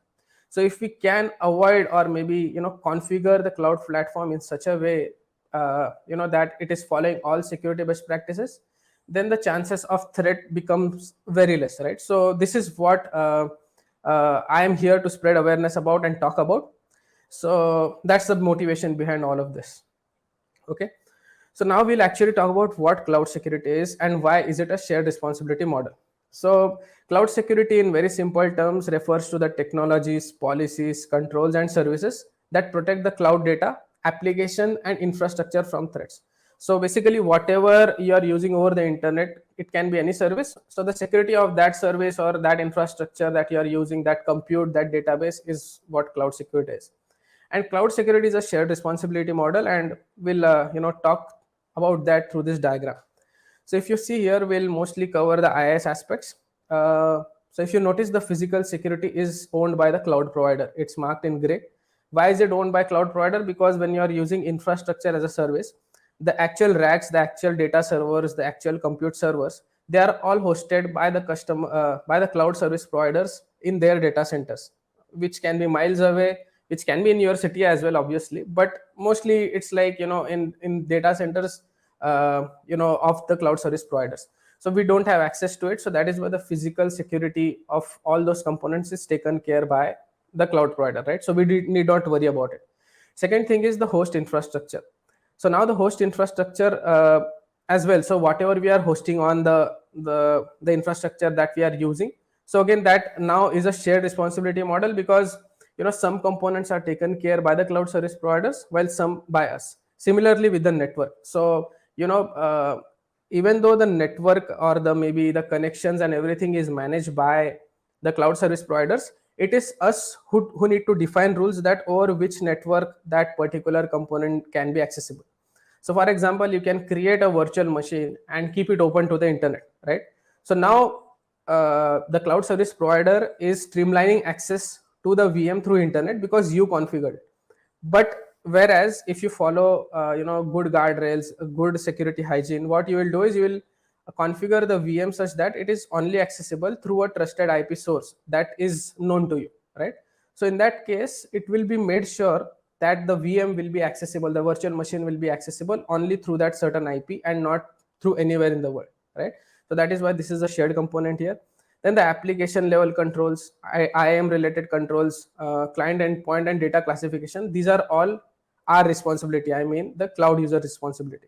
And why is that? Because these are the things that we are deploying basically. So the application which we are deploying on the compute instance, that is our application. So we need to make sure of its security. Identity and access management, again, who needs to access that resource over the cloud portal? Again, this is our responsibility because we are managing our users or the users in our organization, right? Same with client endpoint and data classification and accountability. Who can access which data and all those stuff. So again, now since cloud provider's job is done, they have provided you with the compute. But then when you have deployed your application, it is generating certain data. The security of that data falls under your responsibility, right? So I hope things are clear here. And now if you see here, why there is more emphasis on cloud adoption in the first place. So, think of a startup, right? Who are trying to, get into a big pool of new budding startups. There is a lot of, competition around, and they want to set up their infrastructure. So if they go through the traditional route, that is setting up their own racks, their own network controls and everything, it will take a big team. It will take a decent team, and it will take a lot of time for those guys to actually set up physical compute instances, the network and everything. Third thing is it will cost them as well. So basically the cost of the actual infrastructure, the cost of the people who will set that up, and the people who will maintain that, right? And the time aspect as well. For startups, time is the most important aspect, right? So they want to be in the market first. So the go-to-market thing is very important for them. So what happens if they adopt cloud instead of doing all that stuff? So the actual setup of the hardwares and everything is taken care by the cloud provider. You just need some expert who can work with cloud and just help them configure whatever compute and database and storage requirements the startup has, and then you are done, right? So there is a lot of cost reduction. It increases speed, and that is why here we are talking about cloud adoption, and then why cloud security should not be a barrier in the cloud adoption process. So I hope things are interesting till now. We'll move towards the next aspects. So now we talked a lot of while around the cloud security and terminologies and why cloud security is important. But then you may have a question saying that how we can achieve cloud security. Are there any standards involved which we can just follow and accordingly adopt certain processes and then say that yeah, we are compliant with respect to a certain standard? So yes, standards are important because we can't just blindly go and configure things as per our requirement. So there are some guardrails set up, there are some standards which can help you implement cloud security. So what are they? So these are some well-known standards. So like CIS, there is NIST, there is PCI DSS, there is HIPAA, there is SOC 2 and ISO. So all these standards are significant in their own way. So if you if you give a thought, so there are when you talk about the industry that may use cloud, right? So there are various domains in the IT industry. So there may be fintech startups or fintech organizations, there may be healthcare organizations, there may be many service-based normal organizations as well. So these compliance standards are designed specific to that. So if you see HIPAA, so HIPAA is the healthcare standard defined by the US government, I guess, which will give you controls around how healthcare data must be handled, right? So if you are, or maybe if your organization is into a healthcare domain, you can simply go and first make sure that you are HIPAA compliant, right? Same with PCI DSS. So PCI DSS is a fintech standard. So it's the payment card holder information data security standard. That's what it means. So this is related to handling of finance related data. So all your banks or all other fintech startups, right? So if they want to adopt cloud and implement cloud security, they can first follow this benchmark. If they are compliant with respect to that, they are mostly covered on all all standards help us implement cloud security. Okay, so now again these standards have to be understood by an expert and then implemented. So we still have one problem in hand, that who will help us understand these standards. That will cover in the coming slides, right? So now we know cloud adoption is beneficial, so we are in a quest to adopt cloud, right? Then we found a problem of cloud security, that if we adopt cloud, we have to implement cloud security. That was one problem. We had a partial solution in the way of compliance standards, saying that there are standards specific to a certain domain that is there. So we have a partial solution, but we don't know how do we read those standards, or how do we actually implement those standards and implement cloud security. So now these are what I have listed down. These are the basic challenges involved in implementing cloud security. So first thing is lack of cloud security architecture and strategy. So now with the go-to-market speed, as I talked about, so there comes the cloud security negligence as well. So in the initial stages, there is a high probability that architects may they may basically neglect some of the security aspects just to increase adoption, because you have to block certain accesses and everything, and in the fast-paced development cycle, the blocking accesses becomes a big blocker, and it takes a lot of time for developers to overcome that. So in the initial stages, there is a high negligence of security. So that is one thing. Second thing about implementing cloud security is a very important point, that the nature of cloud is distributed and ever changing. So as we talked about earlier, we can't see where our data is getting stored. It's in some data center, but we have not actually seen it. So, and it's very distributed. It's distributed across the globe, and it's ever changing. So we don't know where our data is flowing. So that's another challenge. Third is lack of personal experience in cloud security measures. So as I said, we now have the standards as well, the compliance standards like CIS, HIPAA, and others. But we need someone who understands those standards and help us implement them in our architecture. And then as I said, the compliance and regulations. So we need someone who can help us implement those standards into our architecture, right? So these are the standards, these are the challenges currently that we have in place. So after the adoption and learning about cloud security and the standards, we are now having a major problem that how do we actually go ahead and implement cloud security with all those challenges involved, right? So now here comes our solution. It's just a terminology for now, but here is the solution for implementing cloud security. So it's called as Cloud Security Posture Management, and it's defined by Gartner as a continuous process of cloud security improvement and adaptation to reduce the likelihood of a successful attack.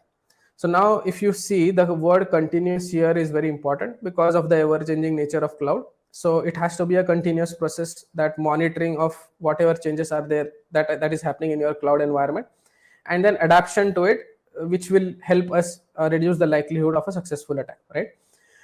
This unique nature of cloud requires a new security concept that can address the distributed and constantly changing cloud infrastructure, right?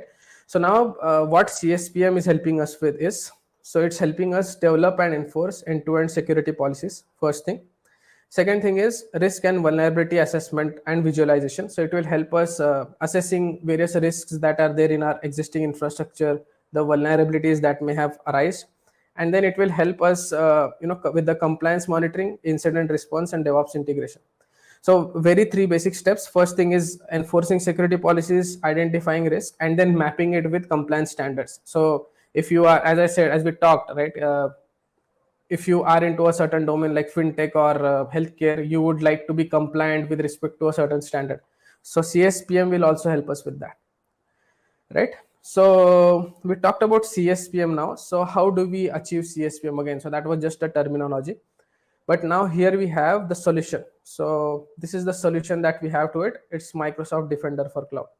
So Azure, in its answer to implementing cloud security, came up with this service in its old cloud console, which was aimed at implementing CSPM for Azure subscription itself. But as when it time passed and the trend of multi-cloud came up, Microsoft understood that it's not about one cloud these days. People are like trying to make use of best feature of each, so best of each, so best features of each, and they are working on multi-cloud setups. So accordingly, Microsoft introduced integration of AWS accounts and Google Cloud accounts as well in the Defender, right? So now we'll just have a brief on what Defender does. So it's a tool for security posture management. So the answer to our cloud security question, that how do we implement it, we'll be demoing it through Microsoft Defender for Cloud. It will protect.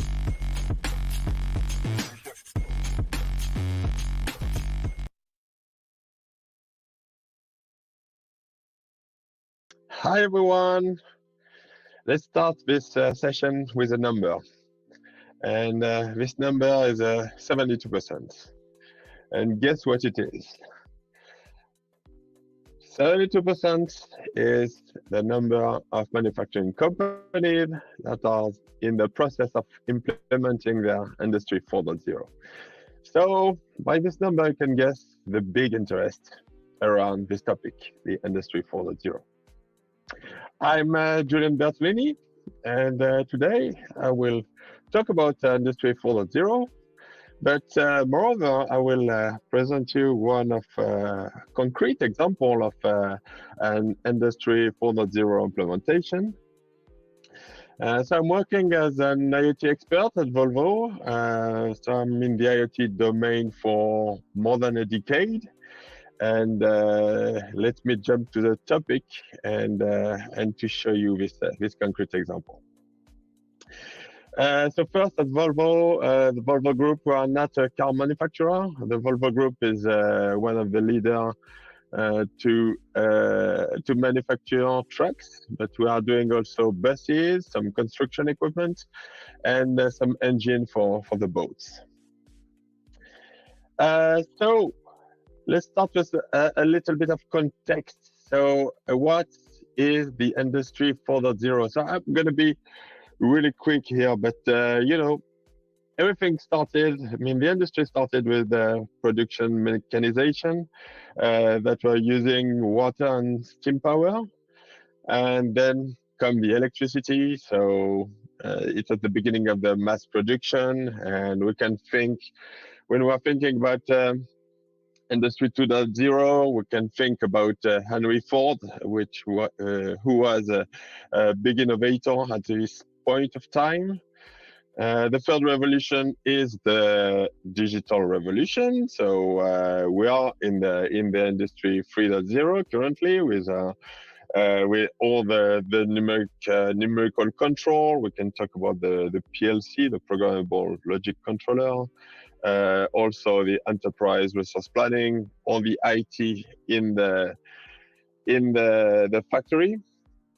And today we're going to talk about the Industry 4.0. So what it is, so first, it's a bunch of new technologies. So of course we can talk about IoT, the Internet of Things. I love that because I'm an IoT expert. But there's also other technologies like 3D printing, like all the immersive technology with augmented reality and mixed reality. We can talk also about artificial intelligence, about drones. So we have a lot of new technologies that are transforming our industry. But mainly, the Industry 4.0 is also about customer needs. So it's driven by two things, the new technologies and the new customer needs. And what are these new customer needs? So basically, the industry should be able to produce faster with highly customized products and at a good price. So that's the three challenges for the Industry 4.0. So now you got what it is and what are the challenges. So let's jump on how to do that. So the vision for the Industry 4.0. So we can summarize that in 4 pillars. The first one is the flexibility. So our production line should be flexible. So it means that with the same production line, we should be able to create different type of product. That's a big challenge. Second point is the reliability. So in order to meet the challenge, we have to have a really high availability of our equipment. A good performance, of course, and here we can measure, for example, the OLE, the overall labor effectiveness, to measure performance. And the last pillar is the monitoring and the traceability. So we can call that digital twin or cyber physical networks, different buzzwords, but the main idea is to get all the data on a computer and on databases in order to really understand what happened and moreover what will happen. So you have now the context, the vision, and as I told you, we're going to jump now on a concrete example. Because at Volvo, we have a big program called Volvo Smart Factory. And basically, that's a big project to move our industry from Industry 3.0 to Industry 4.0. And the first implementation is in Sweden. And this implementation is for producing sinking ring. So the sinking ring is this kind of part. And it's a really important part because here you need this part in the gearbox, basically to synchronize the torque of the engine with the rest of the gearbox before going to the wheel and to the axles. So that's a pretty technical part, and we are producing different kind of part like that. And the target for this new line is to produce 215K units per year. So that's a big production. That's really ambitious. And we have decided to rise this challenge to implement an Industry 4.0 assembly line. So as I told you, the first pillar for the Industry 4.0 is the flexibility. So how we have done that? So flexibility, if you can think about different kind of assembly line. So first, before the assembly line, before Henry Ford and all these great innovators, there was just a single individual that would produce the parts by handling all the operations. And so it was highly flexible, but not efficient at all. And then with the mass storage, we know how to produce high volume lines. So basically, it's a line to produce standard parts in a very efficient way. So it's really efficient, but it's not flexible at all. You have to produce just a standard part or a standard product. Now we can see in a lot of our industries what we call the conventional line setup. And what it is, basically, conventional line setup is a kind of high volume line, but with some customization. So you can produce several parts, but it's always a compromise between flexibility and efficiency. So you have to always make some compromise.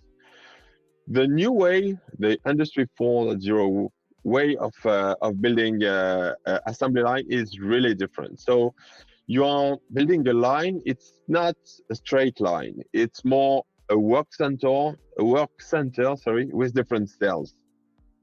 So as you can see in this schema, so basically the product will go from one cell to another, and all the product will not follow the same path. So it's really flexible, and you can add cells or you can remove some cells, and you can also manage the redundancy. So keep that in mind. I will show you concretely what it is in few seconds. Yeah, just one word I forgot to tell you is the asynchronous. Here, the work is asynchronous because you don't need to have a takt time with a fixed cycle time. The product can go from one cell to another depending on the cells available. So the cycle time is not fixed, it's asynchronous, and it's really agile. About the other pillar, I told you about the reliability. So how can you be really reliable? So of course we have to do some redundancy of critical equipment, and I will give you some detail. You need also to be able to do predictive maintenance. Otherwise you will not be reliable enough.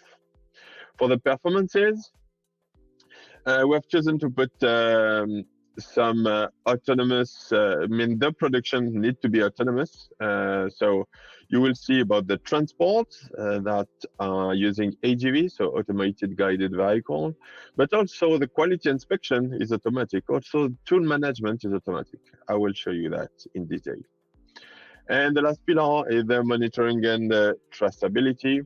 And for that, you need to have an interconnection of all equipment. So all the cells should talk together. And for that, we are using some edge computing and some IoT platform.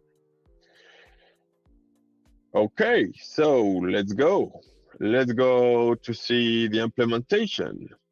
So this is the implementation of this sinking ring line. So here you see different cells. So there's 8 cells.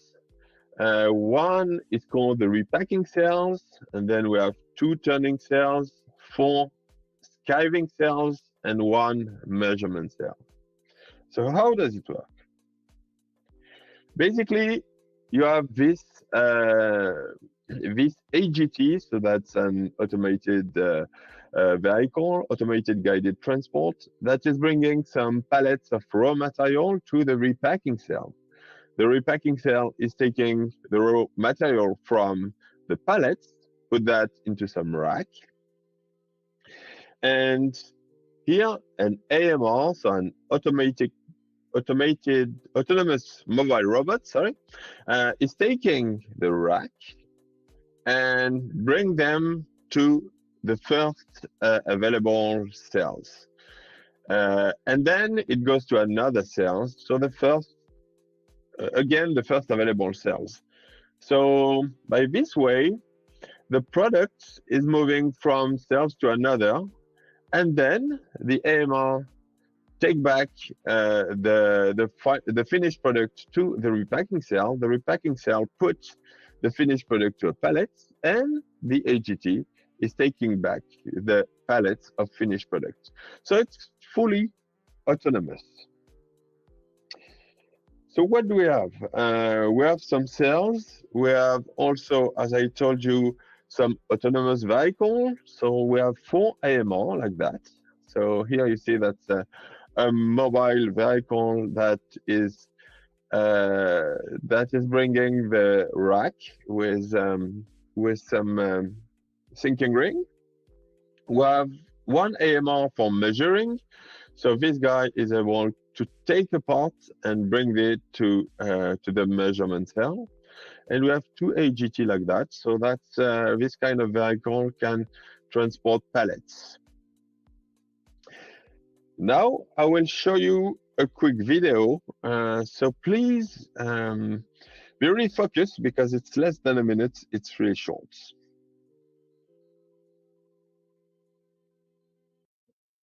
Okay, so let's go to the factory. So here you can see an AGT. So it's transporting a pallet and in an autonomous way. Here you see an AMR that is also transporting a rack of thinking ring. This is a skiving cell.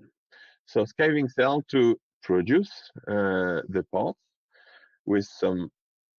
And here you can see the measurements AMR. And all these cells are sending the data to our MES, Optimity, and to our IoT platform, which is ThingWorx, in order to monitor and to have the traceability. So that was really short, but here you have seen a concrete example of the Industry 4.0 implementation.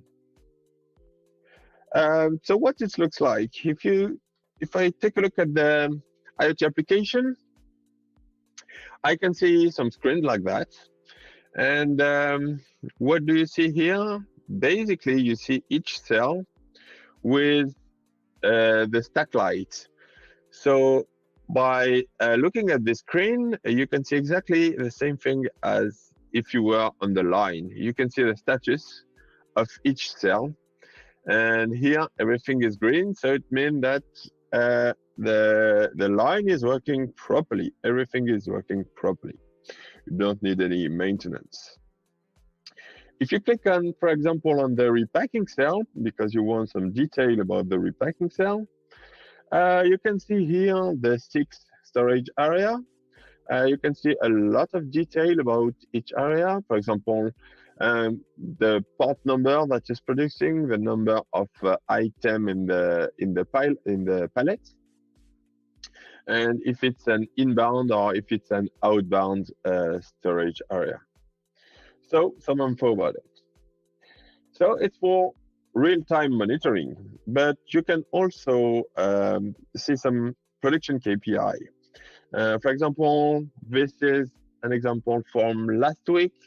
So last week we have produced 4,500 parts, and with an OLE of 30% for this type of part, 67% for another part. And here you can follow the cycle time, and we can see what happened here on these charts. So two type of parts were produced, and we can follow the production. So I hope you enjoyed this quick presentation. If I have to see the result of what we have done of this implementation, I will summarize it by saying that first, for the high performances, the challenge is done, because the target of 250K parts per year is okay. We are producing at this pace, so we are really proud of that. But the flexibility, so we are able to produce different type of thinking rings. So that's also a great thing about this line. It's a really reliable production line. You know, the maintenance team told me it's robust and simple to maintain and to upgrade. So we are really proud of that. That's why I put this quote. And finally, I would say it's really data driven because we can see that we can real-time monitor all the line, and all the data are centrally stored. So it's like really easy to have a great overview about what happened on this line. So what are the next step? The next step is first some enhancement on the existing line. For example, we know that the AMR, so the autonomous mobile robots, the tracks is not optimized. So we would like to do some optimization, some other little enhancements that we can do. And definitely that is a great example to build new assembly lines. So little by little at Volvo, in the Volvo factories, we will build new assembly line by following the same principle. And yeah, the long-term target is to have all Volvo factories, so all the lines in all Volvo factories in this Industry 4.0 mode. So we have 144 factories at Volvo. So it will be a long journey, believe me. So let me give you some key takeaways before ending this presentation. So the Industry 4.0 will bring us some agility. So we will be more flexible, and by being more flexible, we can accelerate the response to customer needs. It brings also an increase of efficiency in the production. So all the production KPI will be better with the Industry 4.0. Same thing for the quality. By having an automatic quality inspection, it gives us a lot better quality assurance. And the last but not the least is more potential for innovation. Because if you think about having a production line in cells, you can easily modify one cell or duplicate another cell, or you can reorder your process really easily. That's the beauty of this new way of doing the manufacturing. So I hope by seeing a concrete implementation that you have a better understanding of the Industry 4.0. Thanks a lot.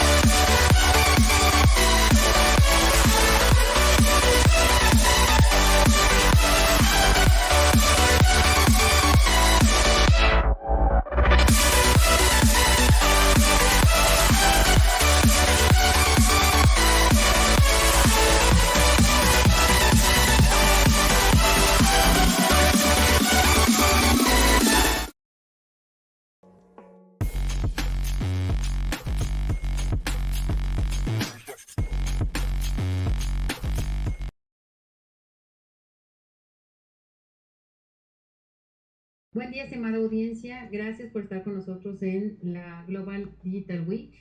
Soy María Servizo de Blue Boyan, soy la Regional Sales Manager para gran parte de Latinoamérica. Y el día de hoy queremos mostrarles algunos casos de uso que nos parecen interesantes, muy enfocados a lo que vive el día a día de sus empresas, relacionado a la seguridad de sus marcas y a cómo pueden ser sujeto de diferentes campañas fraudulentas sin siquiera saberlo. Entonces, vamos a ver un poquito desde lo que son los retos que nos encontramos a cómo se analizan este tipo de amenazas y ver algunos casos. Entonces, vamos a estar navegando a través de un poquito de información. En cuanto a los retos, algo que hemos detectado desde que inició la pandemia y ahora en este proceso post-pandemia es que la digitalización se aceleró muy fuerte en este proceso, ya que las empresas estaban preparadas para hacer planes de recuperación de desastre, pero no para hacer todo lo que pasó, que fue enviar prácticamente a toda la fuerza laboral a casa. Entonces, esto, digamos, puso un reto adicional en los temas de cyber, donde teníamos que revisar no solo la seguridad interna, sino la seguridad extendida de los diferentes puntos de control y trabajo. Entonces, este punto viene muy de la mano con el siguiente, que es el tema de los terceros. Al estar extendiendo la cadena de suministro junto con nuestros colaboradores, los riesgos inherentes a la cadena de suministro también crecieron, ya que todas las empresas tuvieron que pasar por este proceso y no necesariamente la seguridad acompañó este proceso. Estábamos muy en un plano de disponibilidad, de poder trabajar de forma remota, y eso se ha ido asentando en los últimos 2 años, tanto así que se volvió la nueva forma de trabajar. Entonces los riesgos, en lugar de disminuir, han ido creciendo, pensando en que no solamente los atacantes estaban cambiando de modo de trabajar, sino también las empresas, y que la principal meta era seguir operando. Entonces, ahorita estamos muy en ese mood todavía de controlar y manejar todas las consecuencias de esto, y por supuesto algo que también lo acompañó fue: vamos a poner medidas de seguridad de emergencia, y eso también generó una fatiga o un cansancio en las empresas de manejar un montón de dispositivos de seguridad que no necesariamente estaban conectados y que no necesariamente les daban la visibilidad que estaban esperando. Y por supuesto, algo que sí fue beneficioso es justamente en este periodo también, al incrementarse los ataques, las empresas vieron que era fundamental incrementar el presupuesto para poder mitigar estos ataques. Entonces, tenemos que tener en mente que, a pesar de que las empresas han ido reaccionando a esta nueva modalidad de trabajo, también los atacantes siempre están un paso adelante. Entonces, tenemos que estar pendientes de no solamente evaluar lo que está pasando ahora, sino lo que podría pasar y cómo muchos de los atacantes transicionaron del Deep Dark Web a poder incluso transaccionar o operar en foros abiertos. Hemos visto muchos casos en Latinoamérica donde ha habido incluso conversaciones de intercambio de información en foros abiertos, como chat de Facebook, como diferentes mensajerías. Entonces, ya no es un tema solamente que pensamos no me va a pasar a mí, sino que también ya está pasando en el día a día de las conversaciones de muchas redes sociales. Algo que nos diferencia cuando hacemos este tipo de análisis es qué cosas podemos analizar, y es algo que Blue Boyan hace en forma consecuente, y es qué analizar para poder tener una mejor visión de qué está pasando. Uno de los principales ítems que estamos analizando justamente son los registros de DNS. Cómo estamos percibiendo las diferentes creaciones a nivel global de posibles marcas o suplantación de marcas de una empresa, de qué están registrando, qué está pasando, si hay alguna actividad en social media, porque si bien lo hemos visto, social media, además de transmitir opiniones sobre una marca, también se presta para intercambio de información. Entonces es una de las fuentes importantes a analizar cuando vemos un posible fraude hacia una empresa. El Deep Dark Web y el Open Source, porque como les comentábamos en el slide pasado, ya no solamente están hablando en el Deep Dark Web los threat actors, ya están mucho en las plataformas abiertas intercambiando información y tratando de acceder a información de las empresas.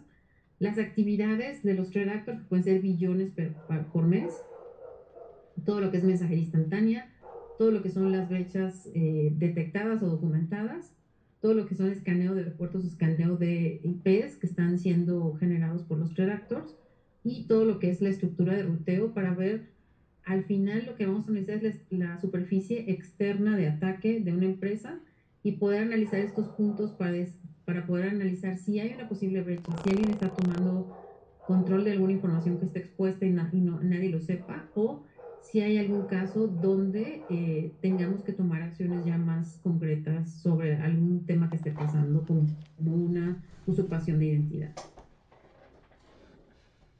Aquí lo que les comentaba del DNS pasivo global, en el caso de Blue Boyan, por ejemplo, tenemos este licenciamiento donde podemos escuchar, si vemos las áreas más oscuras, es donde hay más profundidad en la escucha.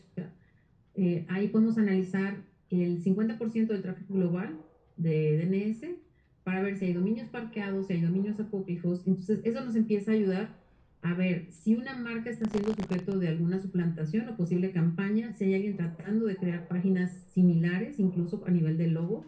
Podemos analizar incluso por imagen también, y ver cómo podemos empezar a detener este tipo de iniciativas. Entonces, son cosas del día a día donde incluso cuando las marcas tienen portales transaccionales, están expuestos a que alguien genere algún portal apócrifo y pueda estar tratando de usar o robar la imagen de la empresa para obtener información de los clientes finales. Entonces, estos son algunos de los elementos que usamos para empezar a detectar ese tipo de comportamiento. Ahorita vamos a hablar de algunos casos de uso que pueden ser interesantes y que pueden estar más relacionados con el día a día de la operación de ustedes. Aquí, por ejemplo, ¿qué tipo de cosas analizamos y qué tipo de cosas a través de nuestros servicios protegemos, por ejemplo? Entonces, toda la parte de protección de marca digital que habla mucho de justo lo que les hablaba, ¿no? ¿Cómo está la marca de la empresa? ¿Cuáles son los dominios públicos? Si hay palabras clave, si hay redes sociales asociadas, si hay aplicaciones móviles.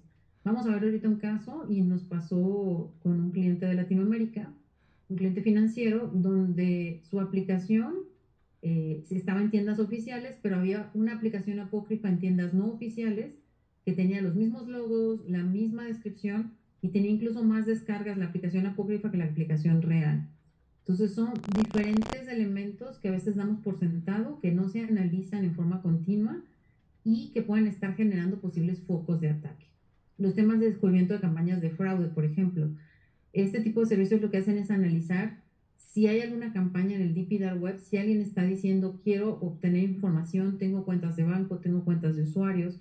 Entonces se hace una pequeña negociación con el threat actor para ver pruebas de verdad y ver si esta información que están compartiendo es real y hacer un análisis y una investigación hacia cuál fue la posible fuente de fuga.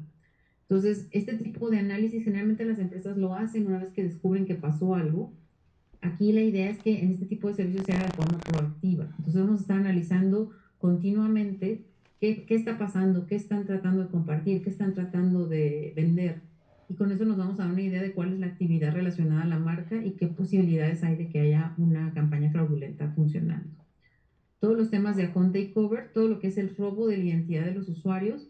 Hemos visto muchos casos, y vamos a ver uno en la presentación, donde se filtra información de los accesos de los usuarios de las compañías y hay un listado incluso de los usuarios que están filtrados para poder acceder a los recursos de la organización y poder realizar diferentes actividades. Y en muchos casos, y es algo que hemos visto recurrentemente y hay un análisis de eso que podemos compartirles, de que una empresa sin un tipo de monitoreo como este se dé cuenta a que algo está pasando, pueden pasar entre 0 y 42 días.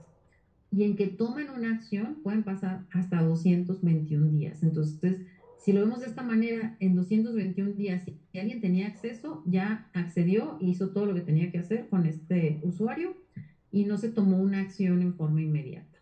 Entonces, ese tipo de estadísticas nos sirven para saber realmente si solamente la detección nos sirve o también el poder estar monitoreando y detectando continuamente nos hace la diferencia. Mismo caso para el tema de la fuga de información, todo lo que es data leakage, si hay propiedad intelectual, si hay temas que están circulando en la Deep Dark Web. Por ejemplo, hemos visto muchos casos donde se comparten muestras de bases de datos de las empresas, donde los redactores nos dicen, aquí te va una prueba de verdad, y son 600 registros de un banco, por ejemplo. Entonces, hay mucha información circulando de sus clientes finales que no queremos que esté en el Deep Dark Web o en los foros clandestinos. Entonces, queremos más bien buscar la causa raíz y atacarla de forma oportuna. Justamente de la mano con esto es todo el análisis de la superficie externa de ataque y En algunos puntos, y lo hemos visto mucho con el tema de la virtualidad y ahora con la vuelta a la normalidad, el tema de la presencia de los C-Level en los diferentes medios digitales.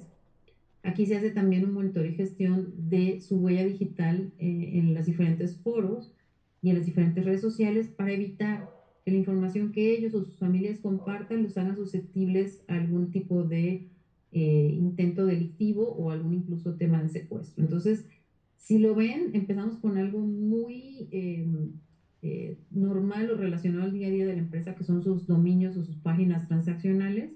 Y todo este tipo de análisis nos puede llevar incluso a la seguridad de las personas que están siendo la cara de la compañía en diferentes medios. Entonces, son diferentes elementos a analizar y que es bien importante saber cómo los estamos cubriendo, qué estamos haciendo, y si no empezamos a preguntar qué cosas pueden estar pasando en el Deep y Dark Web sobre nuestra marca que no sepamos, por ejemplo. Vamos a ver algunos casos de uso que están muy interesantes. Son algunos clientes referenciales globales que hemos visto diferentes temas de infiltración o de uso de su identidad. Vamos a ver, por ejemplo, de todo lo que es de protección de marca. Aquí es, por ejemplo, una vista de cómo, una vez que tienes un sistema de monitoreo como puedes estar viendo lo que está pasando en forma continua. Entonces, los clientes que tienen este tipo de monitoreo, como el que nosotros hacemos, pueden detectar, monitorear, gestionar y hacer la baja de los sitios apócrifos en forma inmediata. Entonces, vamos a ver algunos casos relacionados a estos. Algo que les preocupa mucho a los clientes es, ok, primero estoy en la oscuridad, no sé si algo está pasando, empiezo a tener un sistema de monitoreo y empiezo a tener un montón de detecciones relacionadas a posibles sitios apócrifos o posibles incidentes. Entonces, ¿qué pasa si estoy saturado? ¿Qué pasa si no puedo ver cada uno de los incidentes que están levantando? Entonces, la idea de este tipo de servicios es hacer un monitoreo inteligente donde de las detecciones que se realicen, se pase por toda la capa de analistas y que cuando llegue a ustedes como clientes, les llegue ya la información muy procesada y realmente, tal vez como en la lámina de estos 282 requerimientos, prácticamente ustedes lo que van a ver es, hubo 218 takedowns asociados y hubo 2 temas de información de la marca que estuvieron siendo compartidos. Entonces, la idea es hacerles la vida más fácil de ese lado, pero que a la vez tengan mayor visibilidad. Entonces, es un poco hacia donde está moviéndose la industria, el poder tener visibilidad 7x24, el poder tener este tipo de takedowns en forma oportuna y que no vaya a haber una interrupción en la transaccionalidad de la empresa porque hay algún tema relacionado a la marca.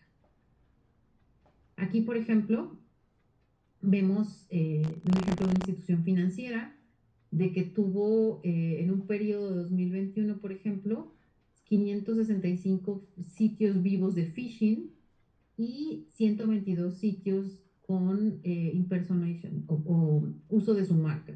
Entonces, aquí es bien importante estos números porque muchas empresas dicen, no, eso no me está pasando a mí, no, mi marca no está siendo utilizada por nadie. Y cuando hacemos este tipo de monitoreos vemos que no solo hay uno, sino como en este caso hubo 122 sitios que estaban iguales al suyo. Y cuando hablamos iguales, incluso les damos las muestras a los clientes, mismos logos, ponen información corporativa, incluso teléfonos corporativos. Y lo que tratan de hacer es a través de la mensajería o a través de los correos, tratar de robarse información de los clientes finales. Entonces, este tipo de estadísticas son bien interesantes porque empiezan a darle a las empresas una visión, uno, de qué tan atractiva es su marca para los threat actors. La otra, incluso para los ejecutivos de ciberseguridad de la empresa, poder justificar presupuestos asociados a qué tan valioso es para la empresa que la marca pueda estar siendo robada o pueda estar siendo usada para otros fines. Y posiblemente una afectación en caso de que un portal transaccional se dé de baja y se reemplace por un portal apócrifo. Entonces, ¿qué pasaría, por ejemplo, a una tienda de retail que esté dando sus mercancías en línea y que alguien pueda suplantar la página o pueda bajar la página real y empezar a transaccionar a nombre de ellos? Entonces, son ejemplos muy del día a día, pero creemos que pueden ser muy relacionados a la operación. Y aquí, por ejemplo, hablamos de social media. Están haciendo, por ejemplo, el uso de la identidad de una institución financiera y tapamos por confidencialidad los temas de logos e información, pero Este perfil en Facebook decía que era parte de esta institución financiera. Como ven, tiene información de dirección, de teléfono, incluso de horarios, y era un dominio que no estaba asociado para nada a la institución financiera, y que su propósito era decir que estaban ofreciendo créditos y que con cierta información que estaban pidiendo a través de la mensajería del perfil de la red social, poder tramitar un crédito en línea, cosa que no pasa de esa manera para un trámite real.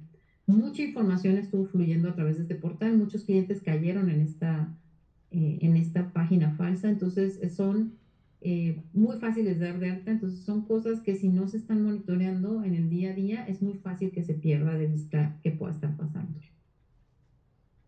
Y por ejemplo, en temas de campañas de descubrimiento de fraude, aquí por ejemplo, hay un ejemplo de una conversación entre uno de nuestros avatares que tiene reputación de hacker y un redactor a través de un canal de Telegram, compartiendo información sobre una aerolínea, en este caso de Colombia, de qué tipo de cosas podían ellos hacer. Por ejemplo, decían que ofrecían tickets robados a un precio menor y estaban viendo qué otra información podían obtener. Entonces, si ven la conversación, empieza a fluir muy de qué tickets tienes, qué fechas, cómo me los puedes habilitar. Entonces, este tipo de transacciones ocurren muy frecuentemente cuando hay una transacción, una supuesta transacción, o incluso se genera, como en este caso, generaban tickets reales para poder viajar. No era solo un intento de fraude, sino también alguien tenía acceso a poder generar tickets con un costo diferente. Entonces, ese es un ejemplo, digamos, de Latinoamérica. Y aquí en los temas de account takeover, como un redactor decía, tengo todas estas cuentas y tengo todos estos usuarios y credenciales. Aquí se taparon algunos datos de las credenciales por temas de confidencialidad nuevamente, pero los que vemos listados en donde dice showing son la cantidad de registros de usuarios internos con usuario, contraseña y otros datos de la persona que el redactor estaba compartiendo. Entonces, esta es una prueba incluso de verdad, no es la base de datos completa. Entonces, si lo ven así, es un montón de credenciales que están circulando a través de las diferentes variaciones del DP Dark Web y que están siendo ofrecidas de una empresa.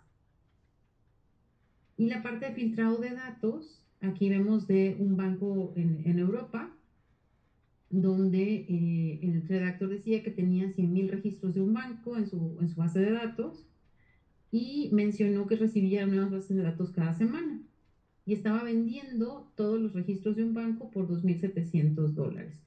Entonces, si se fijan, son transacciones de montos muy bajos, pero el impacto hacia una empresa puede ser muy alto porque a su vez al redactor no le interesa monetizar grandes sumas para no ser detectado, lo que le interesa es vender la información y poder vendérsela a tantas personas como sea posible. Entonces, ese es un poco también de la conversación que hubo. Y en muchos de los casos detectamos que este filtrado viene a través de usuarios internos que están facilitando esta información a los redactors y de ahí se empieza a ver la cadena de cómo fue la filtración de la información. Y, por ejemplo, los ataques externos de todo lo que es la superficie externa de ataque. Aquí se hizo un mapeo y es un reporte para un cliente de cómo se analizó desde afuera la seguridad de la empresa. Entonces vemos si hay hosts vulnerables, si hay puertos abiertos, si hay una comparación entre el mes anterior de cómo ha ido mejorando o empeorando este tipo de comportamientos. De estos 3 puertos, cuáles fueron chequeados, cuál es la función de este puerto para ser utilizada y si es relevante para poder empezar a hacer algún trabajo también con el cliente de poder cerrar estas posibles brechas. Entonces, como bien saben, cada vez que hacemos una actualización, cada vez que hacemos algún trabajo sobre las plataformas, luego las aplicaciones nos piden habilitar ciertos puertos. Hay puertos que luego se quedan habilitados indefinidamente y es donde empiezan a pasar este tipo de situaciones. Y por ejemplo, de Executive CyberGuard, de lo que les hablábamos de todo lo que es la protección de los ejecutivos, aquí se hizo, por ejemplo, un análisis para un ejecutivo de una empresa de la India, donde se analizó si hay información personal expuesta, si hay documentos confidenciales, si está expuesta la firma, si está expuesta la información de su familia, información de su correo, y lo que se halló fue que había 12 documentos confidenciales expuestos, 16 cuentas de social media identificadas, incluyendo un perfil sospechoso de Facebook, y referencias a su reputación de 790 referencias analizadas para esta persona. Entonces, eso lo vemos por un ejecutivo. Imagínense todo el board ejecutivo de una empresa. Tanto ellos como sus familias pueden ser objetos de este tipo de extorsiones o temas de robo de información. Entonces, si lo vemos de una sola persona, que hay 12 documentos confidenciales expuestos, multipliquemos eso por los miembros del board que puedan estar teniendo este tipo de actividad y que puedan ser sujeto de un ataque. Entonces, ¿cuánta información de la empresa puede estar siendo filtrada, incluso sin intención, dentro de los diferentes medios de identidad web? Y ese es un poquito lo que teníamos para contarles. Hay muchos casos, cosas que podemos contarles de las diferentes vertientes de ciberseguridad. Esta pensamos que es muy interesante para ustedes como empresas. Entonces, les pasamos nuestros datos a continuación con el equipo y quedamos a la espera de cualquier información. Y muchísimas gracias. Espero que disfruten el resto del evento. Muchas gracias.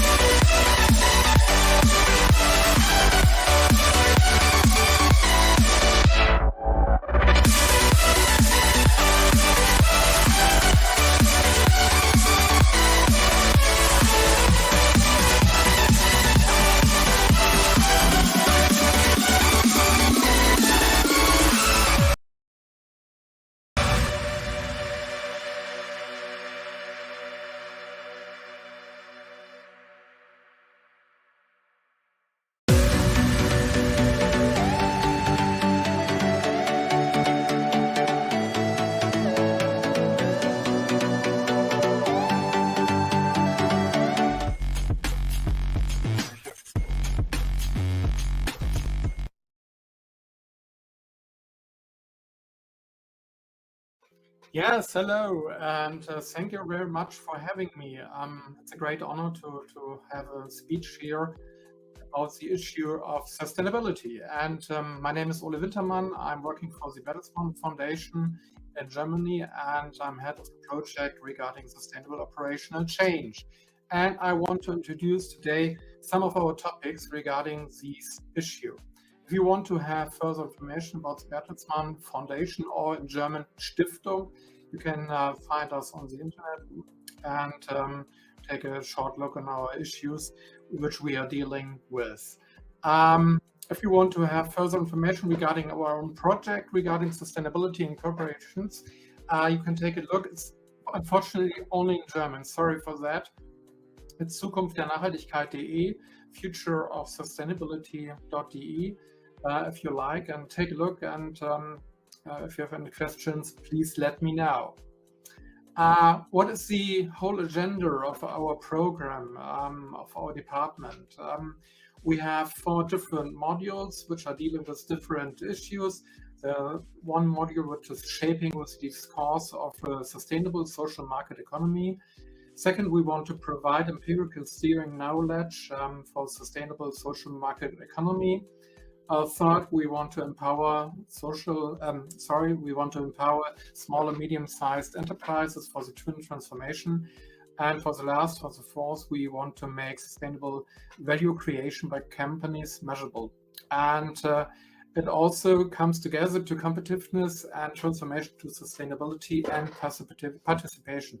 That's our program for the next 3 or 4 years in the Bertelsmann Foundation. And in on my project, we have a special study logic from the general to the specific. Last year, we released a study about the definition of transition. Twin transition means the digitization and sustainable transformation of companies. The second study has been released. It was the first case study regarding operational practice about companies and sustainability. The third study was released just 2 weeks ago, and it was a kind of meta study regarding the actual state of research. And the last step will be the transformation study. And we want to introduce you some of the results of our studies. First, the definition paper, so-called, the twin transformation to sustainability. And we gathered 15 experts from the new work, culture and community to deal and to discuss the issue of twin transformation. And twin transformation is the digitization, using the digitization for the goal of sustainability in companies. And what's interesting is that you can combine your work, especially mobile working, participation and self-determination, for reaching more sustainability. But in companies nowadays, these all elements are rarely thought of together so far.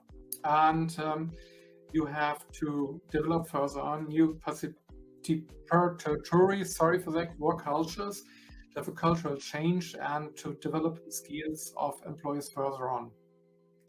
Ideally, from the point of our experts, the environment becomes a natural part of every team, of every project, and integrated part of the team. And this is able then after that to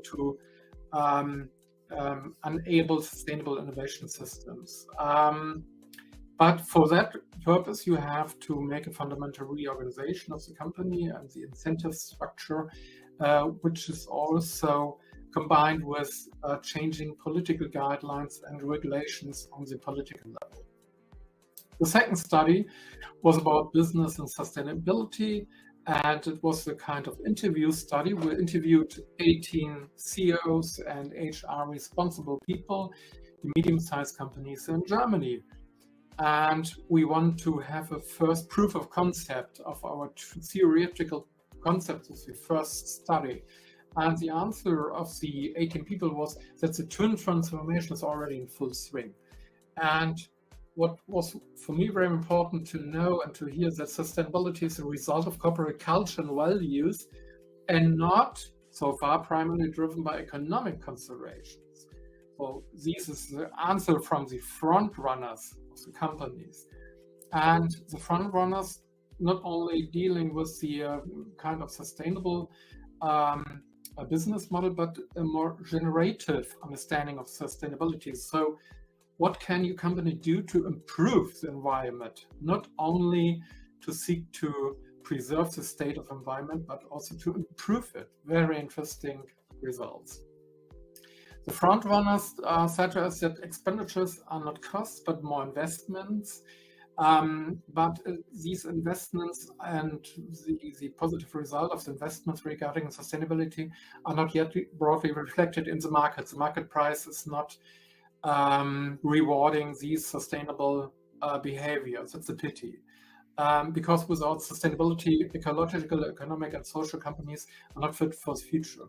And they're called for a stronger role of the state regarding tightening of standards and to have a level playing field for all companies to same external preconditions for their business models. And the third study was the meta study regarding the twin transformation. And in the meta study, we wanted to have a closer look on the state of research regarding the twin transformation or twin transition. This meta study is placed in a really complex environment, in a current global state of conflicts and debates. You know all these points as well. You have new work which is an enabler for example, for sustainability. You have digitization, which can also enable new work, but also can hinder more sustainability as a result of rebound effects. You have the Ukraine war right in the center, which boosts and endangers sustainability. We have Corona, which also boosts different developments. And our goal of the meta study was to combine and to have a closer, complex look at all these interactions and to have some results of it. We want to have a qualitative, not a quantitative, but a qualitative look at scientific findings. And we want to identify relevant entrepreneurial fields of action and success factors. And for that purpose, we identified in the first step about 500 studies, podcasts, and blogs, only in German. It's only Germany. We identified these first hits, which deals in any way with the twin transition. And after pre-selections and a result evaluation, all these 500 hits resulted in 122 relevant hits.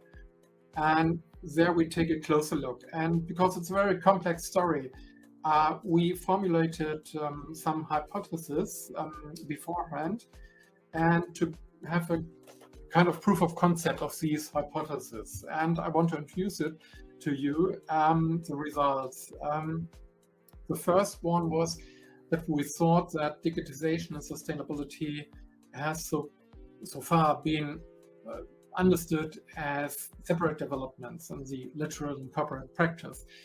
And so therefore, the twin transformation had not yet found its way into general usage in the companies. And yes, it can be confirmed. The need for clarification of the concept really remains very strong, because there are different imaginations and understandings of twin transformation, digitalization, sustainability, and so there has to be clarified. The second hypothesis has been that these three dimensions of sustainability, ecological, social, and economic, are of equal value and weight, and that's not true.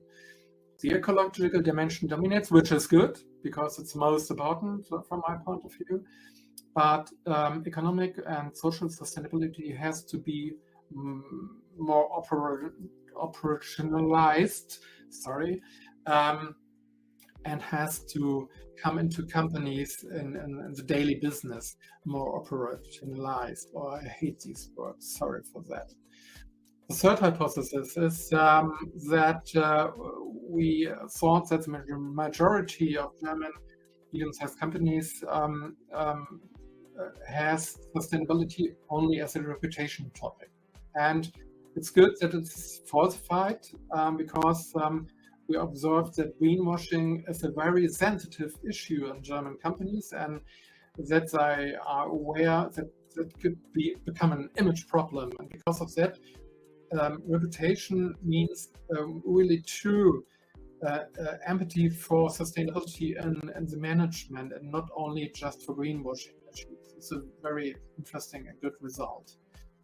The next hypothesis is that sustainability offers solid business management potential, but regarding on the way or through the reduction of resource consumption and through more attractiveness for employees.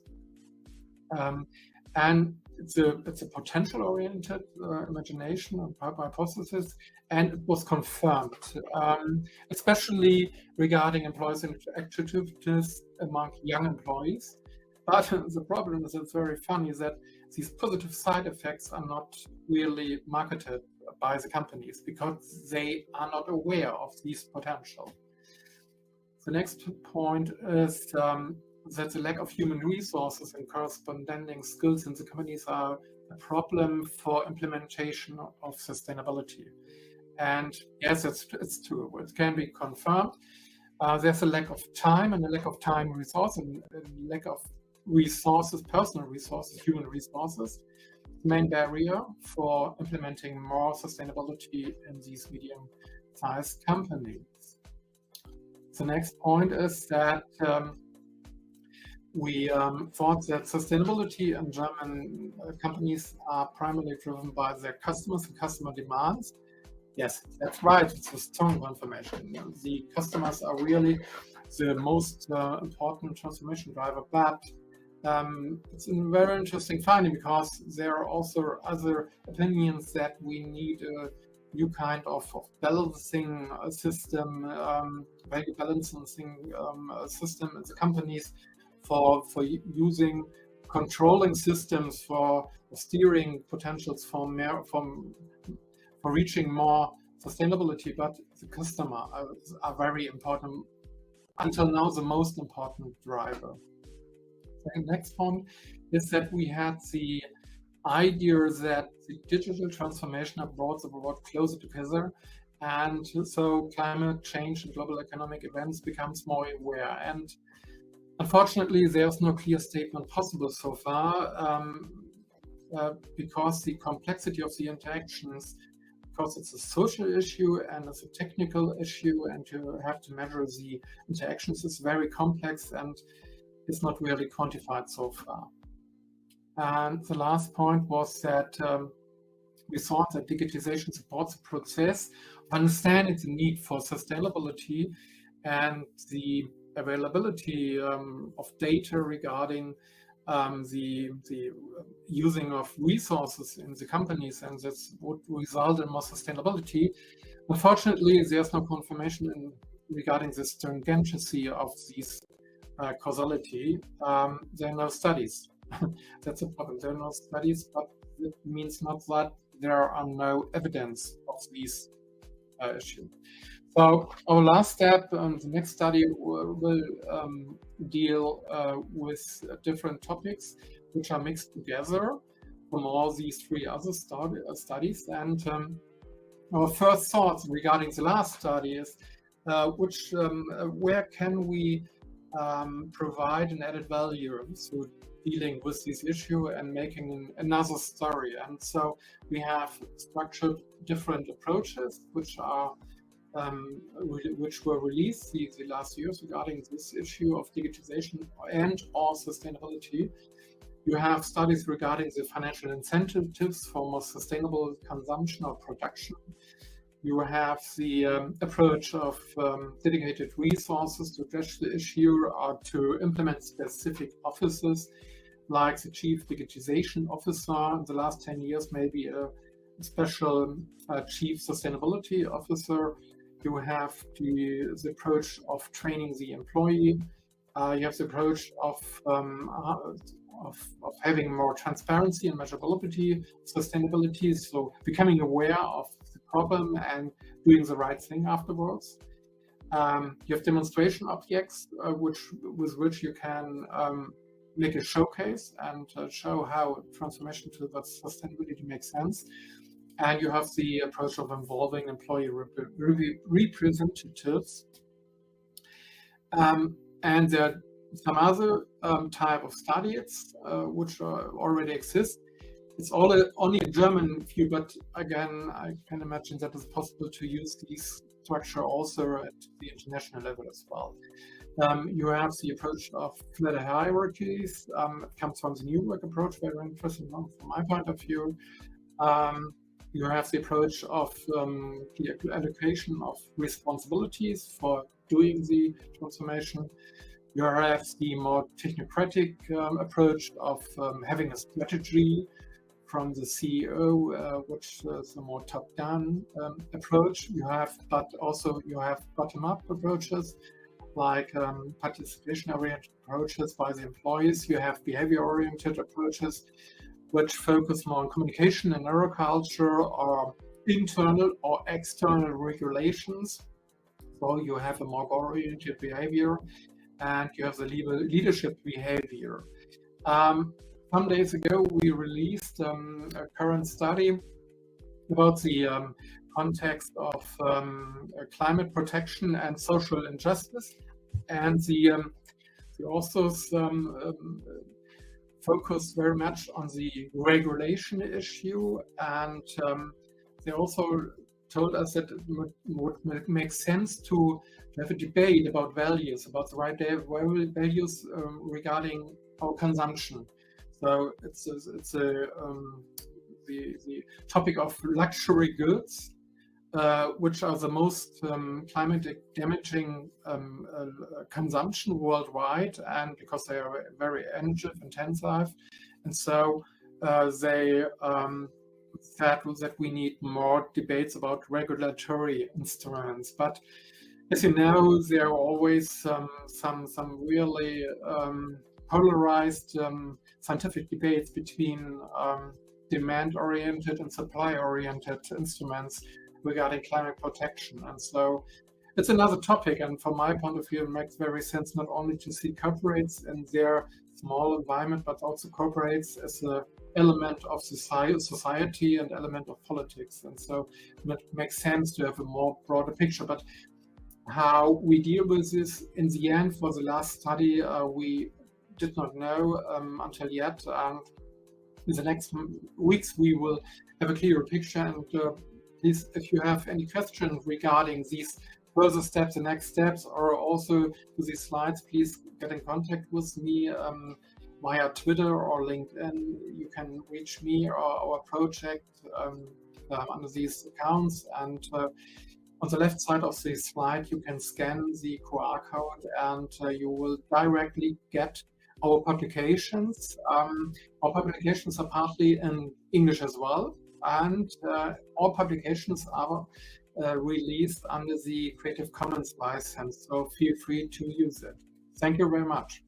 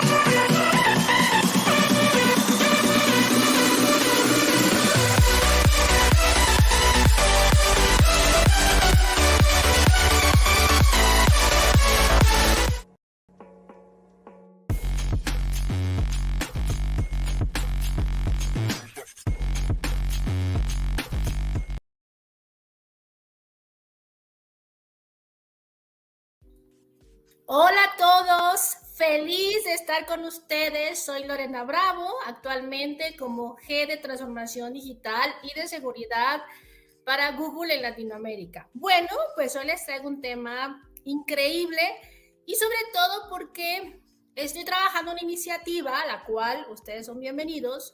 Más allá de la transformación, nos vamos a ir, ¿qué es lo nuevo? ¿Metaverso? Me vas a decir, no, pero eso todavía no está funcionando. Bueno, ya tenemos los pasos para crear todas estas nuevas iniciativas de negocio. En los últimos años he estado 20 años trabajando con seguridad y sobre todo en estos modelos de inteligencia artificial. Y va a llegar su momento, ¿saben? ¿Qué es lo que vamos a empezar a modelar? ¿Estamos preparados para crear esos negocios digitales? Ustedes saben cuáles son los pasos. Si son emprendedores, si quieres desarrollar tus habilidades en esta carrera, bueno, este es el espacio y vamos a compartir una agenda increíble. Primero que nada, ¿qué es lo nuevo en transformación digital? Porque ustedes saben que esto ya venimos años trabajando y hace cerca de unos 3, 4 años empecemos a hablar de metaverso y ya estamos listos para este paso, pero hay nuevas vertientes. ¿Cómo es la arquitectura y anatomía? Potencial de mercado. Y por ahí les traigo unas sorpresitas. A mí, de verdad, me sorprendieron. Lo más importante. Y estoy trabajando en comunidades. De hecho, voy a iniciar muy pronto un programa de lo nuevo en transformación digital. Para, si ustedes están interesados, son bienvenidos. Pero lo más importante es cómo construir los nuevos negocios digitales. La privacidad. Ese es un tema que está creciendo en Latinoamérica y sobre todo, si bien nos estamos exponiendo a estas tecnologías digitales, ¿qué hacemos para proteger los datos? Los peligros que existen y sobre todo esas tendencias de metaverso para 2023 y cómo podemos prevenir los riesgos. Bueno, he estado trabajando un modelo de transformación digital, pero ya este nuevo concepto, ustedes saben que ha evolucionado. Y en esta evolución, antes hablábamos de cómo mejorar procesos, ¿se acuerdan? De cómo ser más óptimos, hablábamos de agilidad, de design thinking, de manejo del cambio. Eso fue una etapa inicial. Ahora hablamos de cómo construir estos negocios, pero además tiene que ser muy rápido, porque ya no tenemos tiempo para ser distinto en el mercado. Les presento una metodología que además es muy práctica, con la cual vamos a construir negocios digitales. Y bueno, ¿cómo empiezo? A ver, platícame bien. Primero que nada, partimos de una estrategia, pero no es esa clásica estrategia de voy a crecer 10% en revenue. No. De valor digital. Por ejemplo, tú me vas a decir, a ver, yo trabajo en un negocio financiero en el cual mi 60% de los clientes hoy día lo trabajo de forma manual, es decir, tradicional. Y los quiero convertir a un potencial de negocio donde los atienda digital, es decir, que me puedan visitar en mi página, en mi aplicación, ya en mi oficina del metaverso, incluso las operaciones las puedo hacer con blockchain. Bueno, ¿cómo hago para poder mover estos clientes tradicionales hacia el canal digital?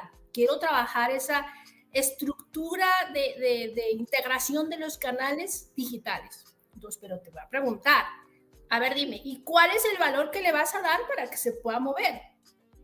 Ah, mira, estaba pensando. A ver, ¿tienes tu journey? Journey es ese caminito, por ejemplo. Si vas a dar de alto a un cliente ahora en tus servicios financieros, ¿cuánto te tardas? Ah, mira, es que tiene que ir a la sucursal. Y si quiere consultar su saldo, tiene que ir a la sucursal. Entonces, ¿cuál es el valor digital que le puedes dar a un cliente en el nuevo modelo? Que pueda hacer un clic y en 3 segundos ya tiene ese saldo o puede dar de alto un servicio nuevo. Ah, eso suena interesante. Entonces, vamos construyendo ese journey, esa estrategia para poder caminar hacia ese nuevo modelo digital. Pero esto, vamos a ver algo importante. Esto lleva cultura y talento. Y es completamente en un modelo digital. Puede ser que tengas gente de otras partes del mundo conectada en esta plataforma y que no estemos en esa relación de persona a persona. Es un modelo completamente distinto. Bueno, ¿y cómo le hago? ¿Cómo los motivo? ¿Cómo recluto ese talento que necesito para este nuevo modelo digital? Lo vamos viendo. Construir un negocio digital parte de cuál es el valor, qué gente necesito, incluso ¿Qué herramientas? Puede ser que tengas asistentes digitales y esos son los que están atendiendo la primera línea de tus clientes, o puede ser que tengas un equipo de forma presencial en alguna oficina atendiendo todos los canales, pero ¿cómo va a ser ese mecanismo? Y los procesos, si ahora me dices que vas a la oficina y en el nuevo mecanismo va a ser conectado digitalmente, entonces hablamos de blockchain, ¿lo has considerado? O quizá de la conexión con diferentes dispositivos a través del metaverso, a través de IoT y estas tecnologías nuevas que estamos conociendo. La agilidad va a seguir siendo un mecanismo para que esto, imagínate que cada semana estés entregando una funcionalidad nueva, ¿no sería fantástico? De que tus clientes se emocionen de ver todos los nuevos servicios que vas ofreciendo y te recomienden y seas parte de su vida en el negocio que estés pensando. Algo importante que está aconteciendo es la adopción de cloud. Si bien hoy podemos encontrar que existe todavía tecnología on-premise en tu oficina, la migración cada vez va a ser más importante. ¿Por qué? Primero por los temas de seguridad. Imagínate, tienes que cuidar cada espacio de tus aplicaciones, en tus oficinas, o si estás pensando incluso en un negocio como emprendedor. Es mucho más barato llevar un journey hacia la nube y poco a poco ir habilitando tu aplicación, la integración con tu aplicación, o si la quieres desarrollar. Imagínate desarrollar una plataforma completamente disruptiva. Y además dar esos pasos para tenerla en los diferentes dispositivos, llámese metaverso o aquellos que existan. Estamos caminando en un rumbo tan rápido en el cual la velocidad está aquí, en nuestra inteligencia.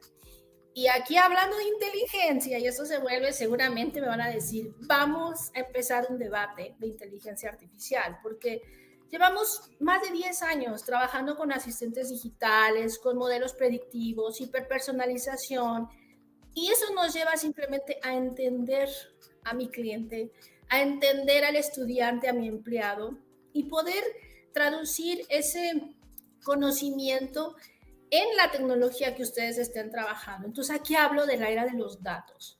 Los datos ya no nos sirve tenerlos aislados, necesitamos conectarlos, darles valor. ¿Por qué? Porque iniciamos con valor, ¿están de acuerdo? Y viene otro tema importante para poder definir este negocio digital y es el costo. Hoy estamos en una era en la cual cada dólar es sensible, cada peso que gastamos en tecnología tiene que tener un retorno. Entonces, ¿cómo consigo ese retorno digital? Porque estamos hablando de un nuevo modelo de negocio, quizás sea híbrido. Y hablamos de una nueva forma de trabajar esta proyección de los costos. ¿Cómo voy a invertir y cómo voy a ir obteniendo este retorno?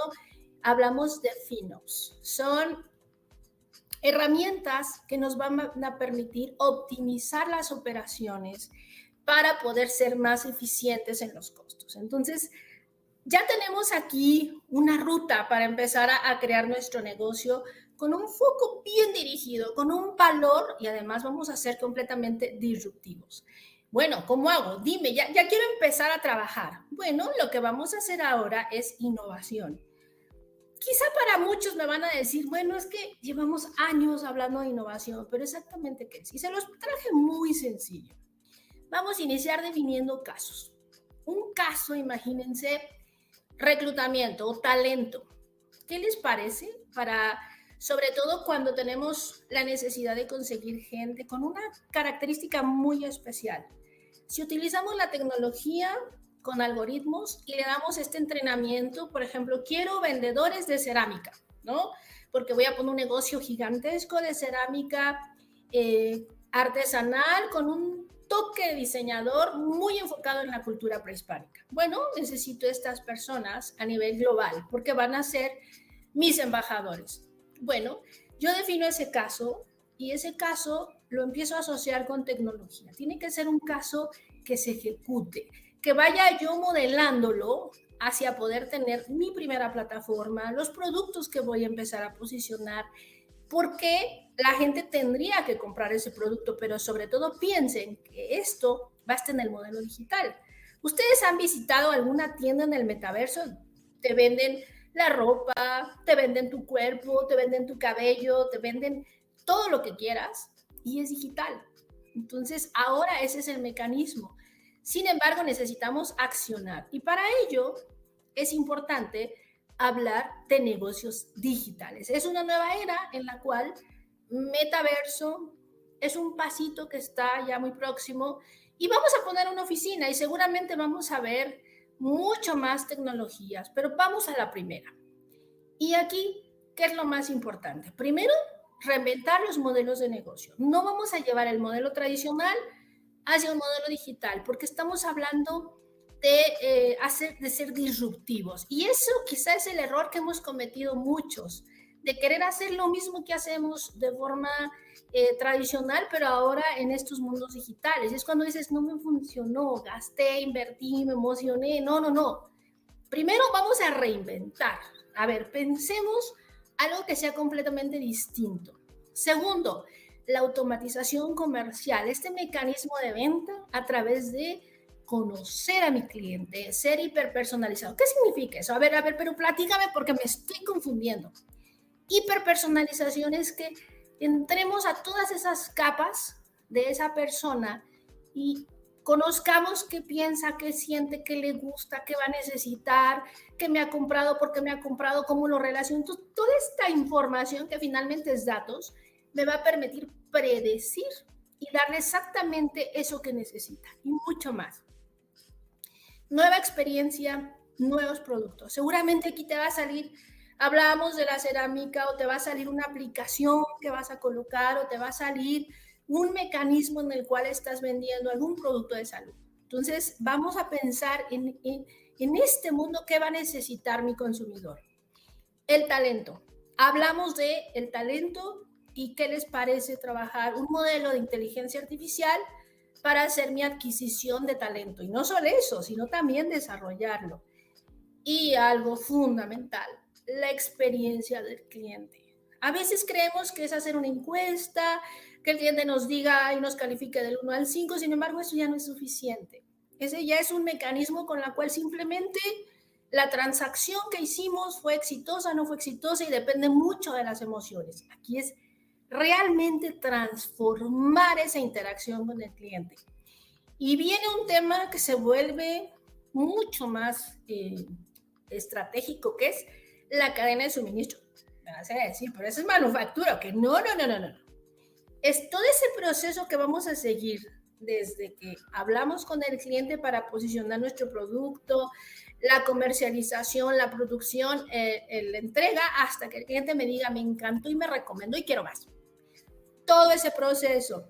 Y aquí entran tecnologías como blockchain, como la automatización, como el tema de microservicios. Bueno, podemos hablar de muchas cosas aquí. Sin embargo, en este metaverso, que es un caso muy específico, esa interacción que vamos a tener de las personas en cualquier parte, que van a estar en un entorno virtual a través de diferentes dispositivos, diferentes tecnologías y frameworks de metaverso, el que podamos hacer negocios aquí. Entonces, ¿cómo podemos trascender? Y aquí es donde hablamos de esta diferencia, no solo hablar de metaverso, sino trascender nuestro rumbo digital, nuestro journey digital. Esa sería aquí la estrategia. Si solamente habláramos de metaverso, es cómo construir esa experiencia en el Internet del futuro, la web 3.0. Vamos a ir más allá. ¿Cómo yo me preparo ahora para construir un negocio? Ahora, si alguien está pensando, a ver, yo soy estudiante, soy emprendedor, bueno, hablemos de los nuevos puestos que vamos a tener. Arquitectos para estos nuevos modelos digitales de metaverso, diseñadores. Imagínate un experto en recursos humanos con inteligencia artificial en metaverso. Es infinita la cantidad de nuevas funciones que vamos a tener. Y mi pregunta, ¿estás preparado para eso? ¿Ya lo habías visualizado? ¿Se te ocurre hacer aquí algún proyecto? Bueno, estamos en el perfecto momento. ¿Y cuál es la arquitectura? Esto solamente es un mapa para que se den una idea del mundo digital. Ustedes lo pueden ver en la capa superior y ese es el que vamos a construir con este modelo disruptivo. ¿Cómo va a ser esa vida digital? ¿yo qué valor tengo para esa vida digital? Si va a ser conectando a través de videojuegos, con comunidades, con escuelas, con tiendas, con grupos, yo quiero algún servicio que me pueda dar el gobierno, un servicio de salud. Hace poco vi un caso de los hospitales que ya se dan de forma remota con IoT, con blockchain, con inteligencia artificial, y puedes consultar a un médico en Dubái muy bueno y estar en un centro de médico en la Ciudad de México y estar con tu médico local, y a la vez te están haciendo una revisión en un hospital donde está la especialidad. ¿Te imaginas avanzar incluso a que te puedan dar un tratamiento, una cirugía? Eso es posible. Y de verdad ya está listo. Ahora, ¿a ti qué se te ocurre?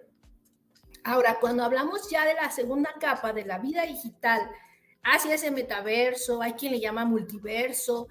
Imagínate un mundo de colaboración en donde conectas esos mundos digitales.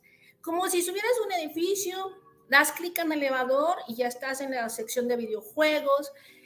Quizá tienes tu negocio, le das clic y estás en tu negocio digital, te vas a tu banco, te vas a tu fábrica, vas a atender tu equipo de talento y todo eso en la misma capa. Ahora puede ser, ahora estamos trabajando con avatars, pero también en estos ambientes digitales puedes empezar a dar servicios. Y esos servicios son los que puedes monetizar y ahí se vuelve súper divertido porque estamos hablando ya cómo hacer negocio en esta era digital, con interacción, con feedback. Por ahí ustedes van a ver Big Data, pero todos estos modelos de inteligencia artificial nos van a dar ese conocimiento para poder ir enseñando esta maquinaria a poder tener un aprendizaje de negocio, que ese es lo que nos interesa en este momento, conectando el mundo humano, que le llamamos, con el mundo digital, y aquí es donde en la industria le llaman Figital. Es un concepto donde hacemos esa interacción. Puedes estar en una tienda, en el súper, y consultas vía en línea si el producto no tiene buenas recomendaciones, o te puedes ir al mundo digital y ahí haces tu compra y vas y lo recoges en la tienda. Entonces, esa es una realidad, y en esa realidad viene algo sumamente interesante que me encanta presentar, y es cómo yo, partiendo de un caso de negocio, ya pensamos, quiero dar valor en este mundo digital. Acuérdense que vamos a empezar a diseñar ese caso, que puede ser un caso médico, un caso de colaboración. Imagínate poner una comunidad donde puedas ofrecer servicios de networking, puedas hacer una escuela digital, wellness, temas de entretenimiento, temas sociales, bueno, el que tú quieras. Necesitamos una capa de comercio electrónico, ¿cierto? Que aquí varios me han dicho, mira, yo ya estoy diseñando unos NFTs buenísimos. Hay quien está trabajando con servicios o está trabajando con criptomoneda. Bueno, esto se va a volver divertidísimo.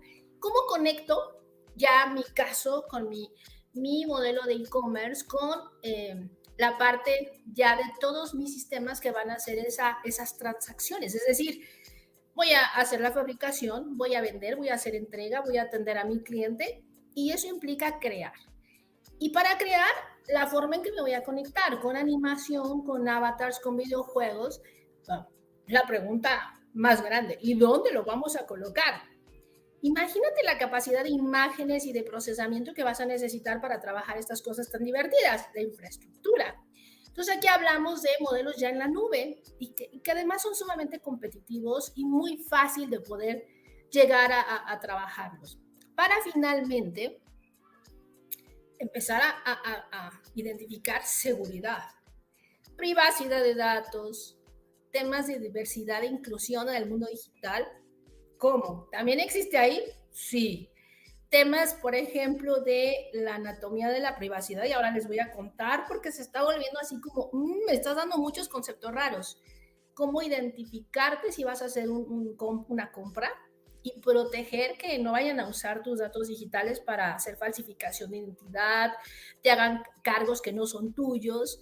La seguridad, imagínate la seguridad psicológica, tanto de tu equipo de talento en recursos humanos como de tus clientes, que imaginen que ese espacio digital que estás construyendo es seguro para la familia, para la empresa, y sobre todo temas de ética. Entonces, aquí tenemos tres situaciones. Primero, yo defino mi caso, ya, eso ya hablamos. Voy a empezar a coleccionar las escenas que va a tener mi caso, es decir, la arquitectura que voy a diseñar. Van a ser edificios, va a ser el campo, es decir, ¿qué escenarios?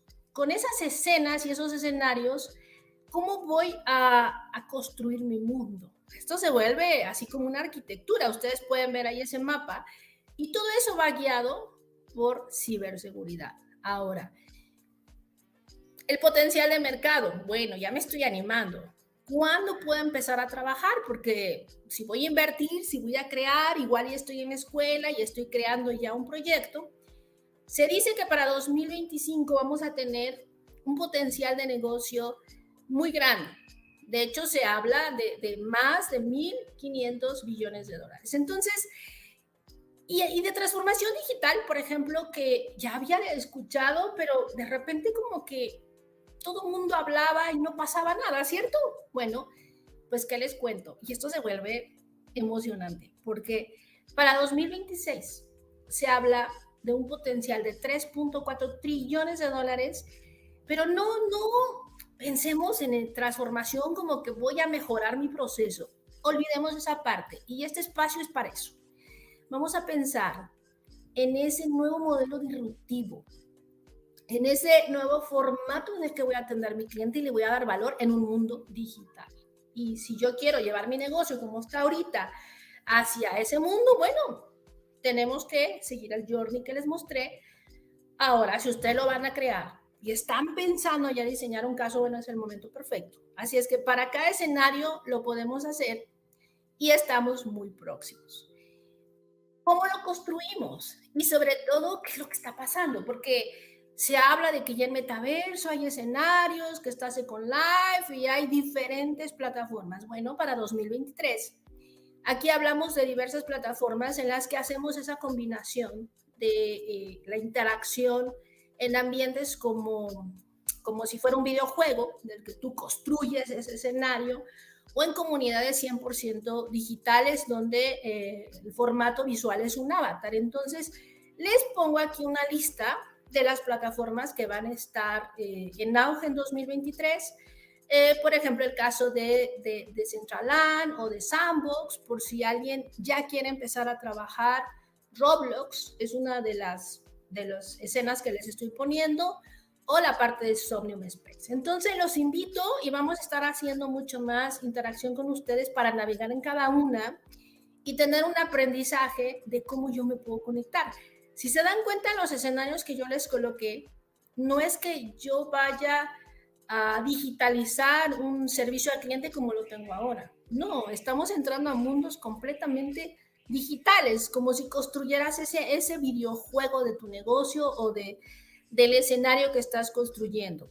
Ahora, les coloqué una guía de algunos ejemplos que están súper acotados, con los cuales ya podemos empezar a trabajar. Si te gustaría un formato de cómo sería el mundo digital en clientes, por ejemplo, si tú quieres acelerar la experiencia de cliente a través de espacios virtuales, bueno, ese es un caso perfecto porque quieres tener ese acercamiento, conocer a tu cliente y trascender con ese cliente y que estés muy cerca de él en las necesidades que tiene, sea cual sea. Bueno, ese es un espacio que te puede ayudar. O la personalización en algunas campañas digitales. Hay quien me ha dicho, es que ya no tengo contenidos que colocarles en las campañas.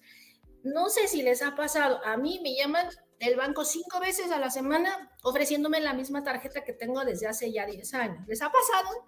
Y dices, pero ¿cómo? ¿Que no me conoces?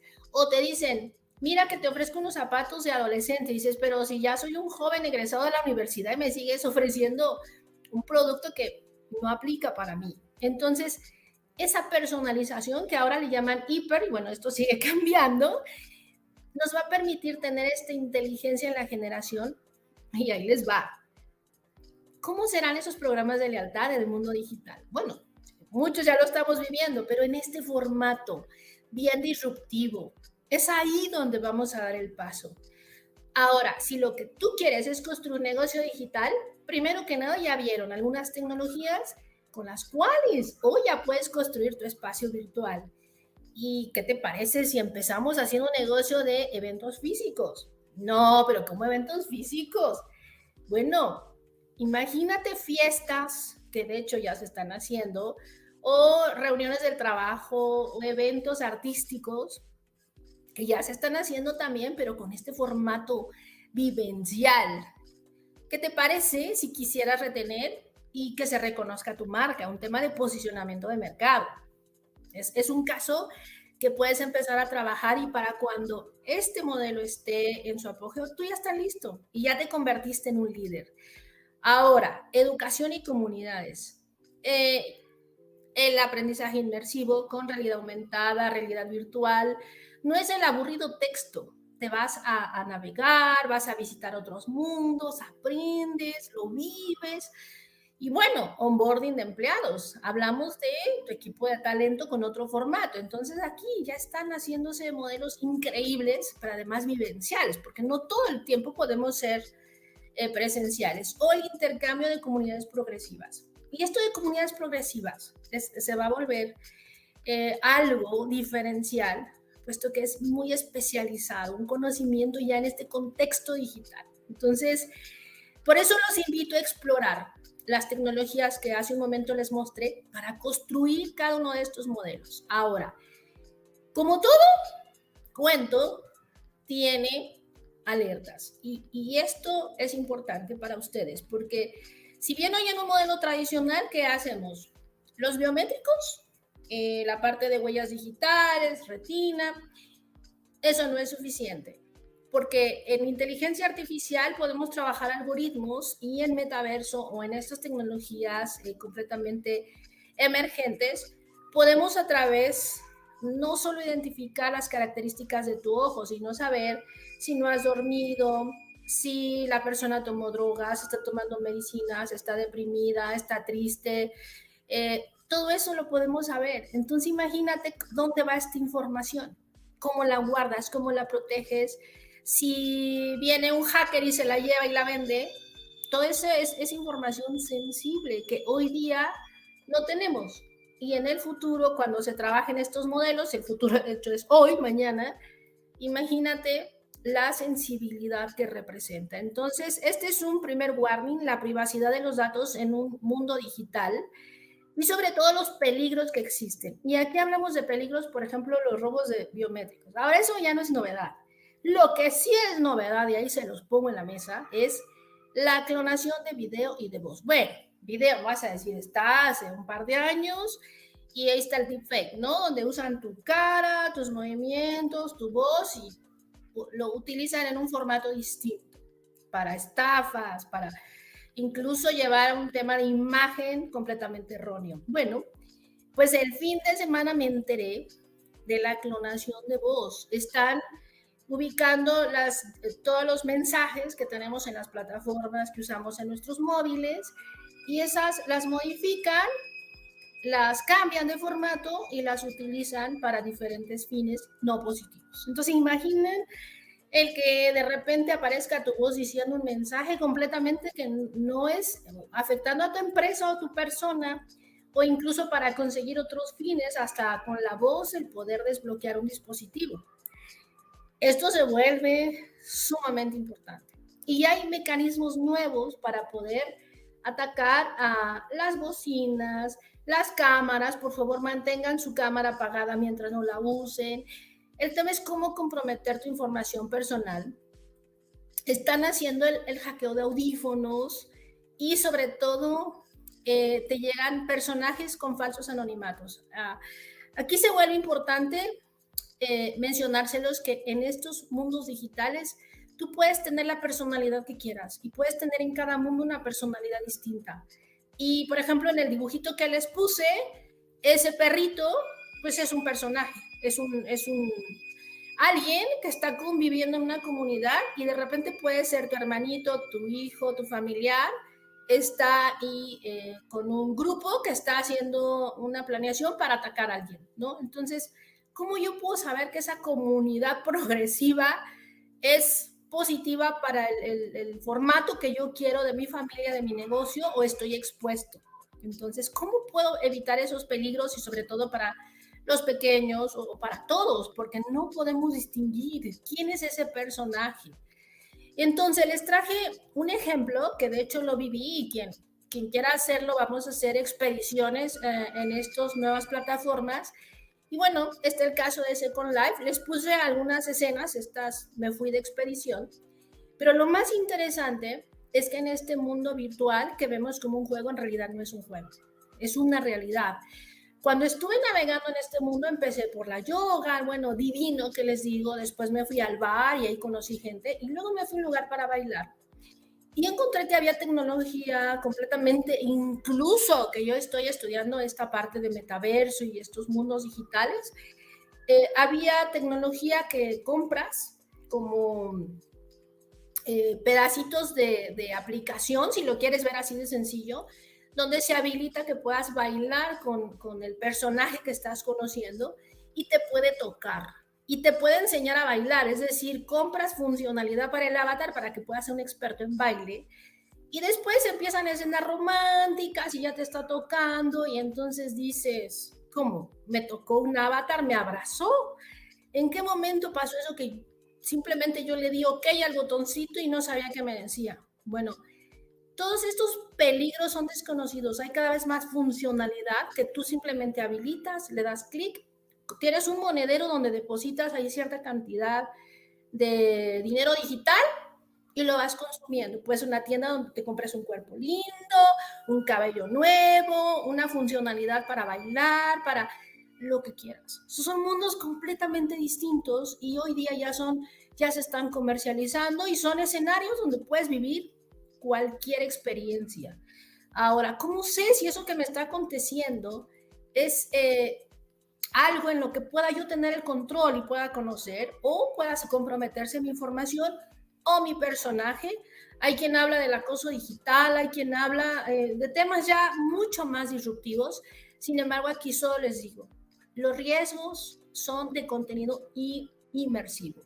Entonces ahí sí estamos trabajando mucho con el tema de educación y sobre todo de prevención. Entonces, se van a encontrar en el mundo del metaverso que ya se están trabajando con estándares en la taxonomía de seguridad. Aquí les puse un ejemplo. Quien esté más interesado nos escribe que vamos a estar compartiendo material en el cual ya se está identificando cuáles son los frameworks que vamos a trabajar para poder identificar una persona, que me pueda mostrar que es Lorena y que su tarjeta le corresponde y puede hacer uso de ella, o cómo yo puedo identificar que esos 10 personajes son la misma persona y no hay uno que me esté ocasionando un riesgo. Ahora, la prevención. Esto, por ejemplo, de la experiencia en Second Life, ustedes ven ahí dos chicos y realmente es la misma persona. Ven una persona completamente, digamos, en un formato de que va a la universidad y el otro como si pues si estuviera sin alguna actividad, es la misma persona. Y imagínate que tú estás en un parque digital y se acercan los dos y se presentan con nombres distintos, ¿no? El primero te pregunta cuál es tu nombre real y tú se lo das. ¿Dónde vives? Y se lo das. ¿Qué estudias? Y se lo das. El segundo te pregunta y tú lo ves y dices, no, yo no te doy nada. Pero era el mismo personaje. Entonces, ¿por qué le dimos ese dato digital en una experiencia digital? Es que se veía decente. Es que estás en un mundo completamente distinto en el que no tenemos ese control. Entonces, si hablamos desde el punto de vista tecnológico, ¿cómo yo puedo identificar que esas dos es la misma y que puedo yo hacer un negocio con estos personajes a través de este mundo digital? Ahí es donde viene esta parte, por ejemplo, de gestión de identidades, acceso. Los biométricos ya vieron que no son los biométricos que teníamos en el primer set, o sea, viene todo un cúmulo de información que además va creciendo dependiendo de la situación. La prevención de ciberacoso y cibertatuajes, es decir, lo que pasa en esta historia digital se queda. Entonces, eso nos vuelve mucho más sensibles y sobre todo para el tema de seguridad en niños, niñas, que ahí es donde, por cierto, tenemos programas donde estamos trabajando con programas para niños hacker, niñas hacker y con todos estos controles y y les mostramos qué pasa del otro mundo digital. Entonces también si están interesados, háganoslo saber, que ahí tenemos programas muy bonitos para mujeres hackers, niños, y es algo que sobre todo nos va a dar esta información para poder trabajar la concientización y capacitación, sobre todo en temas que podamos supervisar en la divulgación de datos que puedes compartir y que no, si lo ves tú como usuario, pero si vas a poner tu negocio y les vas a pedir datos, hoy día manejamos temas de privacidad, pero esto se está transformando para poder manejar una gestión de riesgo, porque si hablamos, ¿se acuerdan que vamos a procesar los datos para poder dar un servicio, un producto? ¿Cómo vas a controlar esto?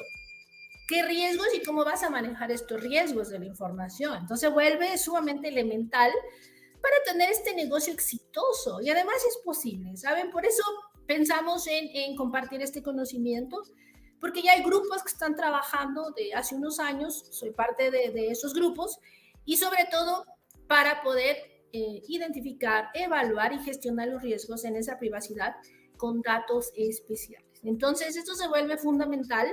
Y bueno, termino esta presentación. De verdad, feliz de compartir conocimiento.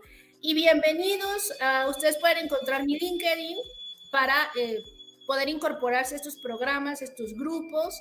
Y yo encantada de compartir información o que armemos alguna charla en particular. Muchísimas gracias y que tengan un excelente día para todos.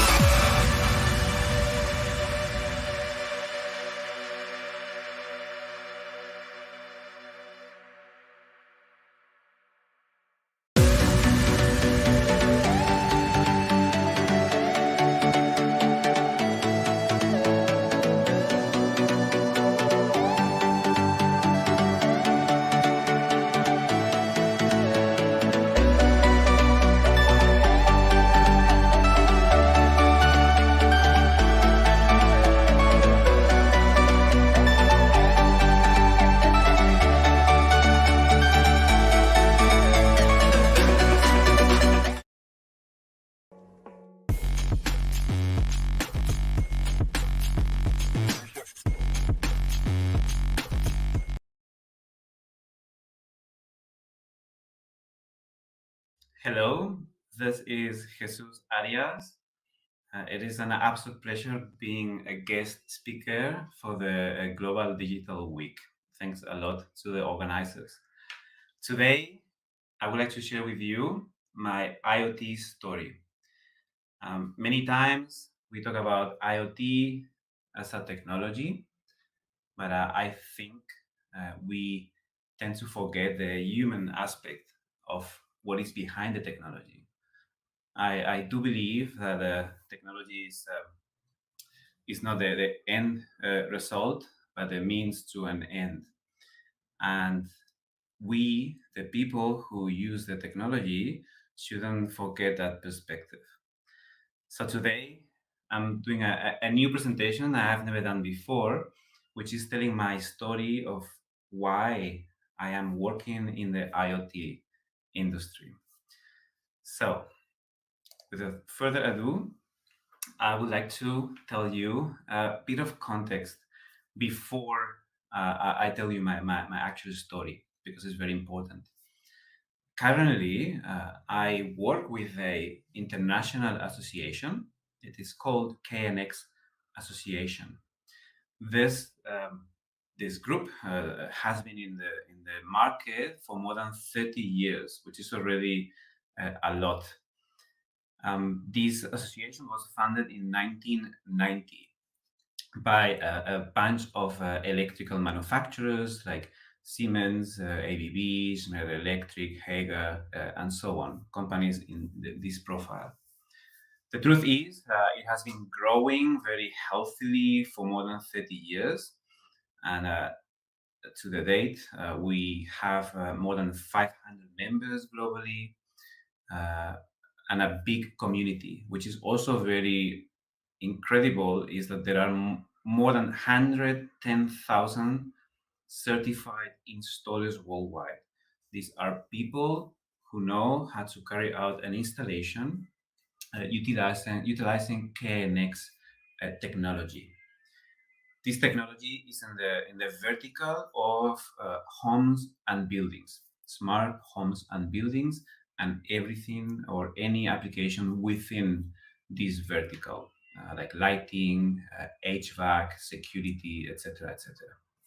So this is the association, this is the vertical, and this is the community where I am involved with. This translates in actual technology. This, what you can see now, is the technology landscape of the KNX association. The association creates the specifications. It's actually an international standard. And these specifications are utilized by the members to develop products, solutions, services in the vertical of smart homes and buildings. This section on the left has been in the market for more than 30 years. This is a protocol that allows devices to communicate with each other, to understand each other. They share information, they both understand. Very quick example, you can grab a thermostat from Schneider Electric and a HVAC controller from Siemens. These are competitors, right, in the market, but these two devices work together in the same network. This is really amazing. This has been realized with communication media that is specific to KNX. There's a twisted pair and radio frequency. Many years ago already, when there was a need to communicate with IP, right? These telegrams, these protocols were wrapped in an IP telegram, and there we go. You can access this from IP. But this is now, since 2 years ago, there is the new IoT branch. So what is IoT? Is the digitalization of this technology to become IP native. So this is, when people ask me, what is IoT in your industry? This is it. This is it. It is a technology that has been existing for more than 30 years. It expands the landscape with native IPv6 technology. So this is very important to keep into consideration. Don't worry, I've went too technical. We'll come back here in a few slides to understand better the actual outcome of this. Now, allow me to share with you my story.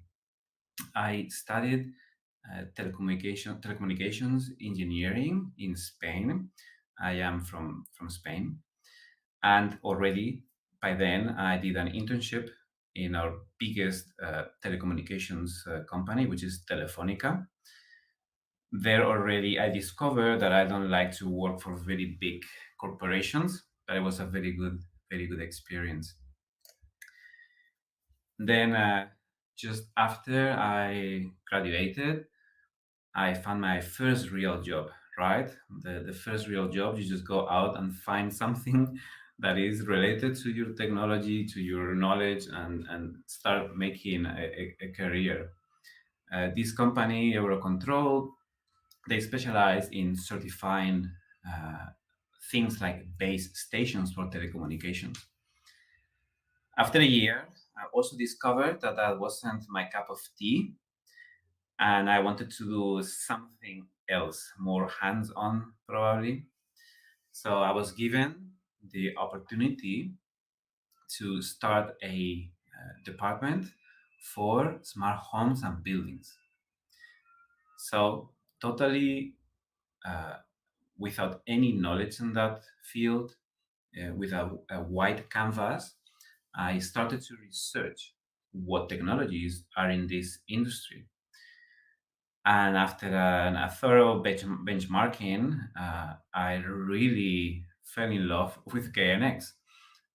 I thought the philosophy of being vendor independent, international standard, really fulfilled my understanding of what a technology should be. So I did what they call the KNX partner course, which is to understand how the technology is applied in a real installation. And I really loved it. Yet, after a while, I realized, like many people from Spain, that if you don't speak English, you barely will make it far. So I had to learn English. And what a better way than going to an English-speaking country. So I decided to go to Ireland. Well, I didn't speak English much by then, but I did speak KNX. So thanks to this, I found a job in less than a month in a company that did system integration using KNX technology.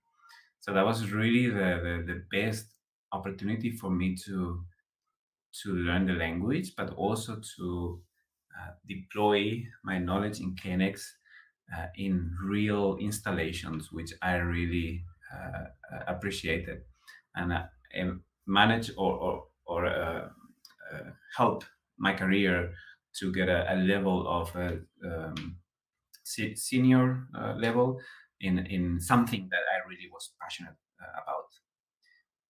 So after that, moved back to Spain, and with this knowledge in my backpack, I wanted to continue in this industry. And then I came across a very little manufacturer of KNX equipment. That was a total surprise for me, that there was a KNX manufacturer in Spain. And then I saw they had open positions, and I contacted them. And just after a few interviews, I ended up working at Zenio. So I became a technical director.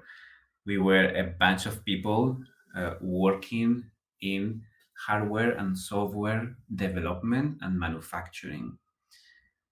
Well, the experience was priceless because I could work in what we could call a startup these days, doing pretty much everything from hardware design to software development, support, making the company international, It was a really, really good experience, and I could really understand the technology from within, the actual development of hardware products. But after a while, other interest arise, and I wanted to become international again and find out more in other parts of the world. So I went to another side of the world, Africa. I was living in South Africa for 3 years, and that allowed me to work with local companies which were doing homes and buildings with the goal of saving energy, especially because the energy is a scarce resource in those countries. So that also allowed me to do flagship projects, like in Kenya, the first KNX installation in that country, as well as the first KNX installation in Seychelles, and in resorts, hotel resorts, in private islands, which I won't deny, it was an absolute pleasure working there. But at the same time, I had other interests. I always liked the sustainability aspect of the construction of green buildings. And I was learning about LEED, which is Leadership in Energy and Environmental Design. And I thought it was a great match with the KNX technology. So LEED certifies buildings which are green or sustainable based on different criteria. And then after studying this LEED certification, I realized that KNX could fulfill or contribute, enhance this green building certification. So I created a draft idea, and then I found someone to work with me in the project, and we wrote a book which was KNX for LEED. And luckily, one day I met the CEO of the KNX Association, and I offered him this book to be published under the KNX Association, and that was the beginning of a love story. After that, I started to collaborate with the KNX Association in specific projects. For example, after I became a KNX tutor to teach KNX in training centers, I did, for instance, the first training course in KNX partner course in Japan. Or I carried out several roadshows about the KNX technology, how to develop, manufacture hardware and software devices, solutions for or using the KNX technology, like in Southeast Asia. So we went to India and Malaysia, Indonesia, Singapore, to all these places, spreading the word of KNX.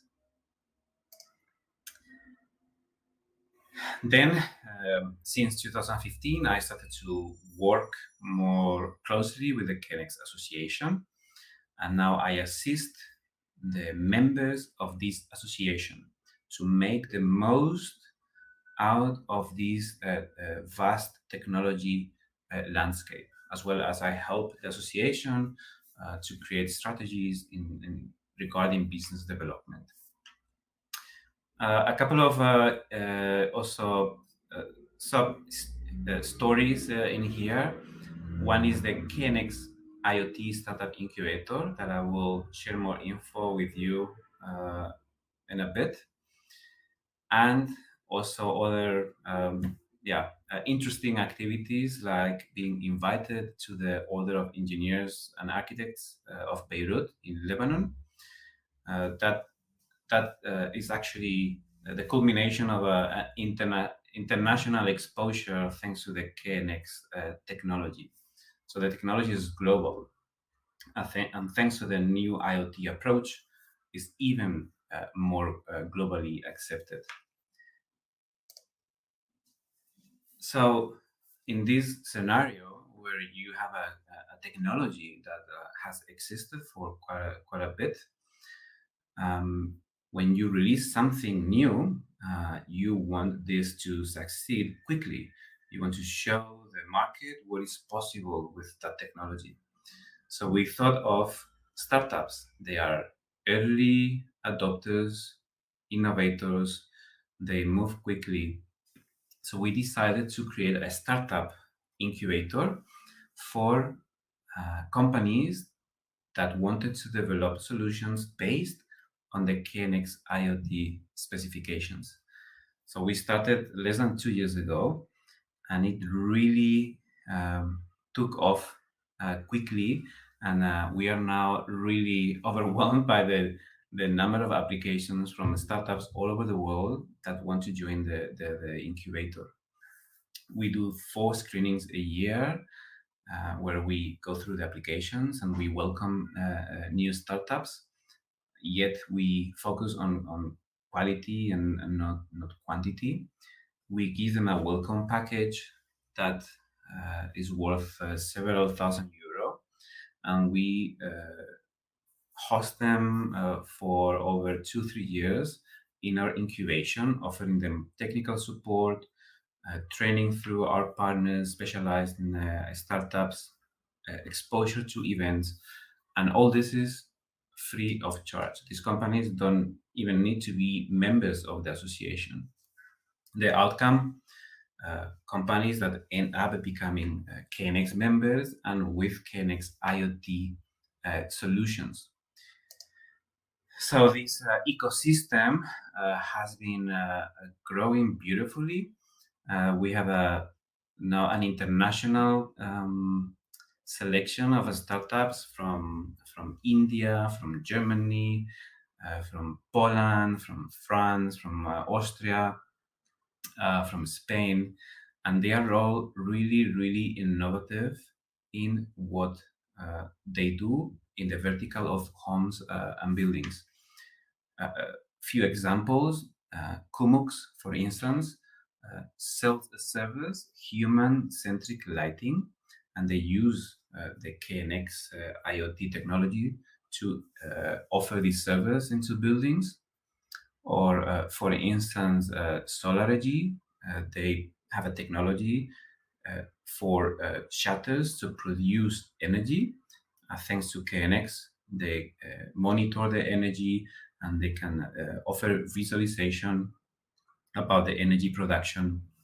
All these are very innovative ideas, and thanks to the incubator, they are really getting help to put the products in the market and to gain exposure, which is very important for the startups. So this is a part of our IoT story, right? IoT is a technology, yes, but there's people behind. There's companies with dreams that want to succeed in a competitive market. So thanks to this IoT startup incubator, we are helping these companies to reach out to their audience. This picture is from the IoT Solutions World Congress last month, and we invited our startups to be part of this pavilion and to tell the world what they are doing with KNX. Again, it's a way to put the human aspect and the technology together. This picture is actually from this very same week, and I think it is the culmination of the technology and the cooperation with the companies, with the startups, with the people behind the technology. We finally we were presenting to the world devices that are using KNX IoT technology. This is very important because that leads the market, that shows the other companies what it can be done. And I find very fascinating where the products are coming from, and I think it encapsulates very well what is the goal of this Kenex IoT technology, the IoT startup incubator, and the people we work with. This is the brochure, a flyer that we created to present in this show, the ISH for HVAC solutions in Frankfurt, which is probably the biggest show for HVAC solutions in the world. We presented this flyer and these two first KNX IoT solutions. On the left, you can see a product from Siemens. I mean, everyone knows Siemens, right? It's a company founded in 1847, or like more than 150 years ago. And they are obviously innovators. So they put in the market these first KNX IoT devices. In this case, they are indoor air quality sensors, and they are capable of sharing information with the network about CO2 measurements, humidity, temperature, etc. On the other hand, we have on the right side of the page, we have a company called Passive Energy. This company is a startup of our incubator, and they manufacture decentralized heat recoveries. Right, in countries where we use heating, normally the air inside the building or the house has to be renovated because the values of CO2 increase, and that's obviously not good for the human beings inside, as well as the humidity has to be controlled. So it is required to bring fresh air from outside inside the building. You don't want to waste the energy that you spend on heating the air inside. So these heat recovery units, what they do is to bring fresh air and exchange the energy from the air inside with the air that is coming in. This beautiful solution is using KNX IoT to communicate with the network. So it can be operated from the network thanks to KNX IoT. Well, the beauty here is that we have a company that is 100+ years old with a company that is barely 1 year in the market. It's a startup, and both are using the same technology. So at the end of the day, IoT is also a democratization of technology. Anyone can use it, and anyone can leverage the technology to produce a meaningful solution. Actually, these two products can work together because this sensor from Siemens can feed data into the heat recovery unit from Passive Energy. That's the beauty of the technology. That's the end goal, is to make things easier, to allow solutions to improve the life of people. So we at the KNX Association, and especially in the Startup Incubator, the KNX IoT, the IoT technology means digitalization coming into the game of native IP technology, but always keeping into consideration who is using the technology. First, the manufacturers, the developers that make solutions, and eventually that has an impact on the life of people who live in the houses and buildings. So that's the IoT story. That's what I do. I promote KNX IoT. I run this KNX IoT Startup Incubator, and whoever is interested is very welcome to drop me a message and get in contact with me. Otherwise, I want to say thank you to Global Digital Week for giving me this opportunity to share my story. And I hope you found it informative and joyful. Thanks a lot.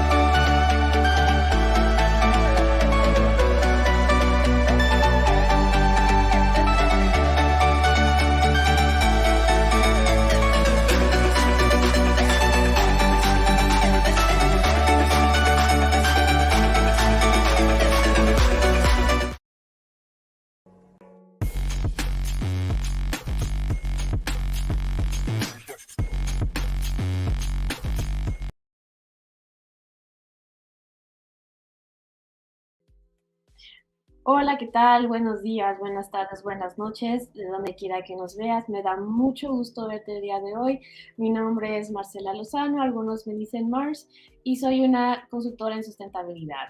El día de hoy me gustaría hablarte de acerca de esta era y de cómo podemos avanzar la sostenibilidad por medio de estos estudios de caso. Entonces, aquí te muestro quién soy. Mi nombre es, como te dije, Marcela Lozano. Tengo una licenciatura en Comercio Internacional del TEC de Monterrey. Estudié mi maestría en Ciencias de Tecnología Medioambiental y Asuntos Internacionales en la Universidad Tecnológica de Viena.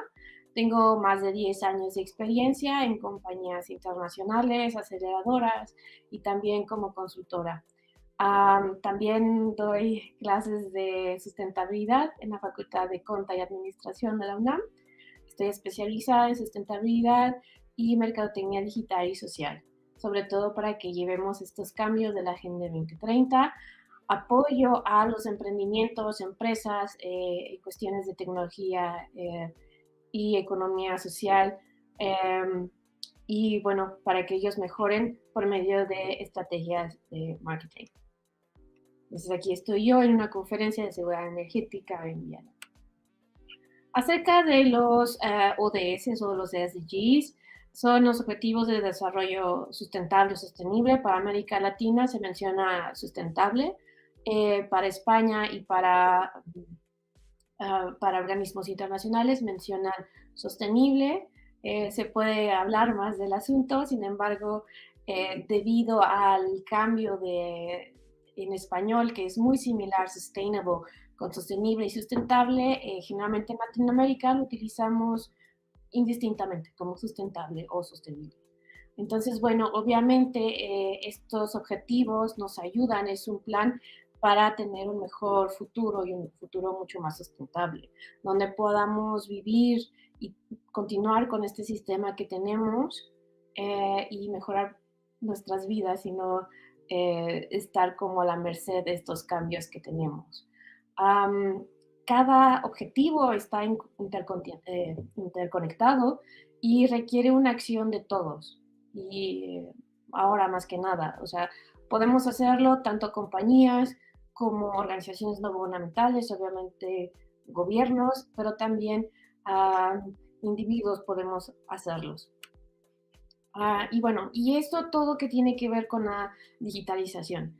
La digitalización nos puede ayudar muchísimo, básicamente en 3 partes, ya sea reduciendo nuestros residuos, mejorando la eficiencia de los recursos y pudiendo traquear, pudiendo rastrear mejor y reportar acerca de estos objetivos. Algunos ejemplos rápidamente sería transportación más inteligente, agricultura sustentable y la economía circular sobre todo. Aquí nos vamos a enfocar mucho en la economía circular. Obviamente aquí podemos ver tecnologías medioambientales sostenibles como viento solar y sobre todo ahorita hidrógeno. Obviamente también la utilización de estas tecnologías en ciudades mucho más inteligentes, que es lo que también llaman las smart cities. Y bueno, lo que tiene que ver con los ODS y su cumplimiento para el 2030, se puede muy bien plasmado con el reporte de circularidad y cómo podemos hacer para llegar ahí. Obviamente son 17 objetivos, estos fueron realizados por la Asamblea General de Naciones Unidas, insisto, un marco para llegar a un mejor futuro en 2030. Lamentablemente, de acuerdo a este reporte, la economía solo fue 8.6% circular. ¿Eso qué significa? Que normalmente nosotros estamos en esta economía lineal, donde obviamente se toman recursos, se transforman, se consumen y se tiran. Lo que promueve la economía circular no es solo eso, no llegar a solo residuos, sino que estos regresen y que puedan inclusive volver a utilizarse o que lo máximo se pueda volver a reintroducir dentro de la cadena. Eso es lo que queremos hacer. Lamentablemente ha disminuido en los últimos 2 años. Este reporte que lo pueden leer nos da más, podemos saber más acerca de las emisiones de efecto invernadero y cómo las estrategias de economía circular nos pueden ayudar para llegar a los objetivos. Los dos primeros casos los voy a mencionar rápidamente de cómo nos pueden ayudar. El primer caso sería acerca de la tecnología de blockchain. Si bien muchos han mencionado que para utilizarla se puede utilizar mucha energía, puede ayudarnos a tracear, a rastrear, a hacer más transparente de dónde vienen los recursos y sobre todo más eficiente. Es decir, podemos rastrear el tipo de maderas, de dónde vienen, si vienen de bosques que están protegidos y que tienen buenas prácticas sustentables. Obviamente hay como un takeaway, pueden utilizarse estas tecnologías para promover esto utilizando energías amigables, o sea, como lo vemos como las turbinas eólicas o también como las redes solares. Obviamente todo en conjunto. Aquí también los NFTs se utilizan para crear como más conciencia de esto por medio de obras de arte. O sea, realmente la imaginación es solo nuestro limitante para utilizar estas tecnologías. El caso número 2, obviamente, es con redes inteligentes, donde esto nos permite hacer como ciertos switch, donde podemos utilizar el diferente tipo de estas tecnologías medioambientales.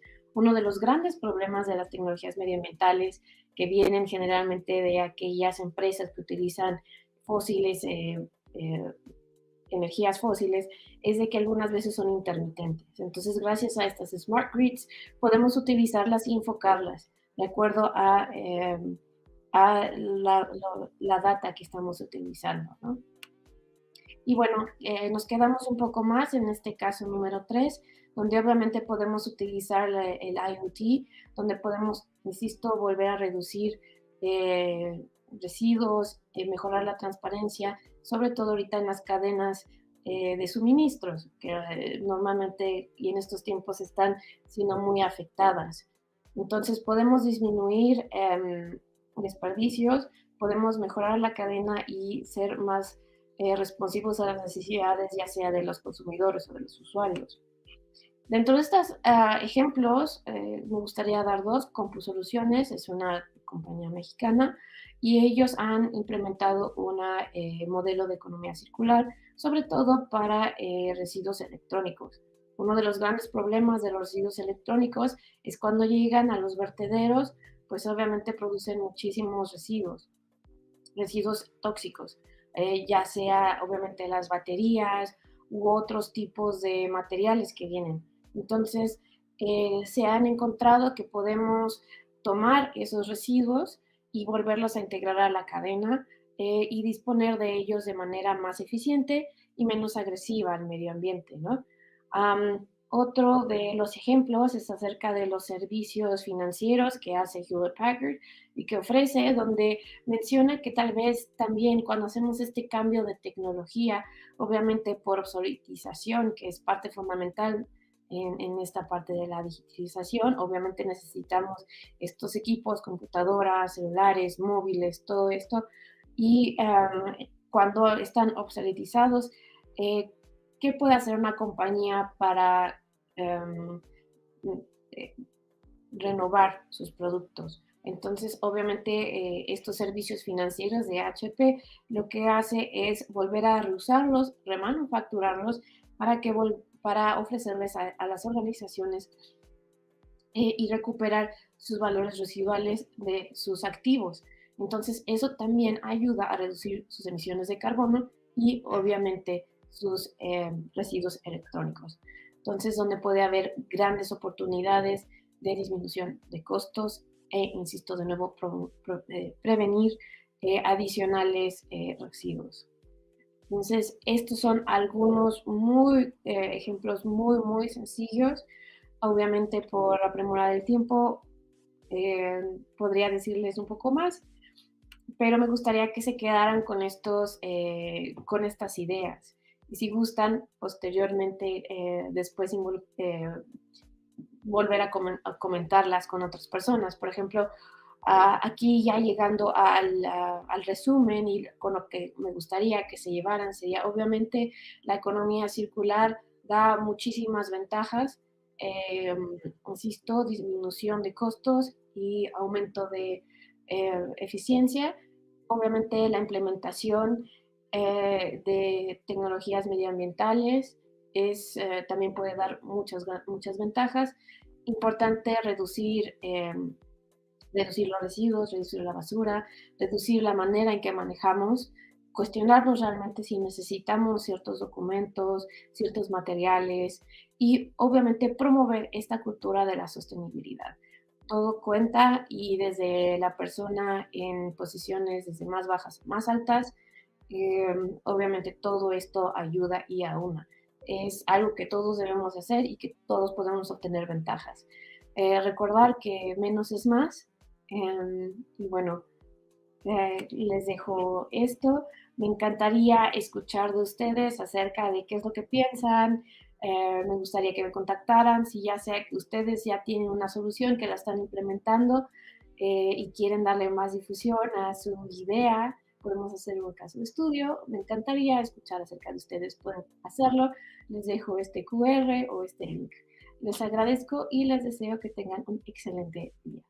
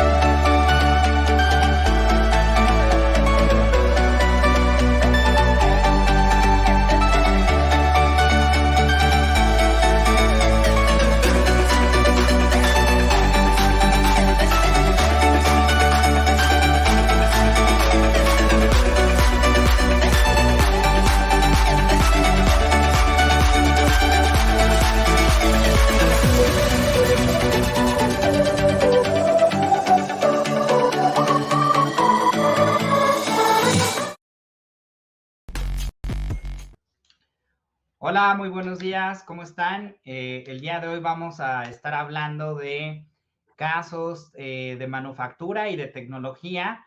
Nos acompaña Talía Pérez, que es una de las analistas de tecnología en nuestro instituto. ¿Cómo estás, Talía? Buen día. Hola, buenos días. Un gusto estar acá, Guillermo. Muy bien, pues vamos a darle, ya que andamos viendo todo esto de las investigaciones dentro del instituto y los comités que vamos trabajando a nivel internacional en los metaversos. Cuéntanos un poquito cómo viene toda esta parte de la evolución tecnológica en la parte de manufactura, porque sin duda la tecnología está tocando cada rincón del planeta, todas las industrias, todas las verticales, y seguramente pues en las investigaciones que hacen, ¿no? Tú y tu equipo pues han encontrado varias cosas. Esa es la idea, que nos cuenten un poquito sus investigaciones. Claro, en el caso de la manufactura, de hecho traigo 3 videos que sacamos de nuestro deck dentro de nuestras investigaciones. Muy interesantes estos videos. Primero me gustaría empezar con la empresa Nike. La empresa Nike hizo una alianza con la empresa RTFKT. Esta empresa es completamente digital y hace creaciones digitales, lo que son los conocidos NFTs, ¿no? Esa es la creación. Y ellos se centran en hacer NFTs de calzado. Nike decidió hacer una alianza con ellos para llevar esos NFTs a la vida real y hacer el futuro de los sneakers. Acá lo presentan. Welcome to the Artifact ecosystem. Today, Artifact, together with Nike CryptoKicks, introduces the future of sneakers. Starting with the Artifact Nike Dunk Genesis, powered by DreamOS and Skin Vial Tech. Skin Vials allow you to change the look of the Artifact Nike Dunk Genesis or any compatible sneakers with limited edition skins. Collect, evolve, and breed sneaker skins, created by legendary collaborators, artists, and the Artifact community. Load up thousands of skins to a single pair of sneakers. Today, we start with Evo X, Artifact's first Skin Vial collection featuring 8 Clone X DNA-based evolutive skins. EvoX powered skins vials allow you to evolve your Artifact Nike Dunk Genesis sneaker and choose drip upgrades and powers. Which path will you choose for your evolutive skin as you journey into the Artifact ecosystem and unlock the future? The future is now. Artifact. Ok, se ve súper interesante, como, pues todo esto futurista, ¿no? Y luego los sneakers que se han vuelto pues un artículo, pues, no sé cómo llamarlo, porque pues hay ediciones especiales, ¿no? Hay ediciones digitales, etcétera, ¿no? Justamente acá lo que introducían era un chip que pones en el sneakers y eso es lo que simula a lo que veíamos, todos esos modelos que veíamos, ¿no? Entonces ellos te comentan, va a haber una aplicación web y en esa aplicación que lo puedes tener en tu teléfono, que es de Nike y de esta empresa, vas a poder descargar ciertos modelos y esos modelos se van a descargar a este chip y este chip que lo vas a tener en tu zapato va a cambiar ahora sí el diseño del zapato que tengas. Es decir, puedes tener un sneaker completamente blanco sin absolutamente nada, tienes el chip, lo bajas desde la aplicación, distintos diseños y todos esos diseños los puedes utilizar con el sneaker sin la necesidad de que el sneaker mismo traiga el diseño.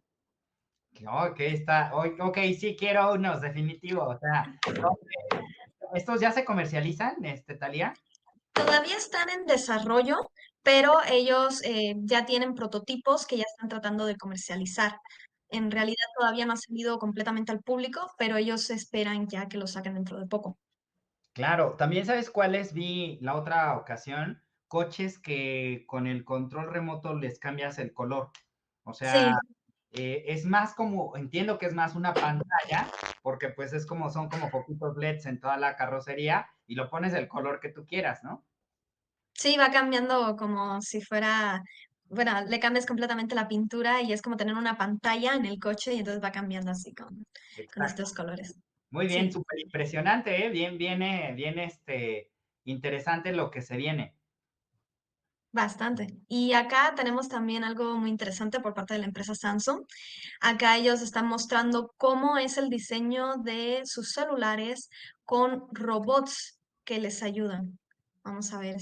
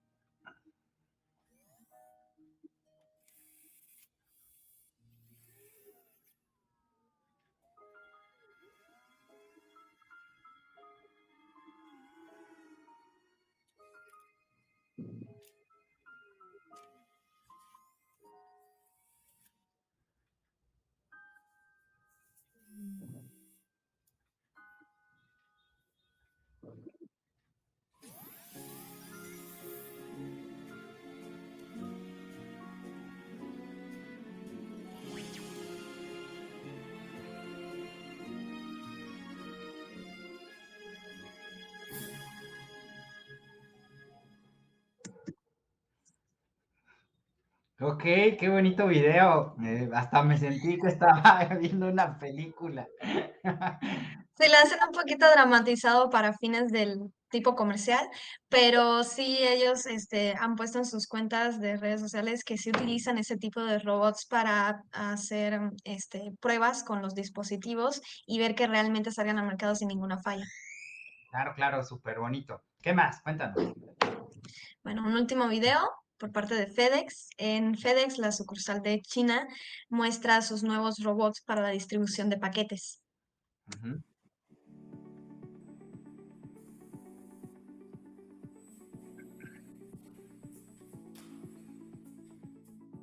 联邦快递一直致力于开发和利用创新科技来提升客户服务体验。这是联邦快递首次在中国投入并使用智能分拣机器人，是我们利用创新科技来推动智能物流发展又一创举。中国是全球最大的电子商务市场，联邦快递全新的华南分拣中心主要是服务于电子商务客人。我们在该中心投入并使用的智能分拣机器人，是我们支持中国电子商务发展的最新努力。我在 FedEx 的分拣中心，这台 Door Sorter 非常的适用于快递、电商和生鲜水果等等小包裹的这个分拣的效率非常的高。这一次 Door Sorter 在 FedEx 中国的落地，意味着对跨境电商分拣的大力支持，这是 Doraba 和 FedEx 全球合作的一个起点。联邦快递一直致力于利用创新科技来提高我们的操作效率和客户体验。我们新成立的华南电商分拣中心主要是处理小包裹，蓝胖子的智能分拣机器人与我们的操作流程有较高的匹配度，可以根据我们的货物类型，并根据包裹的具体目的地进行细分操作。我们希望通过与蓝胖子的合作，进一步了解机器人等创新科技在操作中的应用，从而可以对相关的科技的投入和使用进行策略性的规划。Ok, ok, súper interesante. Cuéntanos qué te llamó la atención de este de FedEx.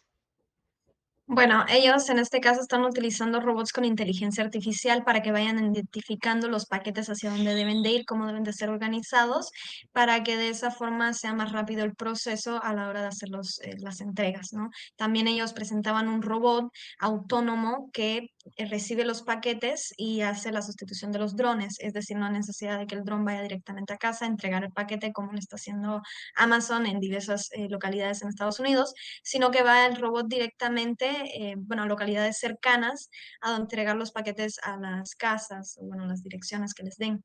Claro, claro. Muy bien. Pues si quieres, ahora vamos a darle un poquito al deck que han construido en el instituto y cuéntanos la historia de este robotcito que se ve súper bonito. Este robotcito es la foto de Asimo. Es un robot que están diseñando para ayudar en las tareas diarias de los hogares, ahora sí, para las que las personas interactúen con ellos. También están utilizando otras versiones de Asimo para otro tipo de tareas, también para la parte espacial. Para lo que sería, hay distintas versiones, Asimo pequeño, Asimo grande, para distintas tareas. Hasta ahora solamente ha salido el que es para el hogar, ¿no? Para las tareas diarias del hogar.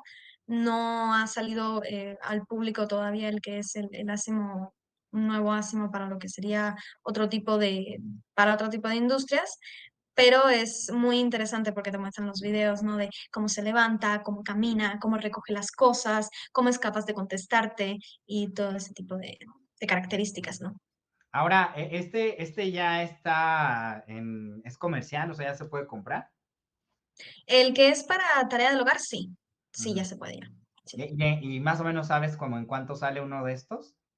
¿En dólares? No tengo el número específico, pero sí sé que está un poquito carito. Ah, ok. Muy bien, pues a ver, dale, cuéntanos un poquito otros casos que tienes por acá. Sí, acá tenemos los casos, por ejemplo, ya conocemos las empresas Ford y Tesla, sabemos que son primeras en lo que sería la tecnología. Ford está utilizando lo que es realidad virtual para fabricar sus vehículos, hacen simulaciones para poder ver, y como comentábamos antes, reducir los problemas a la hora de la fabricación. Tesla presentó su robot un robot para hacer cualquier tarea en el hogar. Presentó una supercomputadora llamada Dojo para el aprendizaje. Utilizando ambos, tanto el robot como la supercomputadora, lo que es inteligencia artificial para mejorar procesos, mejorar tareas diarias, etcétera, etcétera, ¿no?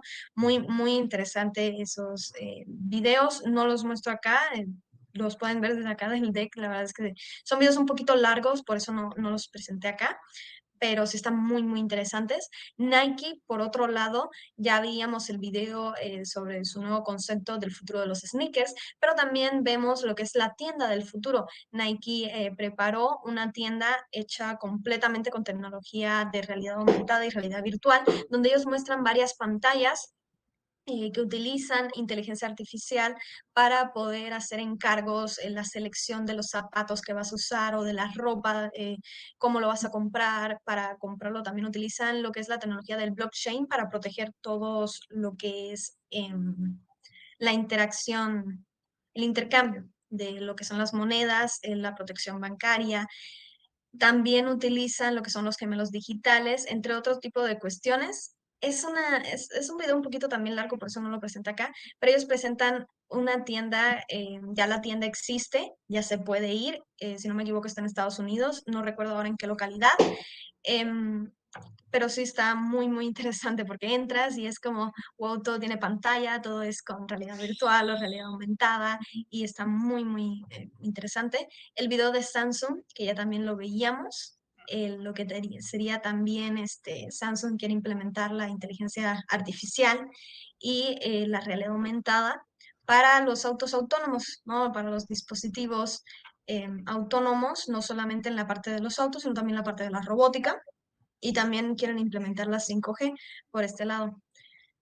Acá tenemos la empresa que se alió con Nike. Ellos, como le comentaba, hacían o hacen lo que son los NFTs, entonces ellos se basaban de todo tipo de películas, series, personajes de videojuegos para hacer estos artículos, estos NFTs especiales y limitados para pues, venderlos en el mercado dentro de los metaversos y fuera de los mismos. Tenemos también a la empresa china Asus. Ellos crearon unos lentes de contacto para jugar videojuegos.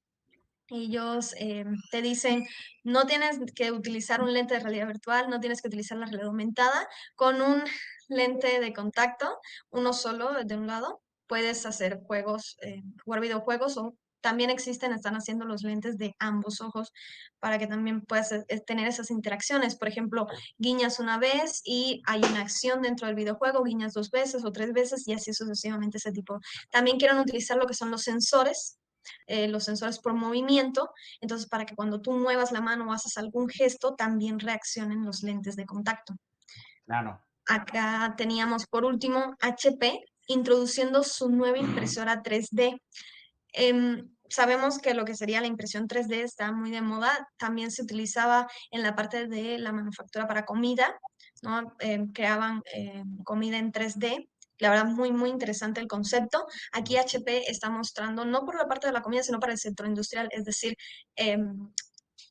hacer más rápido la fabricación, como veíamos en Samsung, lo de los celulares. Ellos también utilizan impresoras 3D y bueno, es un video muy interesante porque ellos muestran cómo funciona esta nueva impresora que está, bueno, además de bastante grande, está muy, muy elaborada, tiene muchísimas funciones y creo que se está un poquito complicada pues, moverle, ¿no? Pero los expertos sabrán ya cómo manejarla. Y FedEx, que ya veíamos lo que hacían, no solamente están utilizando lo que son los drones o el robot que vemos, que era el que le explicaba que a zonas cercanas va y entrega directamente la paquetería, sino que también están utilizando camiones autónomos para hacer las entregas. Y pues también por este lado están utilizando las redes 5G, la inteligencia artificial y todo esto en colaboración con empresas como Huawei o Samsung, que también están utilizando estas tecnologías porque quieren implementar los autos autónomos o los camiones autónomos y reducir este tráfico, ¿no? De que lleven un solo conductor y que él sea quien va manejando las cosas, o de ser más protegido para el convoy y cosas por el estilo.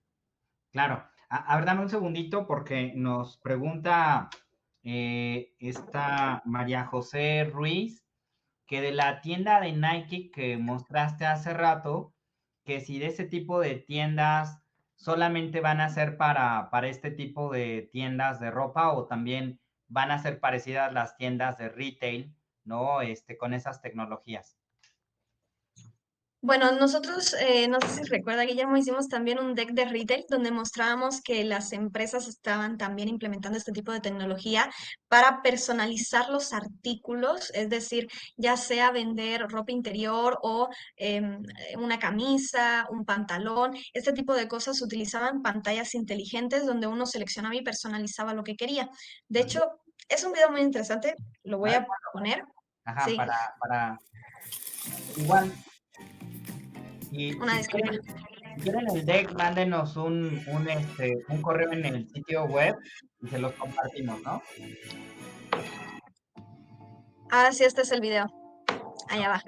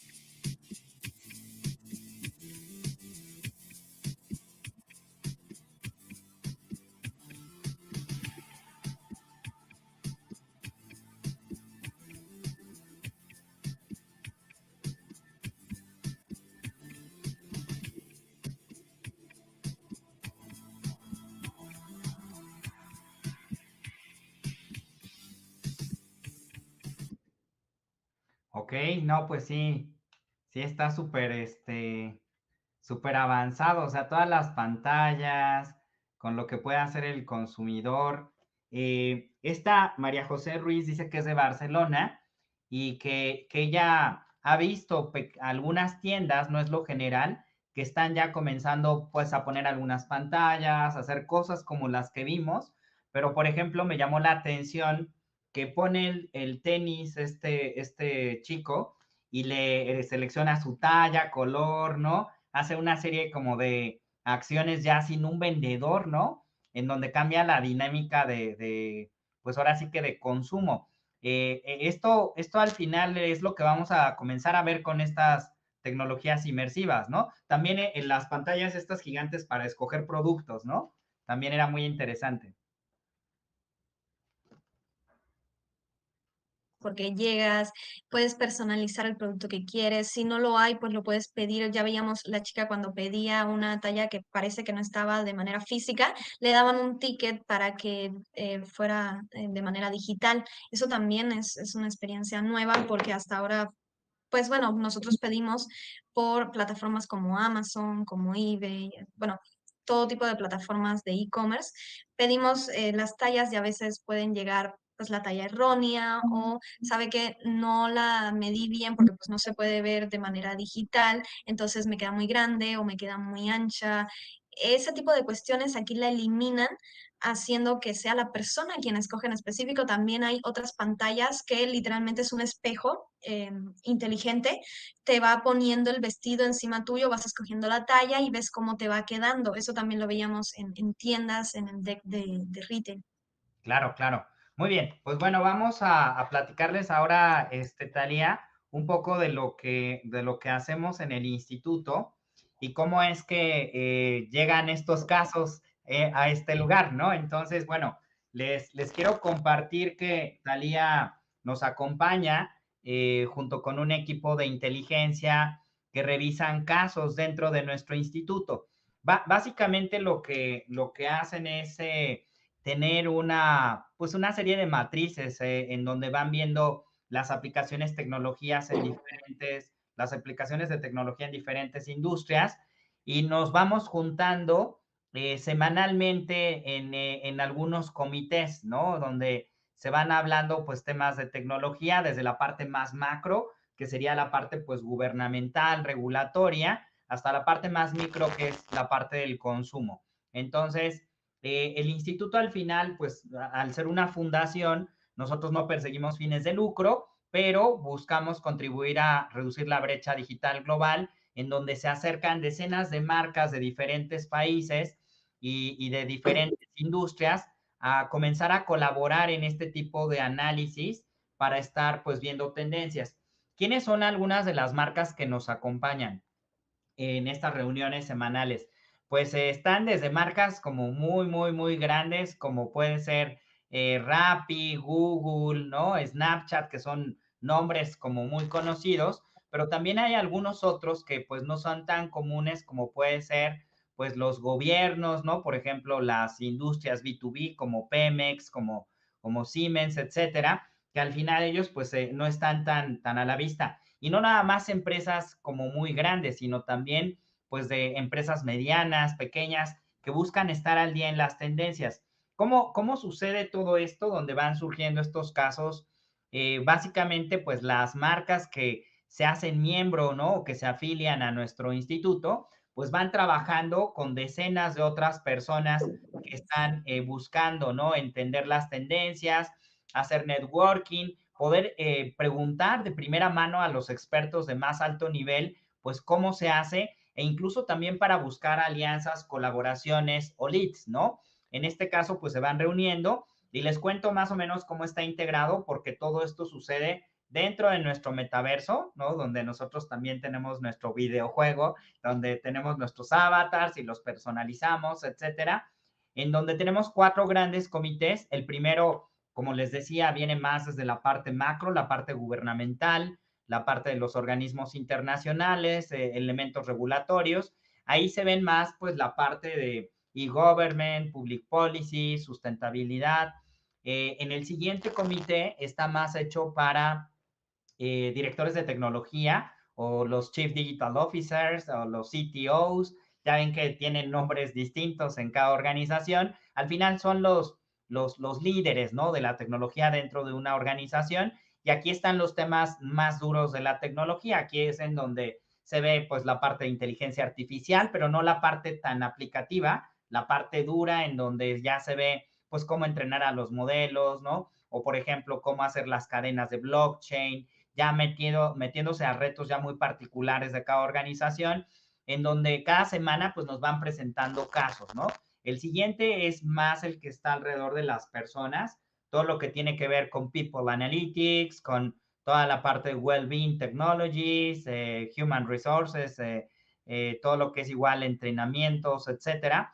Entonces, este está más enfocado hacia lo que está la persona, y también las industrias las tratamos de alinear hacia estos comités, como puede ser la industria de healthcare. Healthcare pues está más cercana a esto, también lo que tiene que ver con EdTech o Education Technology. Y por último están los comités que están enfocados más a la parte comercial o de ventas, en donde ya se ve pues todo lo que es digital commerce, metacommerce, metaversos, realidad aumentada, experiencias omnicanal, etcétera, y se van juntando de tal forma que desde diferentes países las marcas se suman a estos comités. Obviamente tenemos una agenda que se va presentando, ¿no? Masterclasses que van dando los amigos de, pues no sé, Mercado Pago, los amigos de Rappi, de Danone, etcétera, y van compartiendo entre líderes todas estas, digamos, tendencias. Aquí lo interesante es que pues se puede hacer de manera remota, pero si hay varias marcas, ¿no? En un mismo lugar, pues las marcas se van a la oficina de alguno de nuestros afiliados. No sé, ponemos el ejemplo acá. Si es en Ciudad de México, pues en nuestras oficinas, ¿no? Nos podemos reunir las marcas y conectarnos a los metaversos, ¿no? O desde probablemente Madrid, ¿no? Que tenemos mucha relación por allá con las personas y las marcas de Madrid y de Barcelona, se van juntando. Entonces, así es como más o menos funciona. Y también, pues, esta parte, la Global Digital Week, el Global Metaverse Week, son eventos que realizamos en el instituto para acercar este tipo de casos, ¿no? O sea, tener referencias para poder crear valor. Entonces, aquí, pues, todo lo que están viendo, pues, tenemos decenas y decenas de horas de digital knowledge, ¿no? O sea, tenemos una suscripción para que ustedes puedan, por un bajo costo, tener acceso a todos los contenidos, todas las presentaciones, modelos, ¿no? Todo lo que está aquí para que lo puedan utilizar para sus iniciativas. Y por último, también nos piden mucho la parte de tendencias, reportes, tanto gobiernos como marcas. Entonces, déjenme y les platico este en particular, porque este no lo pidieron, pero venía más para una marca de real estate. Aquí pusimos el ejemplo de Nike, ya que hablábamos de Nike y andamos en el mundo de los sneakers y los zapatos que a todos nos encantan, ¿no? Entonces, aquí un poquito la idea es cómo agarrar y pensar, ¿no? En la evolución de cualquier marca. Y me refiero a cualquiera, porque puedes tener una estética o puedes tener un restaurante, pero va a ser impactado todo por la tecnología. De hecho, hay unos pequeños robots, Thalía, que son ya los como despachadores, digamos, meseros, ¿no? Tú le pides en su pantallita tu orden y se van y regresan en un rato y hasta bailan, ¿no? Tantito ahí ya que te entregan la comida, hacen cosas, ¿no? También desde la parte hasta el comercio en las calles. En China, por ejemplo, ya vimos que están probando, ¿no? Los prototipos de comida rápida, de fast food, ¿no? O sea, las típicas cadenas que conocemos ya son pequeños robots, unos carritos que ya te preparan tu hamburguesa, tu pizza, en donde tú andes y ya no hay humanos, ¿no? O sea, hay humanos robóticas, ¿no? Que van escogiendo las cosas. Sí, y además son muy interesantes los carritos, pues son unos camioncitos, porque yo lo veo que sí está de un tamaño importante y que se van a recargar solitos sus baterías y regresan y se van a abastecer. Entonces, sí estamos entrando en una era en donde incluso, o sea, ponía el ejemplo de un restaurante, vas a poder, digamos, contratar a comprar tu mesero robot, ¿no? Entonces, literal, ¿no? Va a pasar. Entonces, en el ejemplo que estábamos hablando de Nike particularmente, lo que estamos viendo es que a pesar de que ellos pues venden un commodity, porque cualquiera puede hacer un zapato, es como una Coca-Cola. Tú dime, Thalía, pues cualquiera puede hacer un refresco con azúcar, o sea, no hay ciencia atrás de eso, ¿no? El tema está en cómo engancho a mi audiencia, ¿no? Cómo ellos me conecto con ellos, cómo realmente disfruten el producto. Y en el caso de los tenis, yo creo que lo que han hecho estas compañías, porque es muy interesante particularmente las empresas de zapatos, cómo han ido evolucionando, en donde pues si bien es un tenis y venden ropa deportiva y accesorios, ¿no?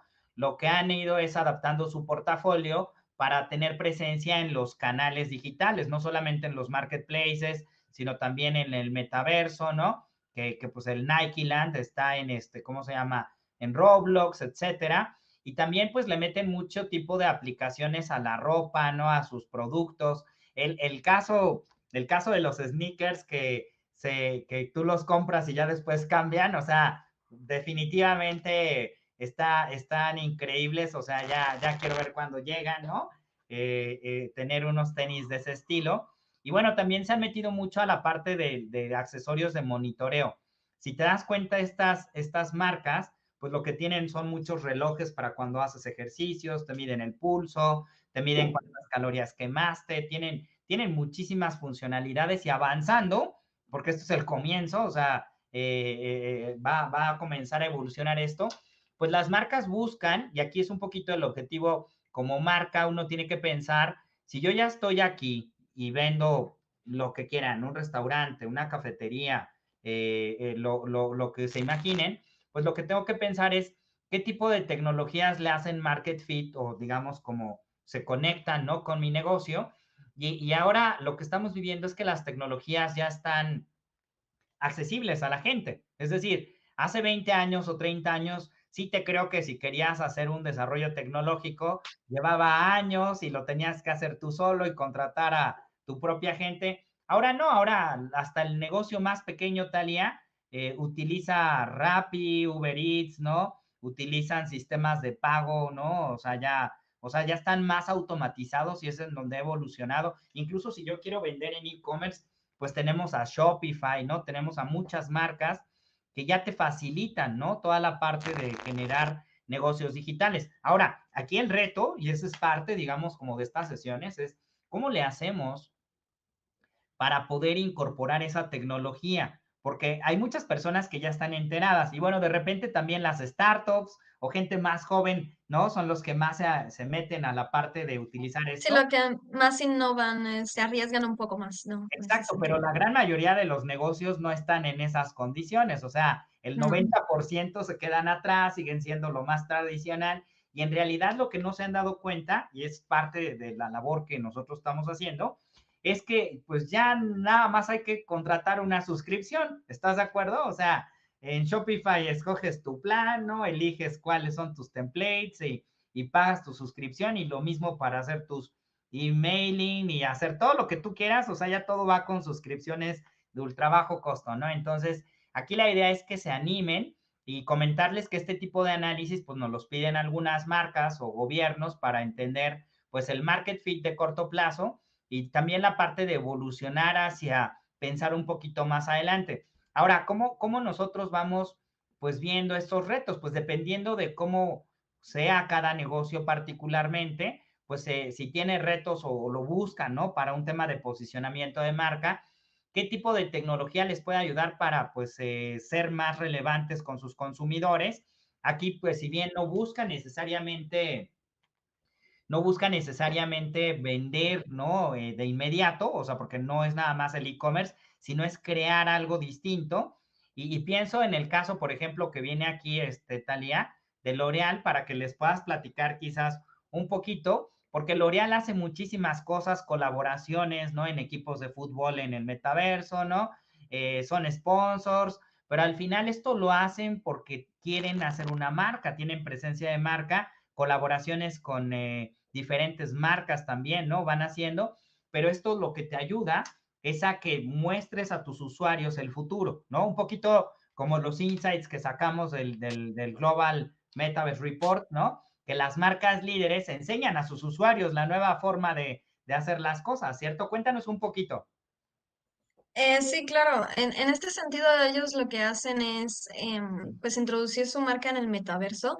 Es decir, hoy en día los metaversos públicos, como lo serían Decentraland, Roblox, entre muchos otros, están abiertos a todo tipo de públicos. Hay empresas que incluso están comprando terrenos dentro de estos metaversos y entre ellos tenemos a las empresas como L'Oreal. L'Oreal no solamente es la compra de terrenos dentro de estos metaversos, sino que también ellos ponen su imagen, ponen como una pequeña tienda y ahí van mostrando sus productos de manera virtual, van haciendo eventos para que los usuarios de estos metaversos vayan y de manera virtual ellos puedan ver las presentaciones de L'Oreal, sus nuevos productos, sus nuevos comerciales, qué ventajas y desventajas traen, pues ahora sí todo lo demás. Y eso hace una presencia de marca bastante importante. ¿Por qué?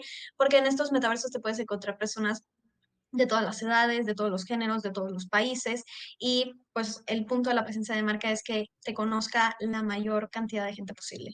Exacto, entonces aquí la idea de que se vayan explorando estos casos es acercarse con expertos, todas estas personas que ven aquí en esta presentación, pues son speakers de los diferentes eventos que tenemos Y aquí la idea es que se acerquen, ¿no? Con ellos, le pregunten cómo lo han hecho, etcétera. Y por último, me quiero ir pues un poquito a hablar de toda esta parte que estamos haciendo de pues cómo poder colaborar o cómo pueden ustedes, digamos, afiliarse o las razones, ¿no? Para afiliarse. Y pues principalmente pues es un tema de business intelligence y temas de tecnología. Aquí me encantaría, Talia, que les pudieras compartir cómo son las experiencias cuando se están analizando estos casos, cuando llegan expertos, ¿no? En el metaverso. Cuéntales un poquito porque la idea es poder hablar de tecnología, estar en contacto con líderes de tecnología. Sí, en el caso de los eventos de los comités, cada comité con su designado temas, llegan los expertos a hablar, por ejemplo, de estos mismos metaversos. Entonces ellos te comentan su experiencia, te comentan qué empresas son las que están haciendo sus metaversos, por qué y cómo los están haciendo, qué ventajas, beneficios están habiendo. Como todo, tiene sus desventajas, pero es mayor la ventaja que ofrecen. En este caso, en los eventos vienen empresas de todo tipo de lugares y estas personas empiezan a interactuar con los expertos y empiezan a decirles que nuestra experiencia es esta, es que si nosotros hacemos esto, pues esto puede pasar. Entonces empieza a haber un intercambio de ideas entre el experto y entre aquellos con una experiencia similar o tal vez distinta, y entonces estas ideas se vuelven una porque hay ese intercambio de conocimientos. El experto te puede decir que un metaverso tiene las mayores ventajas posibles, mientras que una empresa, como usted mencionaba, las más conservadoras empiezan a decir es que es mucho gasto o ya las personas mayores no están pues muy familiarizadas con la tecnología. Entonces vienen los expertos a decirte eso no es del todo cierto, ¿no? Porque las personas mayores también están entrando a los metaversos, ya también las empresas están adentrándose en este mundo, las personas están empezando a aprender, porque al fin y al cabo, como es algo nuevo, todo el mundo va aprendiendo poco a poco, no es algo que se vaya de la noche a la mañana. Y eso enseña mucho, no solamente a las personas a las empresas que están ahí representando, sino que también, por ejemplo, yo como oyente, me emociona mucho porque voy aprendiendo de todas estas nuevas experiencias que yo en sí no tengo, pero que los demás sí, y el compartirlas es bastante enriquecedor. Sí, claro. Y bueno, al final, pues al ser un think tank, es un espacio para poder hablar, ¿no? Y proponer y también hacer crítica positiva hacia los sistemas que nos rigen. Entonces, a mí me parece un espacio increíble, me gustó mucho y les comparto, tuvimos una charla hace unos meses en donde incluso se habla de cómo la tecnología, ¿no? Tiene ciertas barreras por temas geopolíticos, ¿no? No es lo mismo cómo sucede la tecnología en Europa y en Estados Unidos que, por ejemplo, cómo sucede en Asia o en América Latina. Tiene barreras la gente para acceder a la tecnología y son cosas que al final del día, pues eso no lo van a ver en las noticias, no es, digamos, como a veces no es políticamente correcto, pero aquí la idea es agarrar y conocer a los líderes y poder interactuar con gente de práctica, porque al final al estar en un metaverso en diferentes lugares, la gente se va, digamos, como relacionando. Ahora, otra de las cosas que creo, Talia, que es muy importante, es que el equipo, ¿no? De las marcas tiene que estar siempre tratando de estar al día de lo que sucede, ¿no? En el mundo y en los mercados, porque las tecnologías han avanzado muy rápido en los últimos 10 años, o sea, hay cosas que no Muy nos... cambiante, va cambiando constantemente, sí. Exacto, entonces, ¿cómo agarrar y ayudarles, ¿no? a las marcas? Pues lo primero es que se acerquen, ¿no? Aquí les muestro un poquito cuáles son como los beneficios. Básicamente, pues es el acceso un año, ¿no? A nuestro metaverso, en donde suceden diferentes masterclasses, ¿no? Se presentan diferentes marcas, etcétera, pero también tenemos descuentos entre los mismos miembros. Tenemos descuentos con diferentes metaversos. Por ahí está Soraya de Utopion, nos pasó los últimos descuentos, ¿no? Para hacer, pues, temas de entretenimiento. Tenemos un newsletter de tendencias y casos de tecnología, como lo están viendo acá, solamente que se viene más como por episodios, más cortitos, 5 o 10 minutos, para que se puedan actualizar, ¿no? Semanalmente. Y bueno, el acceso como a decenas de horas de masterclass de diferentes expertos en el mundo. Y pues esto pues lo que permite es que ustedes puedan estar al día, ¿no? Entonces, pues bueno, eso era un poquito lo que les queríamos conversar el día de hoy. Y bueno, pues es un gustazo, Tania. Los casos que mostraste llaman mucho la atención porque parecen del futuro, pero pues no es el futuro, ya es el presente, ¿no? Sí, ya lo están implementando, ya lo están usando, ya llevan de hecho un tiempo. Es que también, primero son los prototipos, ¿no? Luego lo van probando y ya después cuando ven su efectividad ya lo van utilizando diariamente. Muy bien, pues bueno, pues muchísimas gracias por el trabajo y también agradecer a las demás personas que han estado colaborando, ¿no? En este tipo de investigaciones que hacen y ponerlas, digamos, al público, ¿no? Y gracias por tu tiempo, Talia. Gracias a usted, un gusto. Muy bien, bueno, pues que tengan buen día y hasta luego.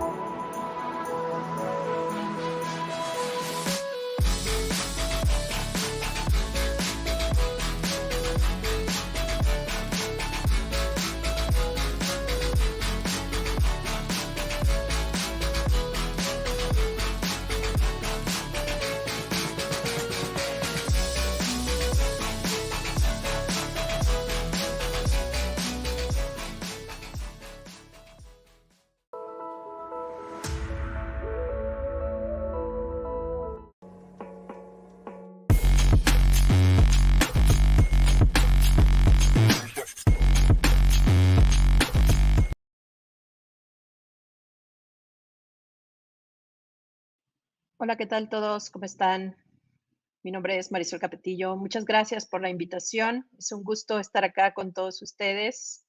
El día de hoy vamos a platicar acerca de cómo la tecnología, cómo las soluciones de computación en la nube junto con Internet de las cosas nos pueden ayudar a, pues, a resolver una gran cantidad de problemas que tenemos en diferentes ámbitos, particularmente o con mayor enfoque el día de hoy en la industria. Y aparte les voy a mostrar un poquito de los resultados que hemos tenido con casos de éxito. Entonces, ya les voy a contar. Una de las cosas que me gustaría puntualizar muchísimo hoy es que la tecnología de la industria 4.0 genera beneficios, sí, para los diferentes tipos de industrias o para diferentes tipos de lugares, pero principalmente buscamos que genere beneficios para los humanos, ¿no? Genera beneficios para nosotros mismos si mejoramos el medio ambiente, si podemos mejorar en agro, si podemos hacer que el trabajo en la industria de las personas sea más especializado, o que este trabajo de toma de decisiones sea más eficiente. Entonces estamos ayudando a los humanos, ¿no? Y eso es importante destacar. Nosotros en Burst Technology trabajamos todo el tiempo pensando en eso, ¿no? ¿Cómo vamos a poder ayudar? ¿Cómo vamos a poder hacer o la vida más fácil o generar beneficios para nosotros, los humanos, ¿no? Por supuesto, para generar esos resultados, pues se necesita, por supuesto, la colaboración de las personas. Entonces, es un mensaje importante que me gustaría dejar el día de hoy. Yo sé que los técnicos o los que tenemos empresas tecnológicas nos encanta hablar de la tecnología, de lo que hace, de todos los datos duros, y por supuesto que sí, por supuesto que lo vamos a tocar. Pero quiero aprovechar esta oportunidad para dejar este punto súper claro, ¿no? Porque la realidad es que las personas son las que están en el centro de cualquier tipo de solución tecnológica. Un poco más de mí. Soy la directora general de Burst Technology. Estudié ingeniería electrónica. Tengo algunas especialidades: Venture Capital, Private Equity, cosas que sirven para poder andar por la vida. De construir una empresa. He tenido diferentes posiciones con las cuales he aprendido también precisamente a poder buscar la manera de resolver problemas, o encontrar la manera de resolver problemas, aparte de trabajar con personas, ¿no? Entonces, pues, he desempeñado algunos cargos a nivel de gerencia a lo largo de mi vida, y bueno, pues aquí estoy hoy con ustedes. ¿Qué es lo que somos nosotros, no? Somos un grupo de ingenieros, somos desarrolladores, somos creadores, somos diseñadores. Volvemos al punto, somos personas. Y todo lo que hacemos y todo lo que creamos en cuestiones de tecnología están, por supuesto, centrados en nuestros clientes, y nuestros clientes son las personas, ¿no? Son los humanos. Entonces queremos humanos más libres, más creativos, con mejor calidad de vida. El espíritu de nuestra tecnología radica en resolver muchos de los problemas operativos que existen: la digitalización de datos del mundo físico, llevando todos esos datos a una nube, haciéndolos súper eficientes para procesar, y cuando finalmente hemos logrado pasar esa barrera, que hoy es uno de los principales problemas por los cuales este tipo de soluciones a lo mejor no las hemos visto volverse pues masivas en un corto tiempo, ha sido porque ha habido mucho que solucionar en esta eficiente adquisición de datos, y por supuesto también en el uso masivo de nube, que facilita muchísimo el poder tratarlos, y entonces es cuando podemos generar la inteligencia y todo lo que se requiere cuando tenemos como confianza en todo lo que estamos adquiriendo, y eso funciona como una maquinita, ¿no? Perfectamente automatizado. Hay un gran camino que hay que recorrer todavía, que nosotros estamos resolviendo en ese nivel, y también digamos que en el nivel superior, donde de repente, cuando vemos estos datos o cuando ya comenzamos a generar inteligencia, vemos que muchos de nosotros o muchas de las empresas que existimos comenzamos a hacer una solución en vertical y entonces comienzan a generar silos, ¿no? Silos que cuando las personas, los operativos o quienes están utilizando nuestras soluciones, pues se encuentran con que les generamos más, de repente les generamos más trabajo teniendo que ir a diferentes lugares a ver cosas o a ver datos o a ver dónde tengo que ver esto para tomar una decisión de qué no. Entonces, una de las principales cosas en las que nosotros nos hemos enfocado al desarrollar nuestra solución es que haya un mismo lugar donde ya sea quienes toman las decisiones o quienes tienen que tomar acciones, puedan ver este análisis de la información, puedan tener estas recomendaciones, aunque sea de diferentes áreas, ¿no? Dentro de una industria o dentro de una empresa, dentro de un área comercial, ¿no? Nuestra tecnología está preparada para incursionar en diferentes campos y en diferentes áreas. Como les decía antes, hay todo un camino y hay toda una infraestructura que es muy flexible y es muy flexible a propósito. Está preparada para el mundo en el que estamos viviendo, donde se tiene que seleccionar y optimizar una solución de acuerdo a las necesidades de los clientes, ¿no? Por un lado, llevamos a la estandarización de los datos, pero no podemos estandarizar cuál es la realidad. Hay mucha diversidad en un piso de operación, ¿no? Perdón, del tipo de máquinas, del tipo de protocolos que se utilizan, del tipo de industria, ¿no? Sin embargo, sí podemos nosotros llevar esto a un nivel en donde los datos que veamos en nuestra plataforma, en nuestro sistema de análisis de datos, sí tengan una uniformidad adecuada para poder usarlos para generar inteligencia. El tipo de medio por el cual se transmiten estos datos o esta información también va a depender de cuáles sean las condiciones más adecuadas o los requerimientos que tenga pues esta empresa o este espacio, ¿no? Entonces, esa es un poco nuestra especialidad. Tenemos mucha experiencia ya haciendo esto. Hemos demostrado buenos resultados en el tiempo y también hemos demostrado que justo es parte de lo que se requiere para que avancemos y para que tengan éxito este tipo de soluciones, ¿no? Hay, por supuesto, en estos sistemas completos impacto que se puede tener en el campo de agro, ¿no?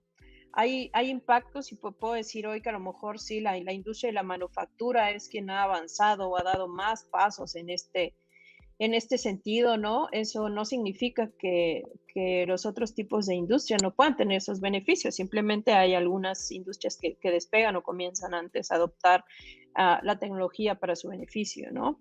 Hemos podido ayudar a generar 30% de ahorro en consumos de recursos naturales, en este caso para nuestro cliente que es Grupo Bimbo. Hemos ayudado a tener un retorno de inversión en haciendo análisis de vibraciones, en la planeación de mantenimiento de 10X. Y hemos conseguido ayudar a que generen una mejora de eficiencia de 7%, por ejemplo, en este caso, cuando las expectativas eran a lo mejor en 4 años tener una mejora de 1% y en un año logramos tener un 7%, ¿no? Muchas cosas que por falta de visibilidad a lo mejor no se encontraban, ¿no? Entonces, esto es algo, como les decía antes, que está centrado en las personas y que se requiere que haya en conjunto un trabajo entre empresa, proveedor de soluciones y por supuesto quiénes son los usuarios, ¿no? Desde cuáles son las nuevas habilidades que van a necesitar los usuarios hasta encontrar realmente cuáles son los puntos que le benefician a los diferentes tipos de usuarios dentro de una organización, ¿no? Entonces, poco a poco esto va a ir avanzando cada vez más. Hay muchos lugares que ya tienen grandes avances y lo que hoy sabemos y lo que hoy tenemos claro es que utilizar la tecnología para poder tener la información, el análisis de nuestros datos y las recomendaciones al alcance de nuestra mano, incluso predicciones, pues se va a convertir en el día a día, ¿no? Así como hoy utilizar un teléfono celular es, pues para todos parte de la normalidad, el uso de la tecnología y de tener estos beneficios, pues va a ser parte de la normalidad, ¿no? O sea, quien no esté utilizando la tecnología es quien se va a quedar como desconectado del mundo, ¿no? Que es donde van a estar pasando todas las cosas, ¿no? Tenemos ejemplos de casos de éxito, también implementaciones, por ejemplo, en el estado de Durango, donde hemos trabajado para generar ahorros en el consumo de energía para extracción de agua, apoyo para la sectorización y el mejoramiento de la gestión y, por supuesto, la disponibilidad de agua para la comunidad, ¿no? Nuestro aporte y compromiso con los clientes, y esto más que leer o tener una diapositiva, me gustaría como platicarles. Es importante que tengamos lo necesario para la identificación oportuna de fallas, estas alarmas de comportamiento inusual, que nos vayamos despegando cada vez más de hacer los recorridos diarios y anotar en una hoja cuando el recurso humano que tenemos a nuestra disposición puede trabajar de manera más proactiva y puede trabajar mejor en ver qué planes se pueden hacer, ver cómo resolver un problema en lugar de ser el recolector manual de los datos, ¿no? Nosotros ayudamos, como les he dicho a lo largo de esta conversación, ayudamos a generar estas bases de datos para que los análisis que se hagan sí sean con base en información que está validada y en información que es confiable. Sabemos perfecto que todo lo que se construya encima de una base de datos o de información que no es validada o que no se puede confiar, pues van a hacer análisis y van a hacer desperdicios de recursos que servir para algo si no funciona bien todo en la cadena, ¿no? El tiempo que nos toma implementar este tipo de soluciones es por mucho más corto que las tecnologías anteriores. Hay mucho que ganar en el tiempo de implementación. Es muy importante que se vea como un todo, las partes que componen una solución completa de las diferentes áreas. A lo mejor en este caso los ejemplos que tiene este slide son dentro de una fábrica, de todas las diferentes áreas que pueden sumar para que se logren pues beneficios como los que les platicaba hace un momento, ¿no? Eso junto con la experiencia de un equipo que les acompañe, si lo quieren ver de esta manera, que puede hacer incluso la parte también consultora para ayudar a planear cómo es la manera más óptima que se puede llevar a cabo el proyecto para reducir los desperdicios a lo largo de la implementación. Eso también es una parte súper importante, ¿no? Tener un aliado o tener un equipo en el que se pueda confiar más allá de un proveedor de cierto producto, ¿no? El tipo de cambios que generan estas cosas y el tipo de impacto que tiene valen el hecho de llevar un acompañamiento que a través del tiempo va a generar el compromiso de tener resultados y no solamente ir y comprar un producto, ¿no? Al menos en este momento donde todavía digamos que todo el conocimiento no está como cuando compramos un celular, como decía antes, que al menos ya sabemos, pues sabes qué va a ser esta cámara y son estas 3 cosas mínimo que tengo que ver y ya sé que esto es lo que necesito, ¿no? Entonces, eventualmente vamos a llegar a ese punto. Hoy las soluciones necesitan un buen acompañamiento para tener éxito. Y sobre todo lo más importante es que el hecho de estar a lo mejor un poco antes o estar temprano hace que los beneficios pues sean mucho, mucho más altos que llegar a tenerlos después cuando a lo mejor ya sea, como decía, cuando ya sabemos, bueno, pues sabes que esta cámara de tantos megapíxeles y este procesador del celular, así con eso me funciona, ¿no? Cuando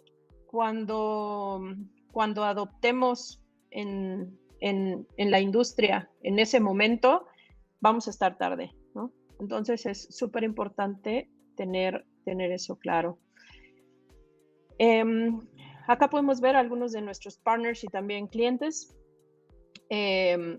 Hay pues varios más que no están acá.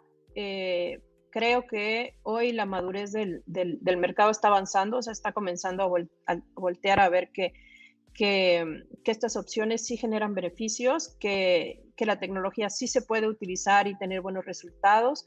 Por supuesto que la tecnología también ha madurado, no nada más en existir, sino en la manera en la que generamos las soluciones, y las soluciones, por supuesto, han evolucionado. Tenemos, yo creo que 10 años adelante que prácticamente cualquier otra empresa en hacer soluciones que nacieron así, que nacieron para trabajar en la nube, sin silos, con esta línea de democratización de los datos desde que nacen, ¿no? Desde que nacen y entendiendo el punto que decía al inicio, entendiendo que todas las soluciones giran alrededor de las personas, que giran alrededor de nuestros clientes, y que se necesita una colaboración que por supuesto nos incluya como humanos, como personas, para que se den los resultados que queremos, ¿no? Queremos ayudar a las personas que quieren tomar una decisión y que no cuentan con la información ni las herramientas para poder hacerlo. Y bueno, eso es una de las cosas que les he estado comentando a través de esta conversación. Entonces, espero que sí haya llegado al punto que quería tomar ahora que hay mucho más madurez por parte de las soluciones. Muchas cosas técnicas se han resuelto y se han mejorado para bien. Sin embargo, es importante, creo, que cuando nosotros transmitimos los beneficios de las soluciones, quienes nos escuchan sepan también que la tecnología por sí sola de repente no puede lograr las cosas maravillosas que queremos, ¿no? Se requiere siempre de la intervención de las personas, y que también, al menos nosotros en Burst Technology, que desarrollamos soluciones, lo hacemos siempre pensando en el beneficio de nuestros clientes y de las personas. Pues eso es lo que quería compartirles en este día. Espero que hayan encontrado algo interesante en esta charla. Tengo toda la disposición para poder charlar más en cualquier momento. Por acá dejo mis datos y mi contacto. Entonces, lo que requieran, estoy por allí pendiente. En lo que pueda ayudar, con mucho gusto.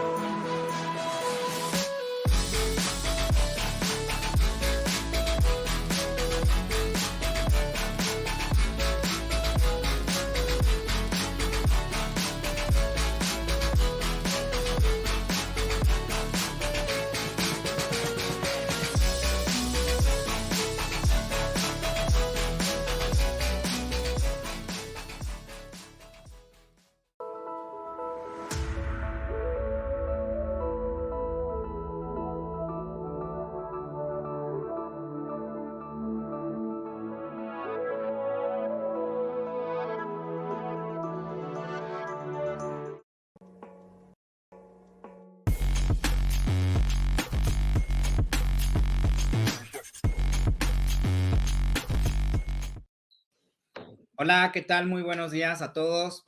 El día de hoy vamos a platicar de un tema que está súper en boga, toda la parte del avance de la tecnología en las ciudades. Vamos a hablar de Smart Cities, de aplicaciones, qué están haciendo. Y tenemos todo un día, ¿no? En la Global Digital Week especializado en este tema. Me acompaña el día de hoy Thalía Pérez, es una de las analistas de nuestro instituto y nos va a presentar parte de las investigaciones que vienen realizando, casos, aplicaciones, cómo viene el futuro. Y bueno, es un gusto tenerte por acá, Thalía. Un gusto, Guillermo. Muy bien, pues vamos a comenzar. Cuéntanos un poco qué está sucediendo, dónde están avanzando las Smart Cities. Sí, yo hoy traigo un deck con varios casos de Smart Cities que se están implementando en México, que se están implementando en China, en Corea del Sur, incluso en Japón. Y bueno, traigo los videos también de cómo es que lo están implementando. Muchos de estos proyectos están aún en construcción, otros ya existen, pero los están mejorando. Así que, pues bueno, vamos a presentarlo. Primero es Net City, no traigo un video de pero Net City es una ciudad china en Shenzhen, es un proyecto para una ciudad completamente sustentable y quien está impulsando este proyecto es la empresa de telecomunicaciones china Tencent, en colaboración con el gobierno. Ellos han estado trabajando en este proyecto ya desde hace un tiempo y tienen ya avanzado, aún no está terminado el proyecto hasta donde tenemos entendido, y por lo que investigamos es una ciudad completamente verde que busca eliminar la contaminación, que tenga autos eléctricos, que todo sea eléctrico, ¿no? Lo más sustentable posible. Claro. Y luego tenemos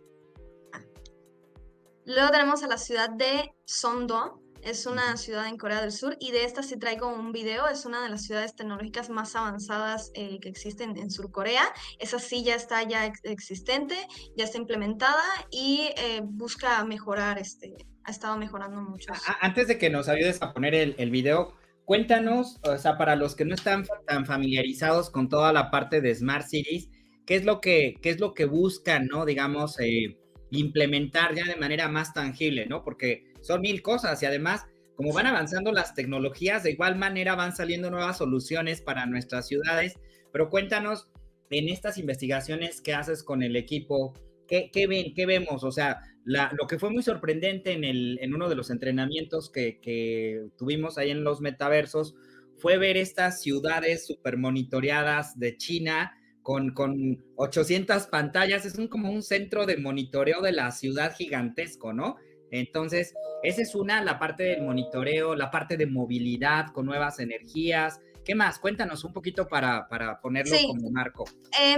Por ejemplo, las casas inteligentes, ¿no? Usted ubica las casas inteligentes que tienen un robotcito que ya te programa todo, ¿no? Que si, oye, préndeme las luces, se prenden, préndeme el televisor, cambia aquí. Ok, pues, Google, Alexa, todos ellos ya están ahí, ¿no? Se busca eso mismo, pero a una escala más grande, ¿no? Imagínese una ciudad con muchas casas inteligentes, con autos eléctricos, con bicicletas eléctricas, con motos eléctricas, donde realmente no haya un tráfico, donde no haya una contaminación. ¿Por qué? Porque los edificios están estructurados para que el aire pueda pasar sin problema y evite la contaminación, no haya tanto calor, tenga muchísimos árboles para que se mantenga la temperatura en un ambiente estable. Todos esos y mucho más es lo que está buscando las Smart Cities, ¿no?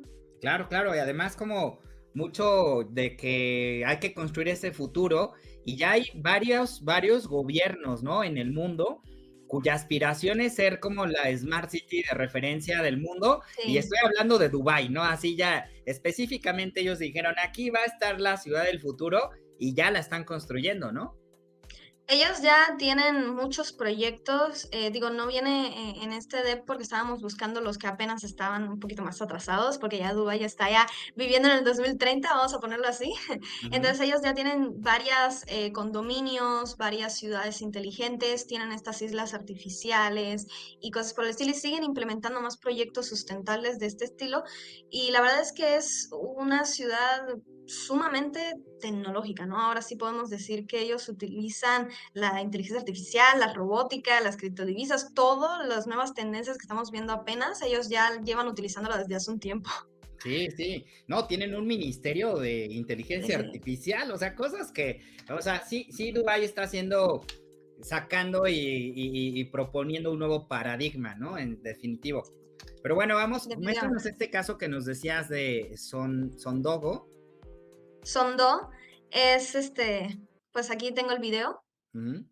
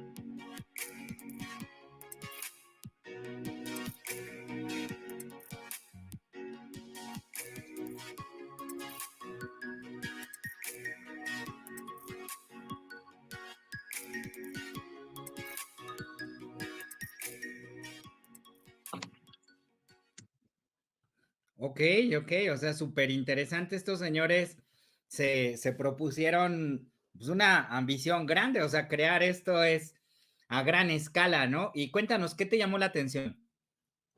Me llamó mucho la atención el que estén cuidando, uno, tanto la parte ambiental como la parte tecnológica. Que haya este balance entre la tecnología y el medio ambiente es algo pues un tanto complicado, ¿no? Principalmente si lo quieres hacer en una ciudad tan grande. Y como lo mencionaba en el video, solamente con el 60% ya construido, pues ya están viviendo alrededor de 180,000 personas, ¿no? Está increíble. Sí, y además de los retos de las megaciudades que pues necesitan tanto insumo, generan tanta contaminación, etcétera, están creando modelos que ahora ya se puede monitorear, pues literal cualquier indicador de una ciudad, ¿no? Sí, no, y además llevan un control con las cámaras, ¿no? Lo que mencionaba de en China, todas estas bases de datos y todo el control también lo están implementando. Igual ellos mencionaban que para las ciudades inteligentes lo mejor es el control por cámaras. Y pues sí, han confirmado y han demostrado que es el mejor control en contra de bueno, uno, en contra de la delincuencia y dos, por parte de ciberataques, ellos ya tienen ya todos programas de ciberseguridad impresionantemente altos en calidad. Sí, sí, sí. Ahora, ahí los que nos estén viendo, vamos a tener todo un día de Smart Cities. Nos acompaña Madi de Samsung, ¿no? Que nos contaba también, pues que estas ciudades se diseñan a la medida de la necesidad de cada ciudad, cada gobierno. Es la aspiración que ellos quieran tener. Y si hay ciertas capas para ir desarrollando tu Smart City y qué tecnologías son ya más accesibles, porque también tiene que ver, pues si vas a ser muy innovador, ser innovador y meter alta tecnología tiene un costo más alto. Entonces, ahí también van avanzando con estos temas, pero sigamos avanzando, Tania. Claro. Traigo otros videos también referentes a la ciudad de Singapur, y Japón. En Singapur está en una de las ciudades más tecnológicas e innovadoras a nivel internacional. Singapur, igual que Dubái, ha estado invirtiendo mucho en todo lo que es la tecnología. Y acá traigo un video de su ciudad sustentable, es decir, ya existe, llevan ya un tiempo trabajando con esta ciudad y bueno, ya se ven los resultados, ¿no? Todavía sigue en desarrollo, Ok, pero a ver, ya se vamos a ver. están empezando a ver.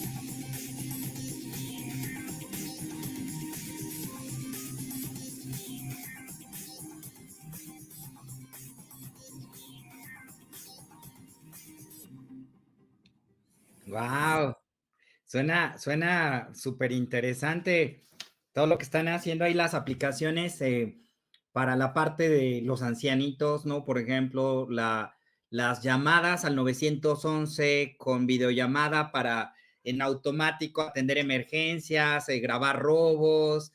O sea, sí está avanzando de manera súper rápida todas las soluciones hacia ciudadanos, ¿no? Sí, también estaban comentando de aplicaciones para que los ciudadanos puedan también tener pues sus ideas y compartirlas y que ellos vean si es viable o no. Al fin y al cabo, como es una ciudad para ellos, pues ellos puedan contribuir, es algo muy importante. Sí, justo venimos ahorita saliendo de un panel con Roberto, que es el director general de Citizen Foundation en Islandia, y justo ellos tienen plataformas de inteligencia artificial para que las personas y los ciudadanos voten y sean escuchados para construir la ciudad que ellos quieren construir, ¿sabes? El país que ellos quieren construir, no solamente desde la política pública que lo hacen los gobiernos, sino también desde qué opinan la gente, ¿no? De tal segmento de edad, ¿no? ¿Cómo les gustaría construir ese futuro? Eso no lo habíamos visto, Talia. O sea, no habíamos utilizado tecnología para escuchar, ¿no? A la gente y diseñar tu propia ciudad, tu propio país, ¿no? Y eso ya está funcionando, ¿no? Sí, eso ya lo están empezando bueno, ya lo empezaron a implementar como veíamos desde el 2014. Singapur está trabajando en todos estos proyectos de ciudad inteligente y la verdad es que se ha sabido aprovechar todas estas alianzas con estos otros países como China, como Dubái y la verdad es que es impresionante la ciudad que han llegado a crear porque tienen varias y han tratado de que todo el país sea sustentable de alguna forma, ¿no? Ya sea en menor medida o en mayor medida. Sí, está increíble. Ahora, ¿qué es lo que podría aprender, por ejemplo, la gente, los alcaldes que nos estén viendo, la gente del sector público, Talia? ¿Qué podrían aprender? Porque aquí yo lo que veo en todas estas investigaciones es, primero, contar con un benchmark. O sea, ¿qué está sucediendo en otros lugares? ¿Cuál podría ser mi aspiración? No estoy pensando en alguna ciudad quizás de América Latina. Yo, Bogotá, por ejemplo. ¿Cuál es mi aspiración como Smart City? ¿Qué es lo mejor? ¿Cómo le puedo generar más valor a mis ciudadanos? O hasta una alcaldía más pequeña, ¿no? Porque no todo es las grandes ciudades que conocemos, incluso una ciudad mediana o pequeña, ¿cómo podrían beneficiarse? Porque hay yo creo que muchos servicios que van más allá del flachazo, ¿no? Que te dan estas tecnologías, de esta foto espectacular, ¿no? Que nos muestras. Y pienso los servicios estos del 911, en donde puede la gente ya grabar la llamada o tener un paramédico en ese mismo segundo, por ejemplo, en una emergencia. Eso realmente sí genera valor más que las luces, y una ciudad hermosa físicamente, ¿no? O sea, creo que las pequeñas localidades o ciudades no tan grandes podrían, ¿no?, beneficiarse de estos servicios que, por ejemplo, para monitorear la salud de las personas mayores. Eso realmente, o sea, haría felices a los ciudadanos, ¿estás de acuerdo? Y no tengo que ser la megaciudad. Mejoraría la calidad de vida. La verdad es que el punto principal de las ciudades inteligentes es mejorar la calidad de vida de sus ciudadanos, y el otro punto sería la descentralización también. En muchos países solamente 2 o 3 ciudades son las que son las megaciudades y todos los demás están pues un poco menos avanzados. Entonces también el hacer estas ciudades descentraliza todo y da un mejor sistema, tanto financiero, tanto de salud, tanto de educación, de todo, en pues todo el país. Ahora sí que se toma en un conjunto al país entero. Claro, claro. Bueno, y también para los que estén viendo esta transmisión, con mucho gusto, si nos mandan un mail, ¿no?, al instituto, les compartimos tanto el link de este video para que lo puedan utilizar para un workshop, como las presentaciones, las matrices. Cuéntales un poquito estas matrices que han venido desarrollando, en donde tienen casos, tendencias, tecnologías, para que más o menos se imaginen, y con gusto les compartimos estas matrices. Sí, todos los decks que hemos venido haciendo los hemos implementado en estas matrices, y en estas matrices nosotros ponemos el nombre de las empresas, los videos que muestran sus casos, en qué sector van, porque hay algunos que son tecnologías disruptivas, hay otros que son smart cities, hay otros que son solamente inteligencia artificial o una combinación de varias tecnologías para ayudar a implementar una nueva o un nuevo modelo de negocio. Entonces, están muy interesantes esas matrices porque tienes todo ahí ya, nada más que tienes que tocar y ya te abren los videos, ya sabes de qué se trata, ¿no? Tienes una visualización mucho más cómoda. Sí, sí, sí. Entonces, encantados si quieren esas matrices o estos decks, ¿no?, que ya te explican con detalle cómo le van haciendo. Y justo lo que comentabas ahorita, cada vez las tecnologías, yo lo que veo en las matrices, las tecnologías se cruzan, ¿no? O sea, no solamente es inteligencia artificial, es el tema de omniversos, el tema de realidad aumentada, simulación, o sea, son muchas tecnologías para a veces crear esta magia que vemos en los videos. Muy bien, pero Complementan continuamos. unas con otras. Sí, exacto, exacto, se complementan.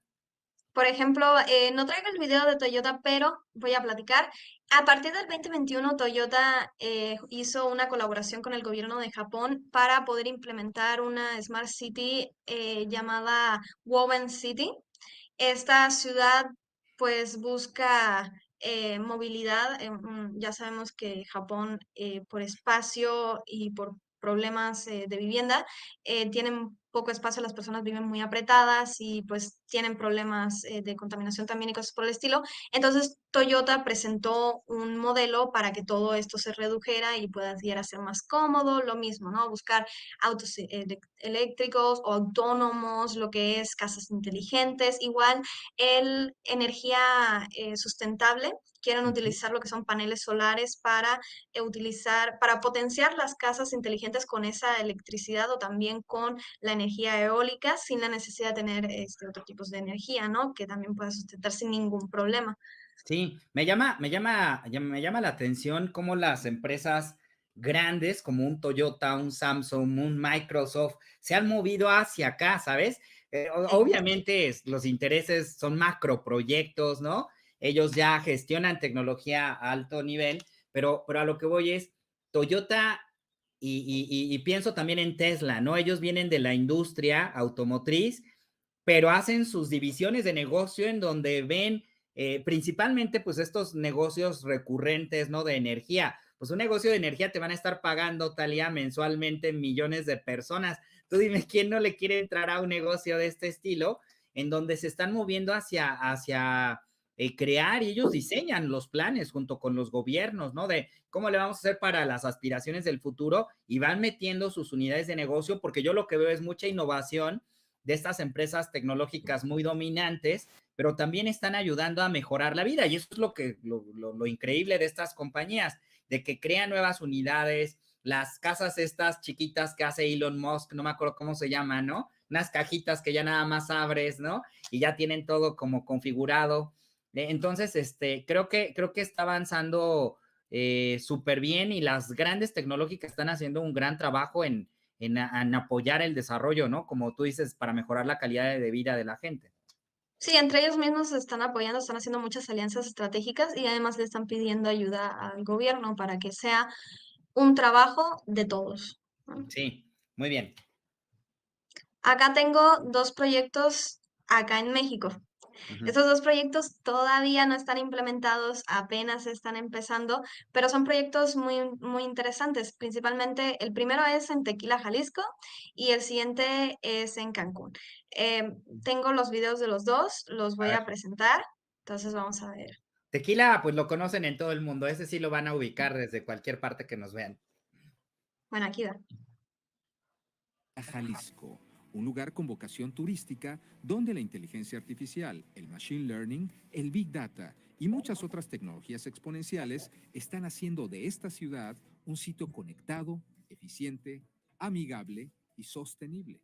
Todo esto gracias a 3 aspectos que han sido cruciales para convertir a Tequila, Jalisco en un referente global de ciudad inteligente. 1. El sector privado y no el sector público es el gran impulsor del proyecto Smart City. 2. Se trabajó con el tema de gobernanza desde un principio para generar una visión compartida. 3. Desde su origen, se planeó su sustentabilidad económica con una visión de largo plazo. El modelo de ciudad inteligente se vive en cada rincón de Tequila de muchas formas. Por ejemplo, ofreciendo a los ciudadanos y turistas internet gratis en lugares históricos. Utiliza videoanalítica para monitorear en tiempo real la cantidad de personas y vehículos que transitan en la ciudad. En aspectos de movilidad, visualizando espacios de estacionamientos desocupados en distintas calles y avenidas. Por supuesto, no se puede hablar de Smart Cities sin considerar su aporte a la sustentabilidad.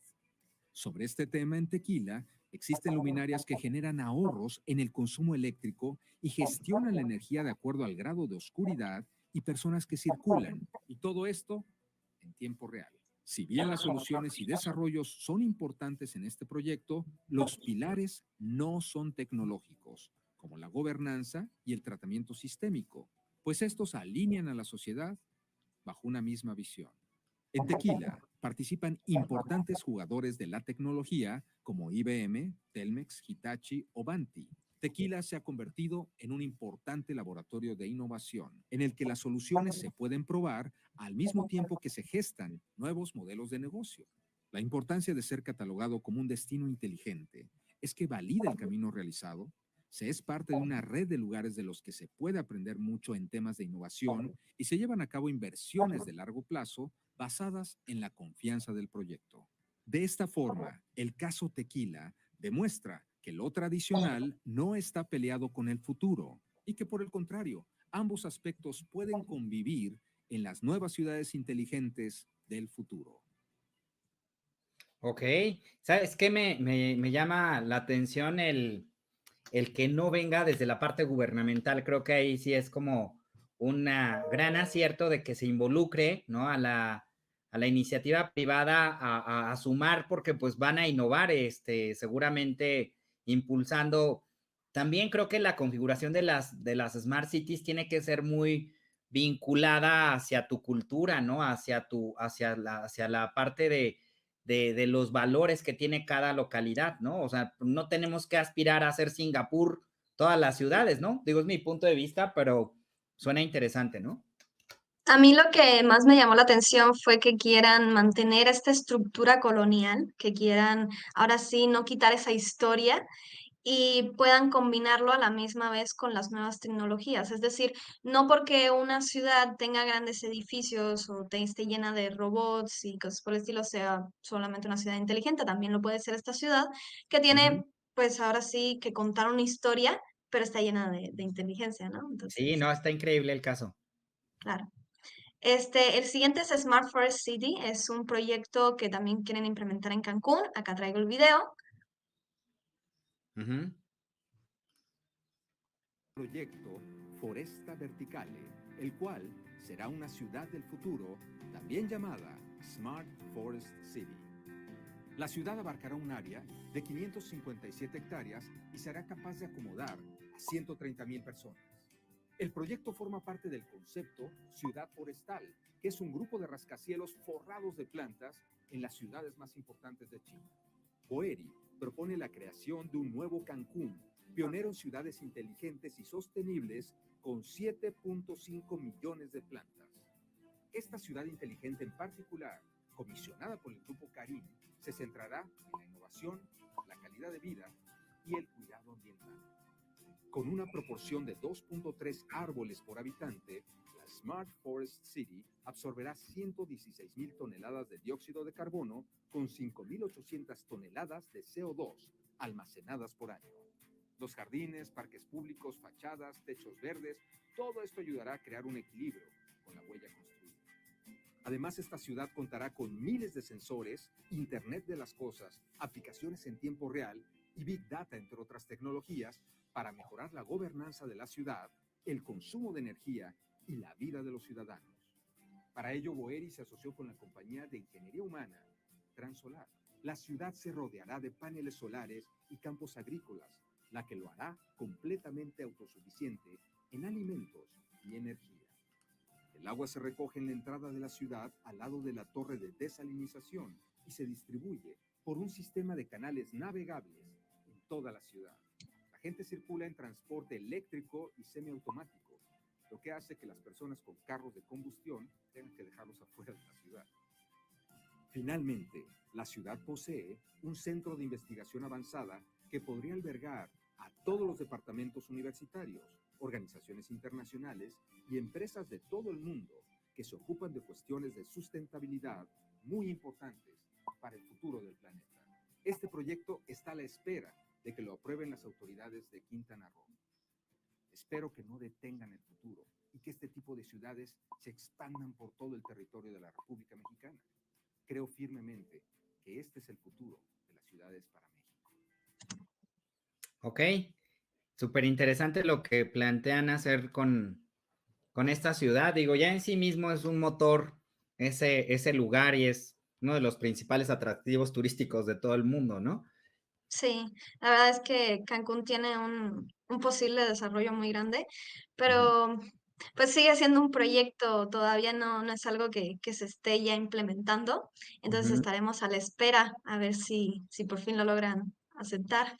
Sí, sí, sí. Ahora, un poquito platicándole a la gente de lo que vamos a ver en el día 1 de Smart Cities, les quiero compartir, Thalía, que es la agenda, ¿no? de Smart Cities para este 27 de marzo, en donde en realidad pues vamos a ver que las Smart Cities necesitan muchísimas tecnologías, desde la parte de cloud, o sea, toda esta parte de poner las cámaras, monitorear la seguridad, grabar, todo eso necesitas una capacidad de almacenamiento gigantesca, en donde, por ejemplo, aquí David Ruiz nos va a acompañar a dar una masterclass en donde nos enseñan los niveles de cloud, o sea, cómo la manejas, el layer 1, el layer 2, el layer más, cuando ya empieza a entrar también ya la machine learning, ¿no? Con la data que tú ya tienes, porque al final cuidar las ciudades o desarrollar un proceso en una empresa requiere de estar entrenando modelos, ¿no? Analíticos ya avanzados,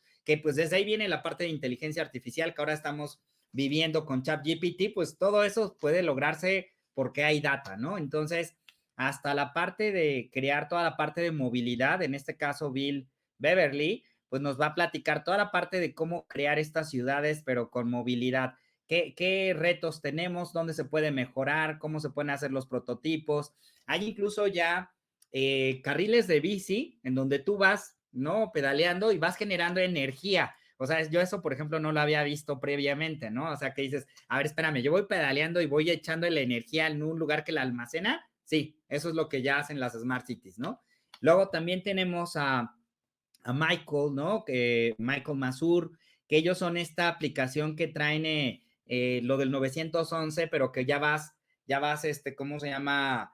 Ya puedes tener asistencia de un paramédico, ¿no? Literal en 5 segundos después de llamar, ¿no? Que tienes una emergencia real, imagínate, esto no lo habíamos visto, hasta donde yo tengo como reconocimiento, no era de marco al 911, puedo tener en 5 segundos un paramédico para salvarle la vida a alguien, eso es algo realmente innovador. También a Maddie, ¿no? Maddie Vina, que es el director de, pues, de esta parte de ciudades inteligentes, que él es el que un poco va a platicar sobre la parte de cómo diseñar tu ciudad, ¿no? O sea, ¿qué plan tengo que hacer? Ok, soy una ciudad pequeña, entonces, ¿cómo le hago para comenzar a avanzar y elegir? Porque ahorita yo creo que es como un centro comercial, Talia, yo me lo imagino, es qué set de aplicaciones quiero yo escoger para llevar a mi ciudad, dónde quiero comenzar a trabajar y ponerme un plan de trabajo, no sé, a 5 años para comenzar, ¿no? A llevar la parte tecnológica y mejorar la calidad de vida de las personas.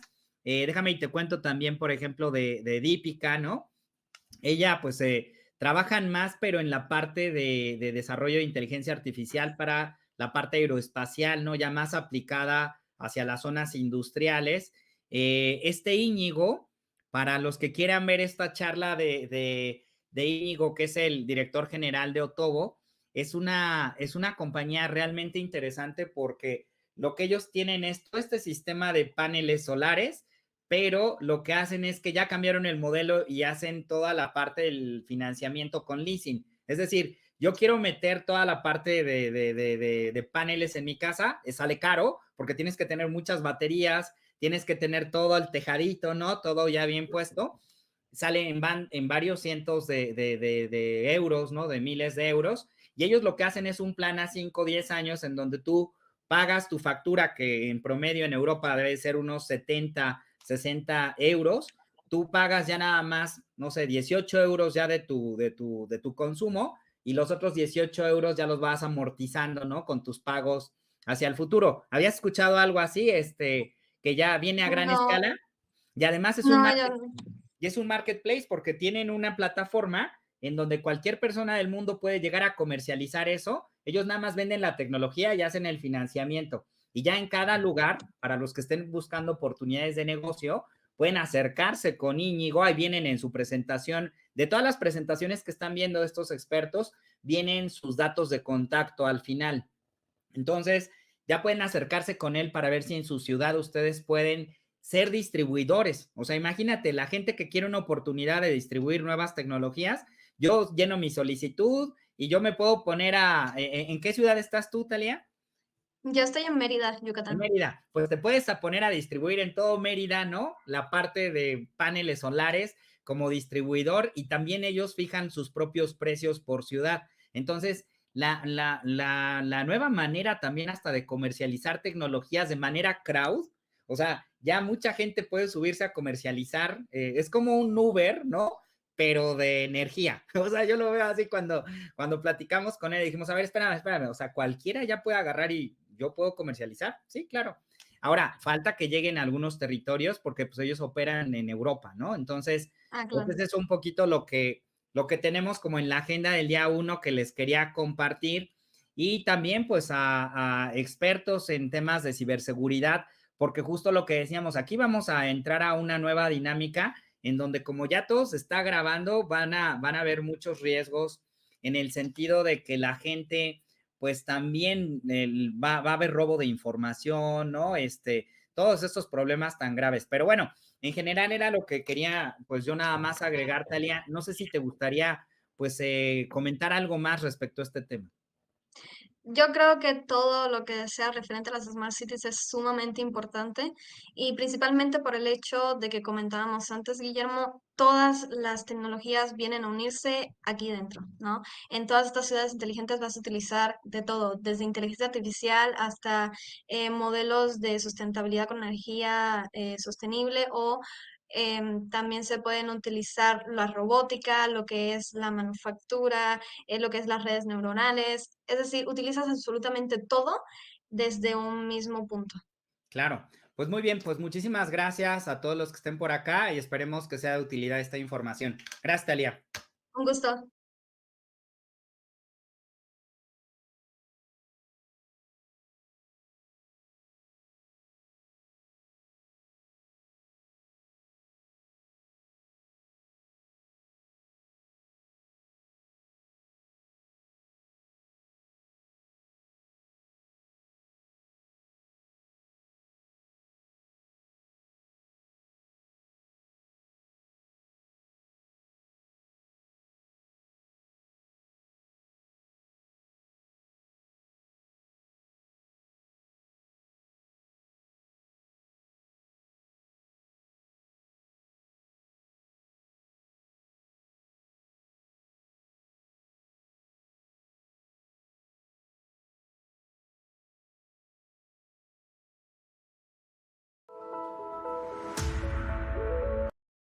Bye.